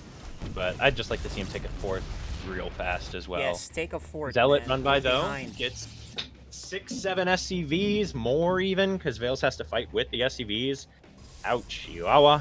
10 SCVs, that's big, and a lot of lost mining time is very helpful there as well. Neutrophil's looking good. It's looking very good indeed. We saw a nuke get researched for Templar. Vales, which is a little interesting. Are there Okay. actually ghosts Oh, on the map? here's the big fight. He has a nuke with no ghosts. So that's Oh, that's he the thing. backed off. He's going into Liberators super Oh, he needs fast to go here. I kill don't the know if other I like base. that too much. Liberators are just such a positional unit against Blinkstalker Storm.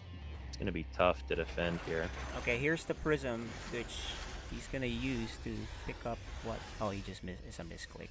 So yeah, the prism needs to Just be blink in on the top main. of the one Liberator, but oh yeah, Prism's going to head to the main base, Yeah, and yeah, there's exactly. nothing there for Vales. No prep at all. He's making would- Vikings right now. I would You've like. seen there's no Colossus Vales. I don't know. I would like Neutrophil to have 2 prisms, one with his army, one for. Oh, 3. Oh, this could be bad for Vales if he takes a storm here. Yeah, Neutrophil he's is getting very ghosts now afraid. though, and they're coming from the high ground, and Neutrophil is not splitting. He needs to split. Yeah, if EMPs don't land, okay. Oh, there's still like 4 storms, so he's got to be careful. Oh, there's like no medevacs because he's been making Liberators and Vikings. There's like no healing. Every stem is so painful. Oh, here. really? There's no. Yeah. He's got And 2 there's the- medevac. There's the prism drop. Yeah, Prism drop into the main base. He'd started to rally units there to help defend if that happened, but then right then Neutrophil came in here in the Nat, and so he redirected all those troops, so they were no longer He's not there. splitting And again, but he's now lucky he's- no yeah. EMP there. Yeah. Oh, Prism- big EMP though. Uh-oh. Can we get a, I guess, I don't know, force field or something? Is there something we can do? I almost would have, like, He's as soon as overspin. you get... Oh, good recall Yeah, though. I feel like as soon as that EMP hits, you recall, right? The Zealots are just doing so much in the main base, and yeah, you just don't have any splash damage otherwise. This is still a really... Oh, man, I say that, and then I look back. Neutrophil should be on, like, 5 or 6 bases right now, not 3. Not If he was on... freaking. Yeah, dude. If he had one more base, I'd be like, this game is over. As Yeah, it is... he's not macroing. He's not. Vales has more command centers than he has Nexi. Granted, one's not landed anywhere, but he has that potential that you don't have right now. Like, where's the expansion? Oh, And need man. more yeah, he's not macroing at all. So that's the thing, right? I mean, Yeah. we kind of said that about him. That's his big weakness. He does not macro. Yeah, I mean, I guess I kind of understand getting a little hyper-focused on the army because you know that if the EMP lands, you could just lose everything, right? Still let the EMP land, so Yeah, I guess... and he's still. He's starting to split out High Templar now, which is good. Is he? But not having spotting I see them all zealots. together. Oh, there's 2 there, 2 there. There's one in the back. I think he's not bad as a okay-ish. split. Oh, that was sick. that's good. EMP. Or, not All right. EMP. While he's busy feedback. there, this is where we do the warp-ins with the prism. Yeah, now that you see the whole army there, yeah, warp in again, man. And this is the problem, is Vales feels like... Oh, it's funny there it because is. Vales He's doesn't doing it have now. this info, right? Oh, and he I don't added think Vales would DTs. feel... This that is the good. big deal. Because I don't feel like Vales would feel as pressured to attack if he knew that he was on an even base count, right? Or even That's- up on a base. that's a good But he point. probably feels like it's like 5 bases to 4, or 6 bases to 4, right? That's a good So point. he keeps feeling he needs to move across the map, which is giving Neutrophil a lot of space here. Now, the one problem is because Neutrophil's completely skipped upgrades, his Dark Templar don't even one-shot SCVs right now because they have an armor upgrade, and the DTs don't have any attack upgrades. Which Obviously, I Yeah, mean, that's Neutrophil's what, macro is really lacking. He's killed so this much. DT would have killed like 6 probes, instead it killed 2, or 6 Yeah, SUVs, right? Neutrophil's killed 31 workers, and he only has 56 workers. His macro is, really not there at all. Yeah, I think it's just jitters, man, or nerves. I don't know. I feel like there's got to be a little bit of like, you get a little bit anxious when you're And up he has against no Veils prism like here. this. He need a prism. There's the prism. It's a little bit behind. Yeah, if he but kills this he should be able to base- snap up this 4th base, which is hugely helpful. And he split Oh, he's gonna really run. well. Okay, I thought he was Okay, gonna good, give good, it away good, for good. free. He's gonna get EMP With here. the High Templar! Oh, big storm, big storm, big storm. More, more, more. Do it Where's again. the storm? Again. Okay, that was Oh, good my storm. Lord. Is there one more storm in there or no? No. No, he got EMP'd again. Yeah, he's got a. It's funny. Sometimes in the Code S and like the Code A and stuff, people like just drop like 6 storms in one spot. And obviously, we want to do that, but there's also the balance of like you gotta use them. If you give Terran enough time, eventually they're gonna EMP all of your High Templar, right? So you gotta make use of them. And also, just like Veils is not the best at dealing with observers over his army. Like he fairly rarely scans for them. If you just have an observer over the army, as soon as he sends out that ghost to EMP sneakily, you just feedback it, right? Yeah. I feel like he's got 2 observers, but they're both with his army. Like I don't know. That's true. Got another hidden base going down in the corner though. And he does not have. don't think upgrades. that's oh, one he that goes. Veils He's is gonna actually see coming, finally though, getting you know? upgrades now. Look at. Yeah, that's the problem as well. Is it's 3-2 against 0-0, which means the only chance he has of winning these fights is with storms. The 0-0 zealots are going to get annihilated by this army. Same with stalkers. Same with the mortals, really. Like, there's just he's got nothing going for him except storm. His army is basically a giant "let me get my storms off" ball right now. Well, there you go. He's chronoing the storm. Yeah, getting those and He's been doing chronoing them is so big, and I feel like just make some Colossus now. You know, that would be, I think, a really good move as well. Split the High Templar. Is this please, Templars I all beg. still together? My lord. Yeah, he doesn't have that many of them right now. I do like he started not having them all with his army. So worst case scenario, he just gets chased back across the map, and there's more High Templar there, which I think is solid. I think that's a good way to go about it. The Immortals are going to be a good tanking force here. Oh, Well, he did a feedback, I think. yeah, that's good and all, but at the same time, if you use Storm all is the better. energy on feedback, then they Storm basically three is way EMP better. you anyways. Oh, there's another one. Yeah. There's a storm right here. This is crucial. Oh, he Oh, but he cast it too far back. missed it. He has Another? Okay. Better. He's got more High Templar available, so Veil needs to be careful here. This is the thing as well, is it's like, why are we not just going every time we see his army anywhere near us, zealots across the map? Yeah. Into 3 or 4 bases, you know? Well, he's sending this weird group in the middle. Is that a flank? Oh, What it's is the storming force, yeah. Yeah. He was trying to get a sneaky storm, but it doesn't look like it's Here's a gonna big happen. warp in. We'll deny this base, which is good. Well, okay, there we go. We'll deny this base. Like, why are you running home? Oh, that was gonna be a flanking force originally. That was the idea. Yeah. That's what That it makes was. sense. Okay, he's following the army now with this observer, which is a good thing for him because he keeps Yeah, getting that's big. He keeps getting EMP'd. It's crazy how much EMP he gets. Yeah. And he's yeah. moving with one big army rather than. Oh, he sees this, but he's still moving with one big force here. This is good though. This is good though. Oh, yeah, he's in a good he's spot. winning the positioning battle just by virtue of having that one observer there. Here it is. And then he's just clicking the command center, I guess. Big storm. EMPs miss. Oh, he almost got the base. He's got the base. Okay, that's huge. Oh, and these bases, that liberators should are be- exposed. I think he has one more Yeah. storm here. He got like 3 or 4. Although if you count the never splitting them tax, it's probably 1. because Yeah. of EMP. Oh man, dude, this is the thing. Is like it feels like no matter how the last couple seasons, at least, it's like if Neutrophil makes it to the finals, I'm sorry, you're not the champion. Whoever's up against him, like even instability, right? Like she You mean looked he just so plays strong better? last season. Yeah, like it's when he really buckles in. Like instability last season looked really strong, right? Yes, she did. And then Yes, she did. it was like a 4-0 in the finals. And now we're up 3-2. GG.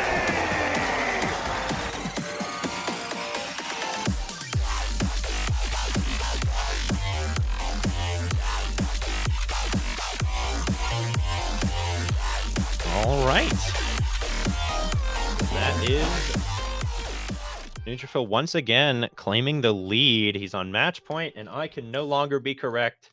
I'm a Dumbo. Hey, I'm the one that's gonna be correct, as I said, it's either gonna be a 4-3 or a 3-4. Yeah, you're guaranteed correct almost. No matter what, right? Vales has to win a game, and then you're guaranteed correct. Oh yeah, I would be wrong. It could be a if 4-2 Vales other does not, direction. Yeah, if he doesn't win. Okay, never mind.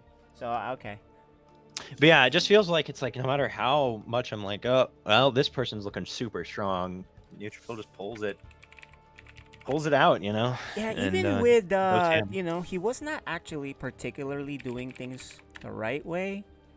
So it's not always all just him playing at a better level, right? I would say the other player may be somewhat what do you think? I mean, I'm not sure exactly I know what I'm going with that. But it's not all him just playing better during the finals rather than... Well, I think part of what it is this pressure. finals is what we're used to seeing him be good at, he's not been as good at, right? Like, we're like, oh, he didn't do this. He didn't do this super fancy micro move he normally would have done. But I think that's because he's focusing on the stuff that he was lacking in his previous series with Vales, which was just macroing, like keeping up with the macro, right? Yeah, yeah. In that last game, he wasn't macroing. It's obvious by the fact that Yeah. he had... Well, but his macro up until a point, but then he hit that point where he's like, "Oh, I have the game one, I think," right? Oh, And yeah, then he just yeah. stopped macroing while he went across the map with his army. That's a good And point. in a way, he could have won that game right then and there if he just continued splitting the High Templar a bit better. Yeah. Because that EMP hit like 3 High Templar as he's pushing up into the Nat. If that doesn't happen, there's no way the Vales holds there, and it doesn't get. Yeah, It doesn't you even know get what? as You're far as right. it did. He actually could have won there too when he was at his second base. If he just pushed up, but he doesn't know what's up there, right? Right. Yeah. Yeah. And then by the time he pushed up, there's a couple ghosts there. Yeah. His High Templar clumped up, and they get they get EMP'd, and suddenly his army's a paperweight. But anyways, we're heading into potentially the final game here, as we have in the upper right-hand corner. He's down 2-3. Can he tie it up? It is. Vales. And his opponent looking strong. It's the pink Protoss player. He is. Neutrophil. So yeah, I think it's more. This is just a chaotic game. I think he's made less crucial mistakes. What do you think? I mean, I don't know if he particularly looks strong per se. I don't know. What do you think? Yeah, I think he's looked pretty good, and you know, we are going to see an aggressive build. I think it makes sense. It's waterfall, or he might just be doing an eBay block, and he's wanting to not get seen by the probe. I think he's gonna proxy. I feel like it's got to be a proxy, though. Yeah, he's got a proxy. Interesting to build a barracks at home and then also proxy. Oh, you know what? This could be one of a few things. One is double Reaper, right? Or it could be he'll make several barracks here and do a Marauder push with Marines building on the top. Yeah, we have seen that. And this is hard to stop. If you don't see this, you're just dead. Yeah, absolutely. We'll have to see. I don't know. I think Neutrophil's looked pretty good. Yeah, I mean, like the most recent game he lost, right? It was basically just like he only made Colossus, and then he had them for like 5 minutes and didn't make Storm or Disruptors, right? Which is just a Alright, well, sort of if key this is mistake. Reactor, or I mean, sorry, if this is a tech lab. Tech lab, yeah. If this is a tech lab, it's gonna be Marauder with the concussive shell, and you cannot stop it without shield batteries and multiple units. And you have to pull the workers. You have to pull the workers. Neutrophil's been playing very carefully. Oh my gosh. He's gonna spot it. Look at that. Yep. Yeah, and That it is exactly the build rough. that I said. Yeah, So the you should exact be build, attacking and that he's probe. exactly what's happening. probe Yeah, should I be feel like you attacking kill the SCV there for sure, but And you can chrono the Zealot. gonna make, I assume, a Stalker. Yeah, Stalker get chronoed out. Finished. So And yeah, I feel like the Marauders are just gonna walk up into like 8 batteries. Okay, you know what? Look, Vales is smart. He makes the concussive on the top. That way, in case. Yeah, you can't shut it down just by. Because, you could have really actually quickly. pulled workers and attacked and shut that down, period. And then that's it. I don't know. We'll see how this goes. Yeah, the second battery. Oh no! No, Neutrophil, you cannot fight this. Actually, he doesn't have concussive yet, and the second Marauder's not there. and the Okay, pro well, he's doing taking a damage, shot. so that's good. Yeah, that's damage that Veils can't recover. But oh, look, now I have max shields again, and I've taken no damage. Okay, neutrophil. Second pylon, that's good. He's gonna need Adept's to coming pull out. workers. You cannot. He's not. What Neutrophil misses, I think the biggest thing he misses against these all-ins is Chrono, your warp gate.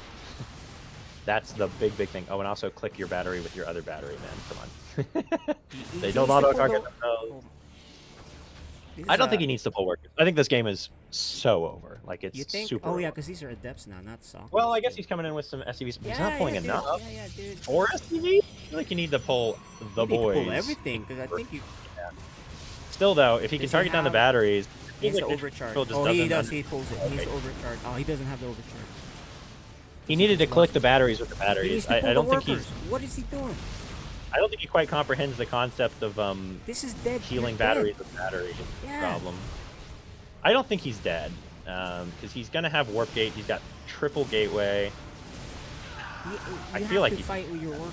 The adept thing is like, oh well, stalkers are bad against marauders. He doesn't have any but I mining, think man. He's doing this completely wrong. I'm telling you. Okay. Yeah, You can always give up so- the top. It's okay. Yeah, I'm like, give up the nat maybe. Pull There you back, go. fight. They will kill the battery much quicker than they'll kill anything else with the battery healing it. These are permanent damage, so. Yeah, this is good. He's warping in adepts, which is a mistake. He needed to warp in stalkers. I get that they take more damage, but they have much longer range, which means He he has doesn't do as much energy on this thing that he can use. deal much more damage. Yeah, I would have liked to see if you put a battery right next to the right gateway, right? Then it can heal down onto the low ground. Yeah, there's like just enough He space. thinks he can there. win this? He is wrong if he thinks that. What? That's the problem. Is adepts just won't deal damage to marauders. He's building Oh, the he wrong needs to unit. trap He some might of this. Here you go. Here's the force field. I think he's just gonna lose the game because Veils is just gonna like expand or something. Yeah, or he just gonna keep totally making, screwed this up. I'm telling making you. the wrong unit. The problem is he's not actually played against this enough. I don't think because he's thinking adepts really? don't take bonus because they're armored, right? I've seen this a they're better gazillion against times, Marauders. man, when I play Protoss. I so guess that's maybe really he weird. has seen it. I don't know. Maybe he just dies to it normally on the ladder, so he never gets to get to the part where he actually has time to make units before. He needs to split. Well, but the Veils problem is he expands just doesn't too. have damage. You have to build stalkers here, because yeah, stalkers take extra damage, but adepts don't do anything against marauders. It is pathetic how little damage they deal. Look at that. They take like 7 adepts take like 3 volleys to kill 1 marauder. It's just not going to happen. Yeah, he built the wrong units. He just doesn't know the response, and that's all this came down to. If he builds nothing but stalkers, he wins that so easily. It's just really sad to see. I mean, he scouted it perfectly. And there was no. He did shield. everything right except what units he made out of the buildings he made. If he'd made the right units out of the buildings, he made the right buildings. He just didn't make the right units. Well, the other thing really too, sucked. right? On the fight there, he kept pulling back and forth, back and forth. He could have crushed that force. He needed to commit, but the force Yeah. got big, you know. And then he let the shield batteries get killed for no reason. Yeah, it was just a big mistake. Yeah, not clicking the batteries on the batteries. He just doesn't understand what makes the Marauders strong and what's good against them. That's the problem. Marauders, the main thing they were good at is killing the batteries. So if you let them get to where you're shooting the batteries and not your units, bad news. But GG.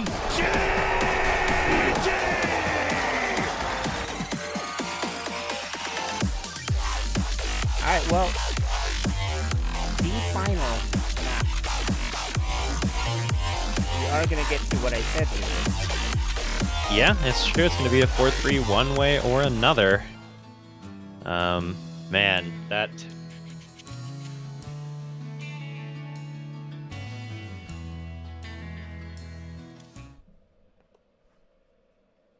Yeah, that was unfortunate.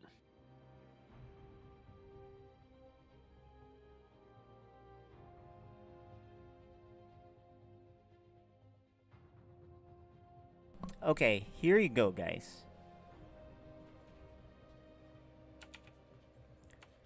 Let's see Yeah, this. it's going to be the last game. Stargazers for the final.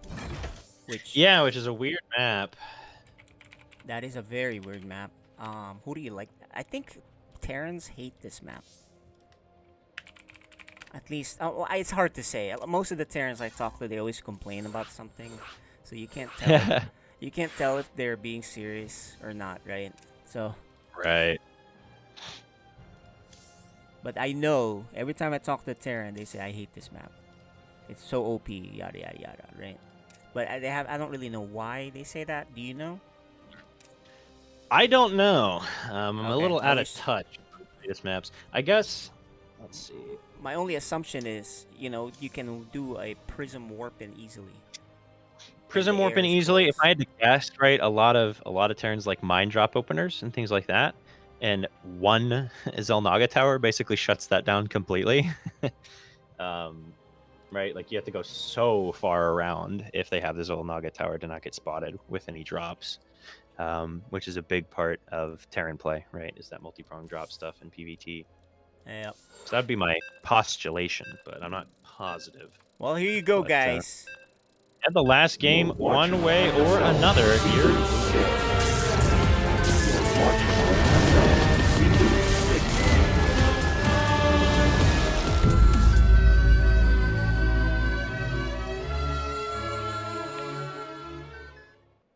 Well, whatever happens, we got a game 7, man. Much better than we thought. Yeah, indeed we do. Alrighty, in the upper left-hand side, we got the pink Protoss player. He is Neutrophil.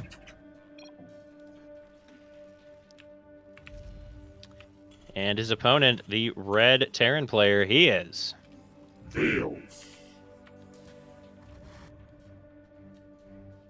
All right. So, yeah, this is a little bit of an odd map. Neither player really wanted to play on it, apparently. But here we are.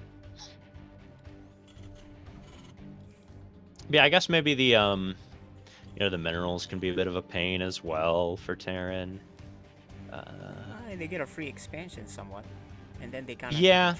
control the middle. I think the problem is you can't actually take it as your NAD, right? Very easily, unless you commit a lot of workers to mining out those minerals, because it's what, like 10 apiece? Yeah, so it's like 4 trips. That's not an insignificant amount of dedication you have to put to free up that base if you want to take it. Otherwise, you have to For take the NAD. Terran, and it's it's like, easy well, though. For Terran, all you gotta do is make the command center there, and then you mine. Yeah, Terran has it easy for that, but the rest, it's harder for them to get that base. Yeah, I don't know. I don't know why they would hate it so much.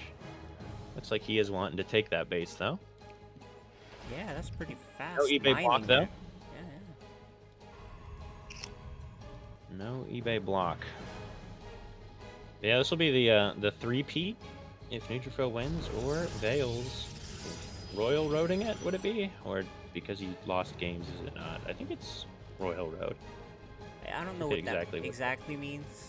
I know about Royal the Road just means a tournament the first time you enter it. I see. It doesn't have to be flawless. That would be kind of a very high expectation to set.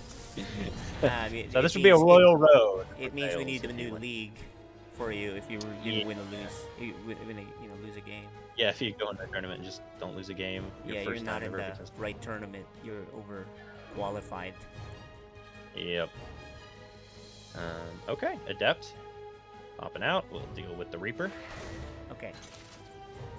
Once again. Not following. Yeah, the And Reaper we shade get it. should be That's- following it. It would have yeah. killed it. Yeah. Oh my gosh, I'm surprised he doesn't know that. Maybe he Yeah, does I know don't it. know. Maybe I he don't know, does it's know it, weird. but his Reaper, I mean his Adept control has just not been good at all, so. Yeah, it's a little odd. I do think, it seems like he is focusing. I think the big thing that made me think he's focusing more on the macro side of things is like even when on what is that map called? The one that's like really hard to wall your natural is Protoss in like ZPP. Where there was the massive storms and he almost won and then got pushed back. Anyways, that map. Tropical Sacrifice? Tropical Sacrifice. He was in that natural base doing so much, right, with like the initial zealot and the adept microing him and everything, but he also didn't really miss a beat on his macro back at home, which I was very impressed with. I think that's really what mainly indicated to me that like I think he's putting a little more emphasis on maintaining the macro behind things. Yeah, I mean, I agree with you, except there's no action happening in the early game, so you can always do that depth shade. That's true. Yeah, he should definitely be doing that. Oh, and he's doing it now. Yeah, He's gonna get there's one the more. adept. He gets one more, that's the goal, and he does get it. And he sees the double. He sees both of the Stargates, man. Starports. That's a big deal. He knows. So blink. No. Blink and oh, stop did Veils? Interesting. He's just letting that adept hang out. Maybe he didn't see it.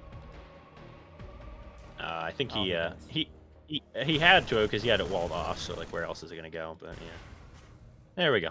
Does pull back and clean it up. Yeah, oh, in comes the adept into the net though. Oh, will he get that probe or SCV? Oh, he can get it. Get it. Yeah, he can delve in. Oh, yeah, nice. He does get it. And that's got to be frustrating as Veils, man. 4 SCVs to 2 adepts, and you only kill one of them. And he scouts the fact they're going starport. BC, by the way, though. Well, that's the worst. No, I think he's gonna go speed Banshee with this build because. Maybe. Oh no. Yeah, because he's got double. Liberators? A Liberator range, maybe. But this is This is a terrible That's build. not good on this map. Not against Blink Stalker with Prism. Yeah, I don't think any of these bases are ones where like you can't hit the Liberator right without. Oh, when he gets in again with this adept. Oh yeah, will he see? He sees it. It doesn't feel like Liberator was the. Oh yeah, no, it is double BC. Okay. Okay. BC. Well, BCs aren't good. I was gonna say it's like it's Stalkers, weird man. to make. Yeah, no, they're terrible. I was gonna say it'd be weird to make double starport tech lab and then go ranged libs. That would not be the play. Right, he might just die before he even gets there, dude. Yeah, he's got the. He needs to go kill him. He needs to go kill him. If he with more Marines, and that's it. Yep. The VCs are a long ways away. Oh, actually, if he goes into the main, that's like the worst thing he can do. No, but there's a tank. Oh, it's going down. That's what I meant. Yeah. Okay. Actually, you're supposed to warp in on the other side, so that way you can pick up your stalkers. But he messed up. Yeah, I think. Oh, yeah, he has blink anyway, so who cares? Yeah, all he has true. to do is fight away from the tank fire and just keep going. Yeah. Easier said than done, maybe? And then the main problem is like, even if you blink the BCs across the map, then he just recalls, and your BCs probably die, and there goes your third base, so... And what's the follow-up, man? It's going to take so long to get into... He needs to keep warping in. He's not warping in. Actually, you yeah, keep going I don't with this. hate it completely. You can actually blink into the... You're probably pretty he does uncertain blink of the tank. what Okay. is the right thing to do here with double starport, but he's also got tanks, but... You gotta be careful here. He does kill that, so that's the good news. Good pickup. But now he Yeah, I knows think there's you get out. BCs. No, he wants to fight it. I think he He's can fight. far forward. Yeah, I was like, I think if you just stay behind the bunker, then what's the stalkers ever gonna do? You know. But No, what I if he mean comes is, out, he's not. He shouldn't go home. He should just keep the pressure up. yeah, that's true. That's true. Until stem is done, you know. He's chronoing. he He chronoed the. That's so weird. He chronoed the prism. I mean the robo. He's got to make sure he's chronoing though. I mean chronoing. Oh, that macroing at tank. home. Oh. That was good. I think you blink. Yeah, on you the blink tank, and you maybe? run away. Exactly. Yeah, you just blink Ooh, forward and then getting run down the huge. ramp. Something like that. Yeah, that's Oh, we nice. should have killed that. I have another bunker. Nice bunker play there. Arms on the way. Third base is done. Yeah, see, he's. This is. I like this. It's like, yeah, maybe you win if you just super micro the stalkers, but. But he wasn't micro making them a little probes bit. the whole time, so that's Yeah, that was that's the true, only that's true. mistake. That was the only mistake I see on that one. But he did get Triple fast TP storm, which I now. love. These Yamato, BCs can but catch you off guard, man. there's no barracks on the map right now except the ones being built. Well, that's one way to do it. Fourth battle cruiser on the way, but yeah, with just so many stalkers now, and he made all the gateways, 10 gates. He's got huge production, almost 20 stalkers on the map. And, oh I my gotta gosh, say this though, is you just gotta watch out with BCs, man. When they get to a certain number. It's got to be a huge number against stalkers, though. All unit stalkers are basically like the best ground unit against BCs in the game, I think. Yeah, Because they do bonus with his armored. and you can blink immediately underneath, right? Because the big thing that a lot of ground units have is they can't stack like air units can. Mhm. So like Hydras, right? They're just in an arc, but half the Hydras aren't hitting the BCs, but all the BCs are hitting. Well, if you blink under the BCs, then every Stalker is hitting, right? Yeah. And so you lose that advantage of the air battle. But I mean, it could still happen. Things could still happen. He's gonna do for, a charge for shot Veils. run by while he attacks at the front. But at the same time, it's also like Veils is not continuing to go into BCs, and so I think 4 BCs is not going to do that much, right? That's a good point. He stopped the BC, although he's He's kind going of back into bio, which means the BCs are not going to do that much on their own. This is good A lot of damage. damage for on the sure. Stalkers, but yeah, this is very good. And he forced him to put 37 Look out of how 8 many- in the main. He's expecting him to blink in the main and get frustrated. Oh man, yeah, that's so smart. And that would be actually. a bad move for him if he does that. Yeah, it looks like he's not planning on it. I feel like he's got to have some suspicions because there's not enough Stalkers here. Where's the Prism? I feel like now you got enough Stalkers that now you just keep warping in on the front and harass Yeah, that. yeah. That What, natural. if all these Oh man, he's Stalkers not were on moving the his other SCVs side, out of the main. I think Veils is There falling we go. apart here. Yeah, I think he's pretty much hit the point of no return. It's like, yeah, the game's even in supply, but it's 3 base versus 2. Your 2, because you have mules, is mining out faster than his 3. And he can take a 4th. He's got he's got the perfect army against what you got. He's going into double upgrades. He's got charge zealots. He's got stalkers. He's got pretty much everything he needs. And he knows exactly where you are, man. Oh, he knows he's gonna exactly go. This where you could are. be. This he needs a very lucky fight here, and this is it. He has to go in and blink right in. Oh, he doesn't want to do it. He doesn't want to commit. Just Yeah. I don't He mind got it. the I full don't mind it. siege up, so- I don't yeah, mind it every because warp he in has- is so big here. Yeah, plus he has And shield batteries. are Yeah. This triple is batteries a good big. move. Now you go though. Go The funny thing all is the he way has before storm, which if he had storm, it would have been. He does have storm. He just doesn't have high Templar. The still perennial throw this, problem then. for young neutrophil, it would seem. I mean, this fight is okay for Veils, but you need a lot more than okay. Oh, and here. yeah, this is a good blink because the tanks can't shoot him, Yep. and he can afford And- this. Oh, yeah, but the yeah, he's guy got. gets- Oh, good blink. I think. Oh, yeah, I think he's done it. Down to the high ground. Yeah, just like 2 storms would have made this a much cleaner fight, but he's up in supply, army supply as well. He forgot that he researched storm because there were no infantry Yeah. the whole time. And you know, Veils, Yeah, he was worried man, about the with primarily. with these builds, right? It was we got our champion.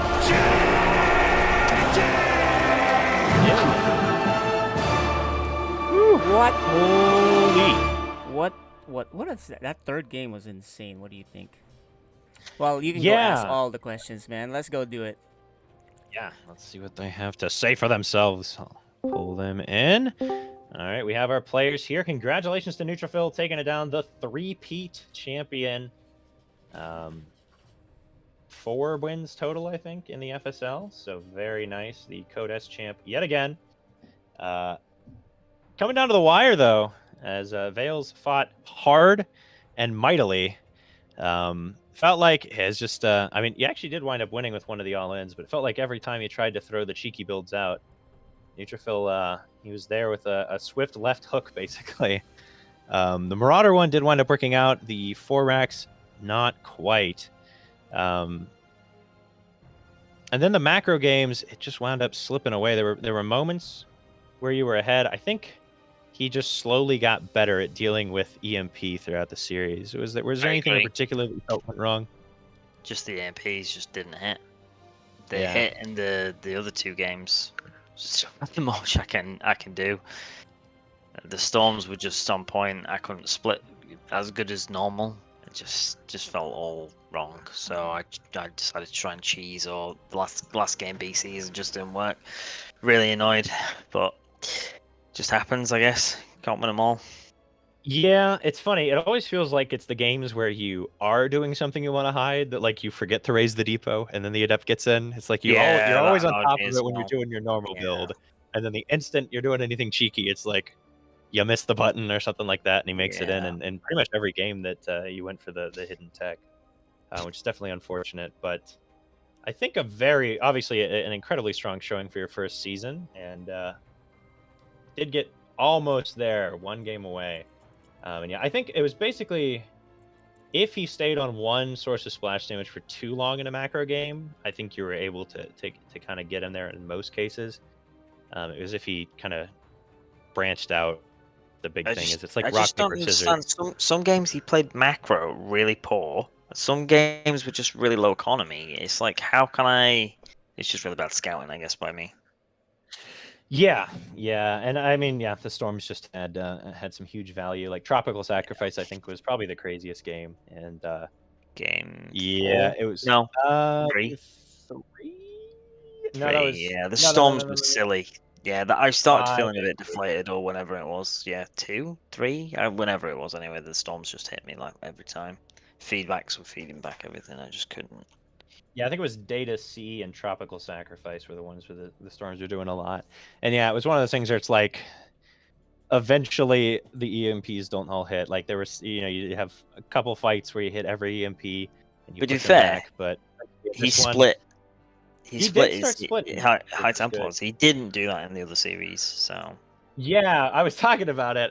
It was funny. It was like the first game where he started doing that. I'm like, I don't think I've seen a single FSL player split High Templar No, I against agree. the EMP, but he started pulling it out, and that was. I'm an curious if essential that was KJ that said to do that. Oh no, I'm too busy with production to be chatting. No, with him. not during the game. I mean, yesterday or who? Oh or no, others. no. We so what we did was we just practiced. He practiced his builds against me, and he actually beat me. Although my Terran isn't, Masters, right? Yeah, So he yeah. beat me 3-0, and the games are. I said, hey, there are times there I could have beaten you all 3 games. It was really close. He won, but I said Vales will do my builds better than I did, right? Because I was just kind of winging it. So I said, be ready, because Vales is gonna be executing things better than I would. I mean, looking back now, I just wish I did 3 racks or 5 racks every game. I do wonder what have happened. I think it threw me off doing the other builds that. Yeah, I was I'm not surprised you so did used that to doing. because you were actually. I'll tell you this, and ET, let me know if you agree with me on this, right? On the games he did somewhat standard, right? If it weren't for the storm, you were upgrading better than him. You were macroing better than him. The game that I lost on, was it Sacrifice? I was 3-2 on upgrades. He was 0-0 or 1-1 for so long. Yeah, he didn't upgrade at all until. I Yeah, it was noticed basically, that. we were talking about it, it's like his army was basically just the big Storm, die long yeah. enough to be storm. It was like what the a Zealots charge lot. were. That strategy is so annoying to play against because how do you engage it? I go Liberators, and I should have probably gone Liberators. But it's so gas intensive because he kept me on so little bases. Yeah, it was a tough game. I think I think bunkers. I think is what I needed. Bunkers on my 3rd and 4th. Oh yeah, that's a good point. And his style is so different. His Protoss style is so different from my style when I play. So I get frustrated watching it. I was like, why isn't he doing this? Why isn't he doing that? But his style works for him, right? ET. Phil has a very, very personalized play style. So for I was sure. like, well, I guess it worked. So I'm like sitting there. I'm like, what is he doing? Yeah, the no Colossus is silly. I think if he gets Colossus, he'd easily jump. I'm curious, what was Neutrophil's peak MMR? I don't even. I think I hit like Masters 3 at some point. Yeah. Yeah, he's hit it once and then he immediately lost a bunch of games and dropped down to D1. So. All been there. All been 43. there. Yeah. 4300. Okay. Yeah. Long time Well, ago. I think it was a good 2 years showing ago. overall. Yeah, it's I've been definitely 2 run into that in tournaments where you're like, you win one game with the one strategy and you're like, surely this won't work every game, and you try other stuff, and then you look back and you're like, actually, I think that would have just worked if I just done the same thing. Keep going. It's tough to say. The mental, especially in a best of 7, is so tough of like what builds you want to throw out and everything. And actually, that's a good staying question. ahead on the planning is very tough. Vales, I do have a question. Did you have a game plan for every specific map? And I will ask the same thing to Neutrophil because I didn't get to talk to him about what his plan was. Yes and no. On the little maps, I was planning to do some sort of cheese, depending on how far ahead I was or not from other series. The problem is I was like, do I do the cheese on this map because I did it on the last time? Do I not do the cheese because I feel like I can maybe out macro him? But then I was like, but I feel like if it's already like it's 4:30 now. Yeah, it's Do you know what I hard to mean? think, The yeah. twos lasted so long. Yeah. So long. Well, there were I mean, things too. I started playing at 11 to Yeah. try and warm up. Like my hands kind of hurt now. It's Oh yeah, just one of those Terran things, makes isn't my it? hands hurt when I play it. And actually, one more thing, I want to ask you, Vales, there too, because it didn't look like he knew how to handle the proxy marauder cheese, because he was making the wrong units. You see, I thought, do I do the proxy marauder build twice? But I was like, if I do it twice and he holds it, then it's He wasted it. it's Yeah, risky. Exactly, it's no, risky. you were right about that. I would not do the same exact cheese twice in a row, just because, that's all about. I mean, if I was surprise. 1-up or on match point, I'd risk it. But Yes, otherwise, it's just way too much. Okay. Yeah. I mean, the Yeah. first two maps I just played normal, which probably weirded you both out. But I know 3 maps. 3 maps, I think it was. With the mines or Hellion and Reapers to try and scout, but I just couldn't really get in him. The first game There's was, a couple of good scans for on you. stuff, but yeah. I think he just threw me off, I guess. I don't know. Yeah. ET? Yeah, I was saying it during the series. Neutrophil just has this thing where, like, no matter how strong the other person in the finals looks, he just really brings it in the finals every time. Like, Instability was kind of the big name last season. Went just about undefeated, I think, if not undefeated, into the finals. I think actually maybe she lost to Neutrophil and that was it, and it was like a narrow thing. And then Neutrophil just 4-0'd her in the finals after she like annihilated everyone else, right? Well, I was thinking, do I just off race, just for the fun? But yeah. So it's he brings it in the finals almost every time I've seen it. Well, every time I've seen it, I guess, and I'd assume the other times as well that I didn't see. But he's a tough. He's a different beast once he makes it this far. I Well, think. the last 3 There's some seasons, players that are like for that. sure. It's like who's it? I think it's Rogue in like the GSL where it's like if Rogue loses, it's like round of 16 or earlier. If he makes it past round of 16, he wins every needs to be single time, no matter eliminated what. earlier, yeah. Yeah, like he's like 8-0 in finals or something like that. Some players are just like that. They really bring it the later it gets into the tournament. So. I'll agree with you that I think with that though, ET. In the last 3 seasons, he has brought it. But I do remember season 1, he lost to, or season 2, he lost to Seth, and then he lost to Very Cool, another Protoss player, where he was favored heavily on both of them. So maybe he has matured in terms of the tournament experience. Yeah, obviously he's gotten just generally better, but I think he's always had that element. But at least I haven't watched all of them, but for a long time, so I wouldn't feel any shame about it. And you can come back next season and look stronger than ever, I'd say. Yeah, I feel like if you replay this best of 7, it could go either way. So, it's just a few things here or there that could have changed the game. So it was a very good best of 7 because all 7 were played, especially, right, ET? Yeah, I'm very happy to see that. It went and after back game and one, forth. game one went like the exact way both games went in the group stage, and I was like, oh, don't let Yeah, this it be looked like you were about 4-0. to run him over. When game 1 happened, Yeah, I was like, uh-oh, he's about to get run over and get 4-0'd or 4-1'd. Because I was predicting 4-3 either way. But you the both brought last it. And it was a great map. series. Last map, he did Blinkstalker. Was it 2-base, 7 gate or something? It's like the Yeah, I think it was exact opposite 4-gate, build yeah. that I want him to do. He's not done it all series, and he does it on the one map. Well, he but saw your Yeah, I two think it was stars partially in right? response because he saw both starports while the they were adept, building. the adept came into my main, didn't it? Like you said, yeah. Yeah, that's kind of what we were talking about. Yeah, with the one time you have to block the scout is the time you don't, And I've had that happen in tournaments as well, that kind of stuff. That's just how it goes. But I think still a very good showing, and we can go ahead and talk to Neutrophil now before he falls asleep. No problem. It's the finals. We talk a lot during this, but Neutrophil, congratulations! It's the 3rd in a row, 4th total, I think. How's it feel? I was so stressed coming into this game. I actually practiced a lot for this match, which hasn't been a pattern this. But I went into Europe and I've just been grinding games. I've been practicing 2 specific, and I didn't actually get to do them in their entirety until like the end with the blink stuff. But Yeah, I'm happy with the win. A lot of that was really cool. But yeah, it was a good game. Good series. Yeah, the series was excellent. What was I gonna say? It definitely felt like you were a little more on the macro focus. Like I was talking about in game 5, I think it was on Tropical Sacrifice. You went across with the Zealot and everything after the eBay block and got just like a ton of damage done with the Zealots and the Adepts. But then we look home and you had spent every penny during that time as well, right? You had Blink on the way, your Warp Gate was done, you'd been making probes, you had no bank. I feel like that was a bigger dedication to like not just focusing on the units than we've seen. So that was very good. I think the one thing we saw in that game that almost lost it for you, right, is you pushed across on the 3-base setup and you were pushing up into his natural, and then he EMP'd you. And KJ and I both were a little gobsmacked because we look back at your base and we're like, wait, he's still on 3 bases? Because it's like, oh, I was expecting like we go back, it's like 5 bases, 20 gateways, carriers are on the way.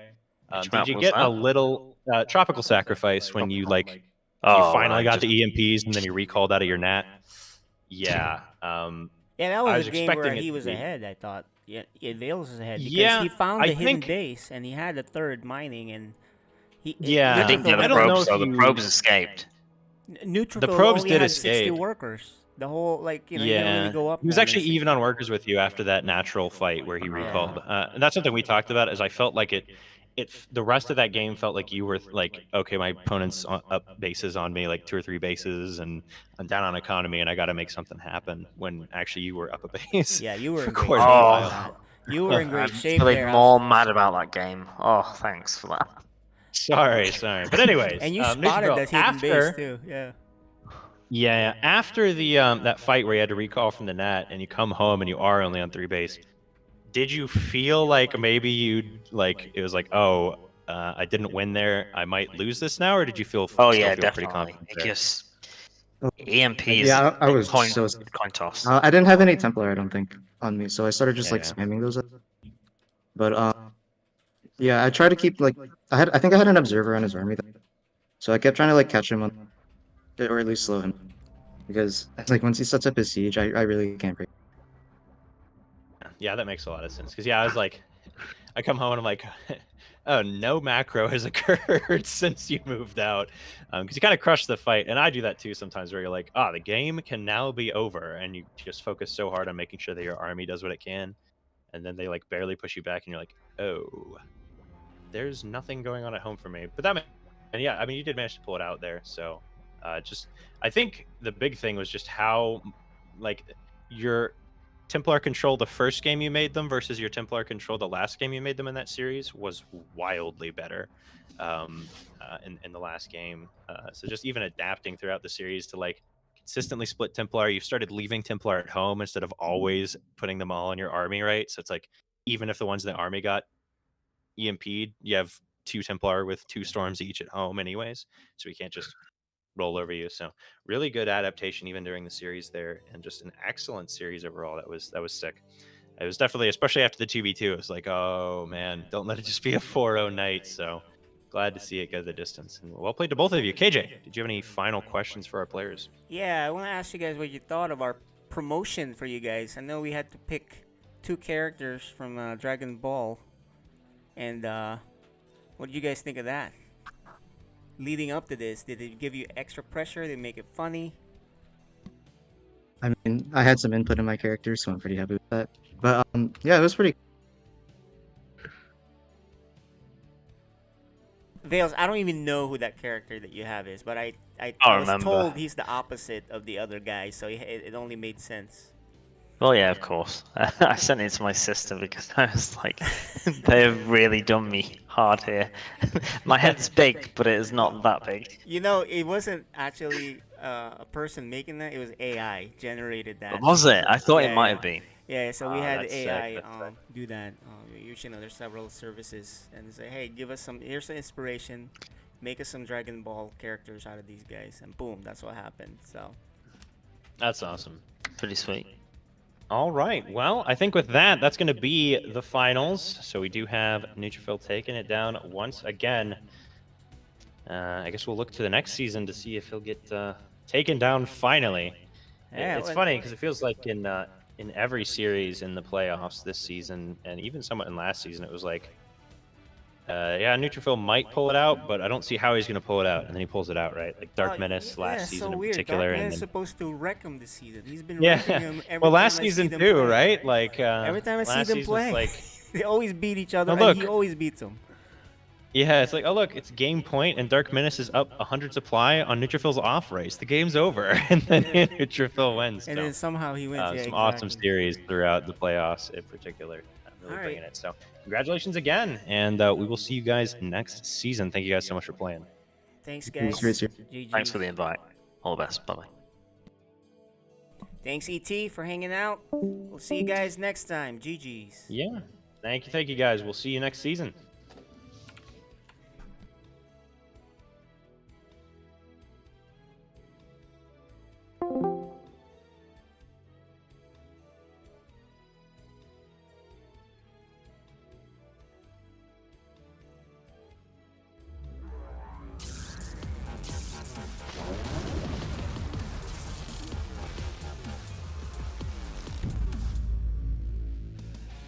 FSL Finals is now here for both Code S and 2 vs 2. In the Code S Finals, we have the 3-time champion Neutrophil taking on the rookie Veils. Based on season performance, Veils is the favorite to win it all, despite Neutrophil's credentials. The Terran has a nasty 3-racks play that has given problems of Protoss's past, including instability with a solid 3-0 win in the semis to reach the finals. Meanwhile, Neutrophil is in the finals once again, winning 3 of the last 5 FSL finals. He beat Dark Menace 3-1 in a surprise upset in the semi-finals based on season form. Who will take this, the Protoss finals mainstay Neutrophil or the Terran newcomer Veils? In the 2 vs 2, we have Polaris made up of Instability and Caliber, the Protoss-Terran combination. They lost in the regular season to the big favorite Valhurt, the double Terran team of Hurtentime and Veils. This should be a fantastic matchup for both finals. 2 best-of-7s to end Season 6 of the FSL.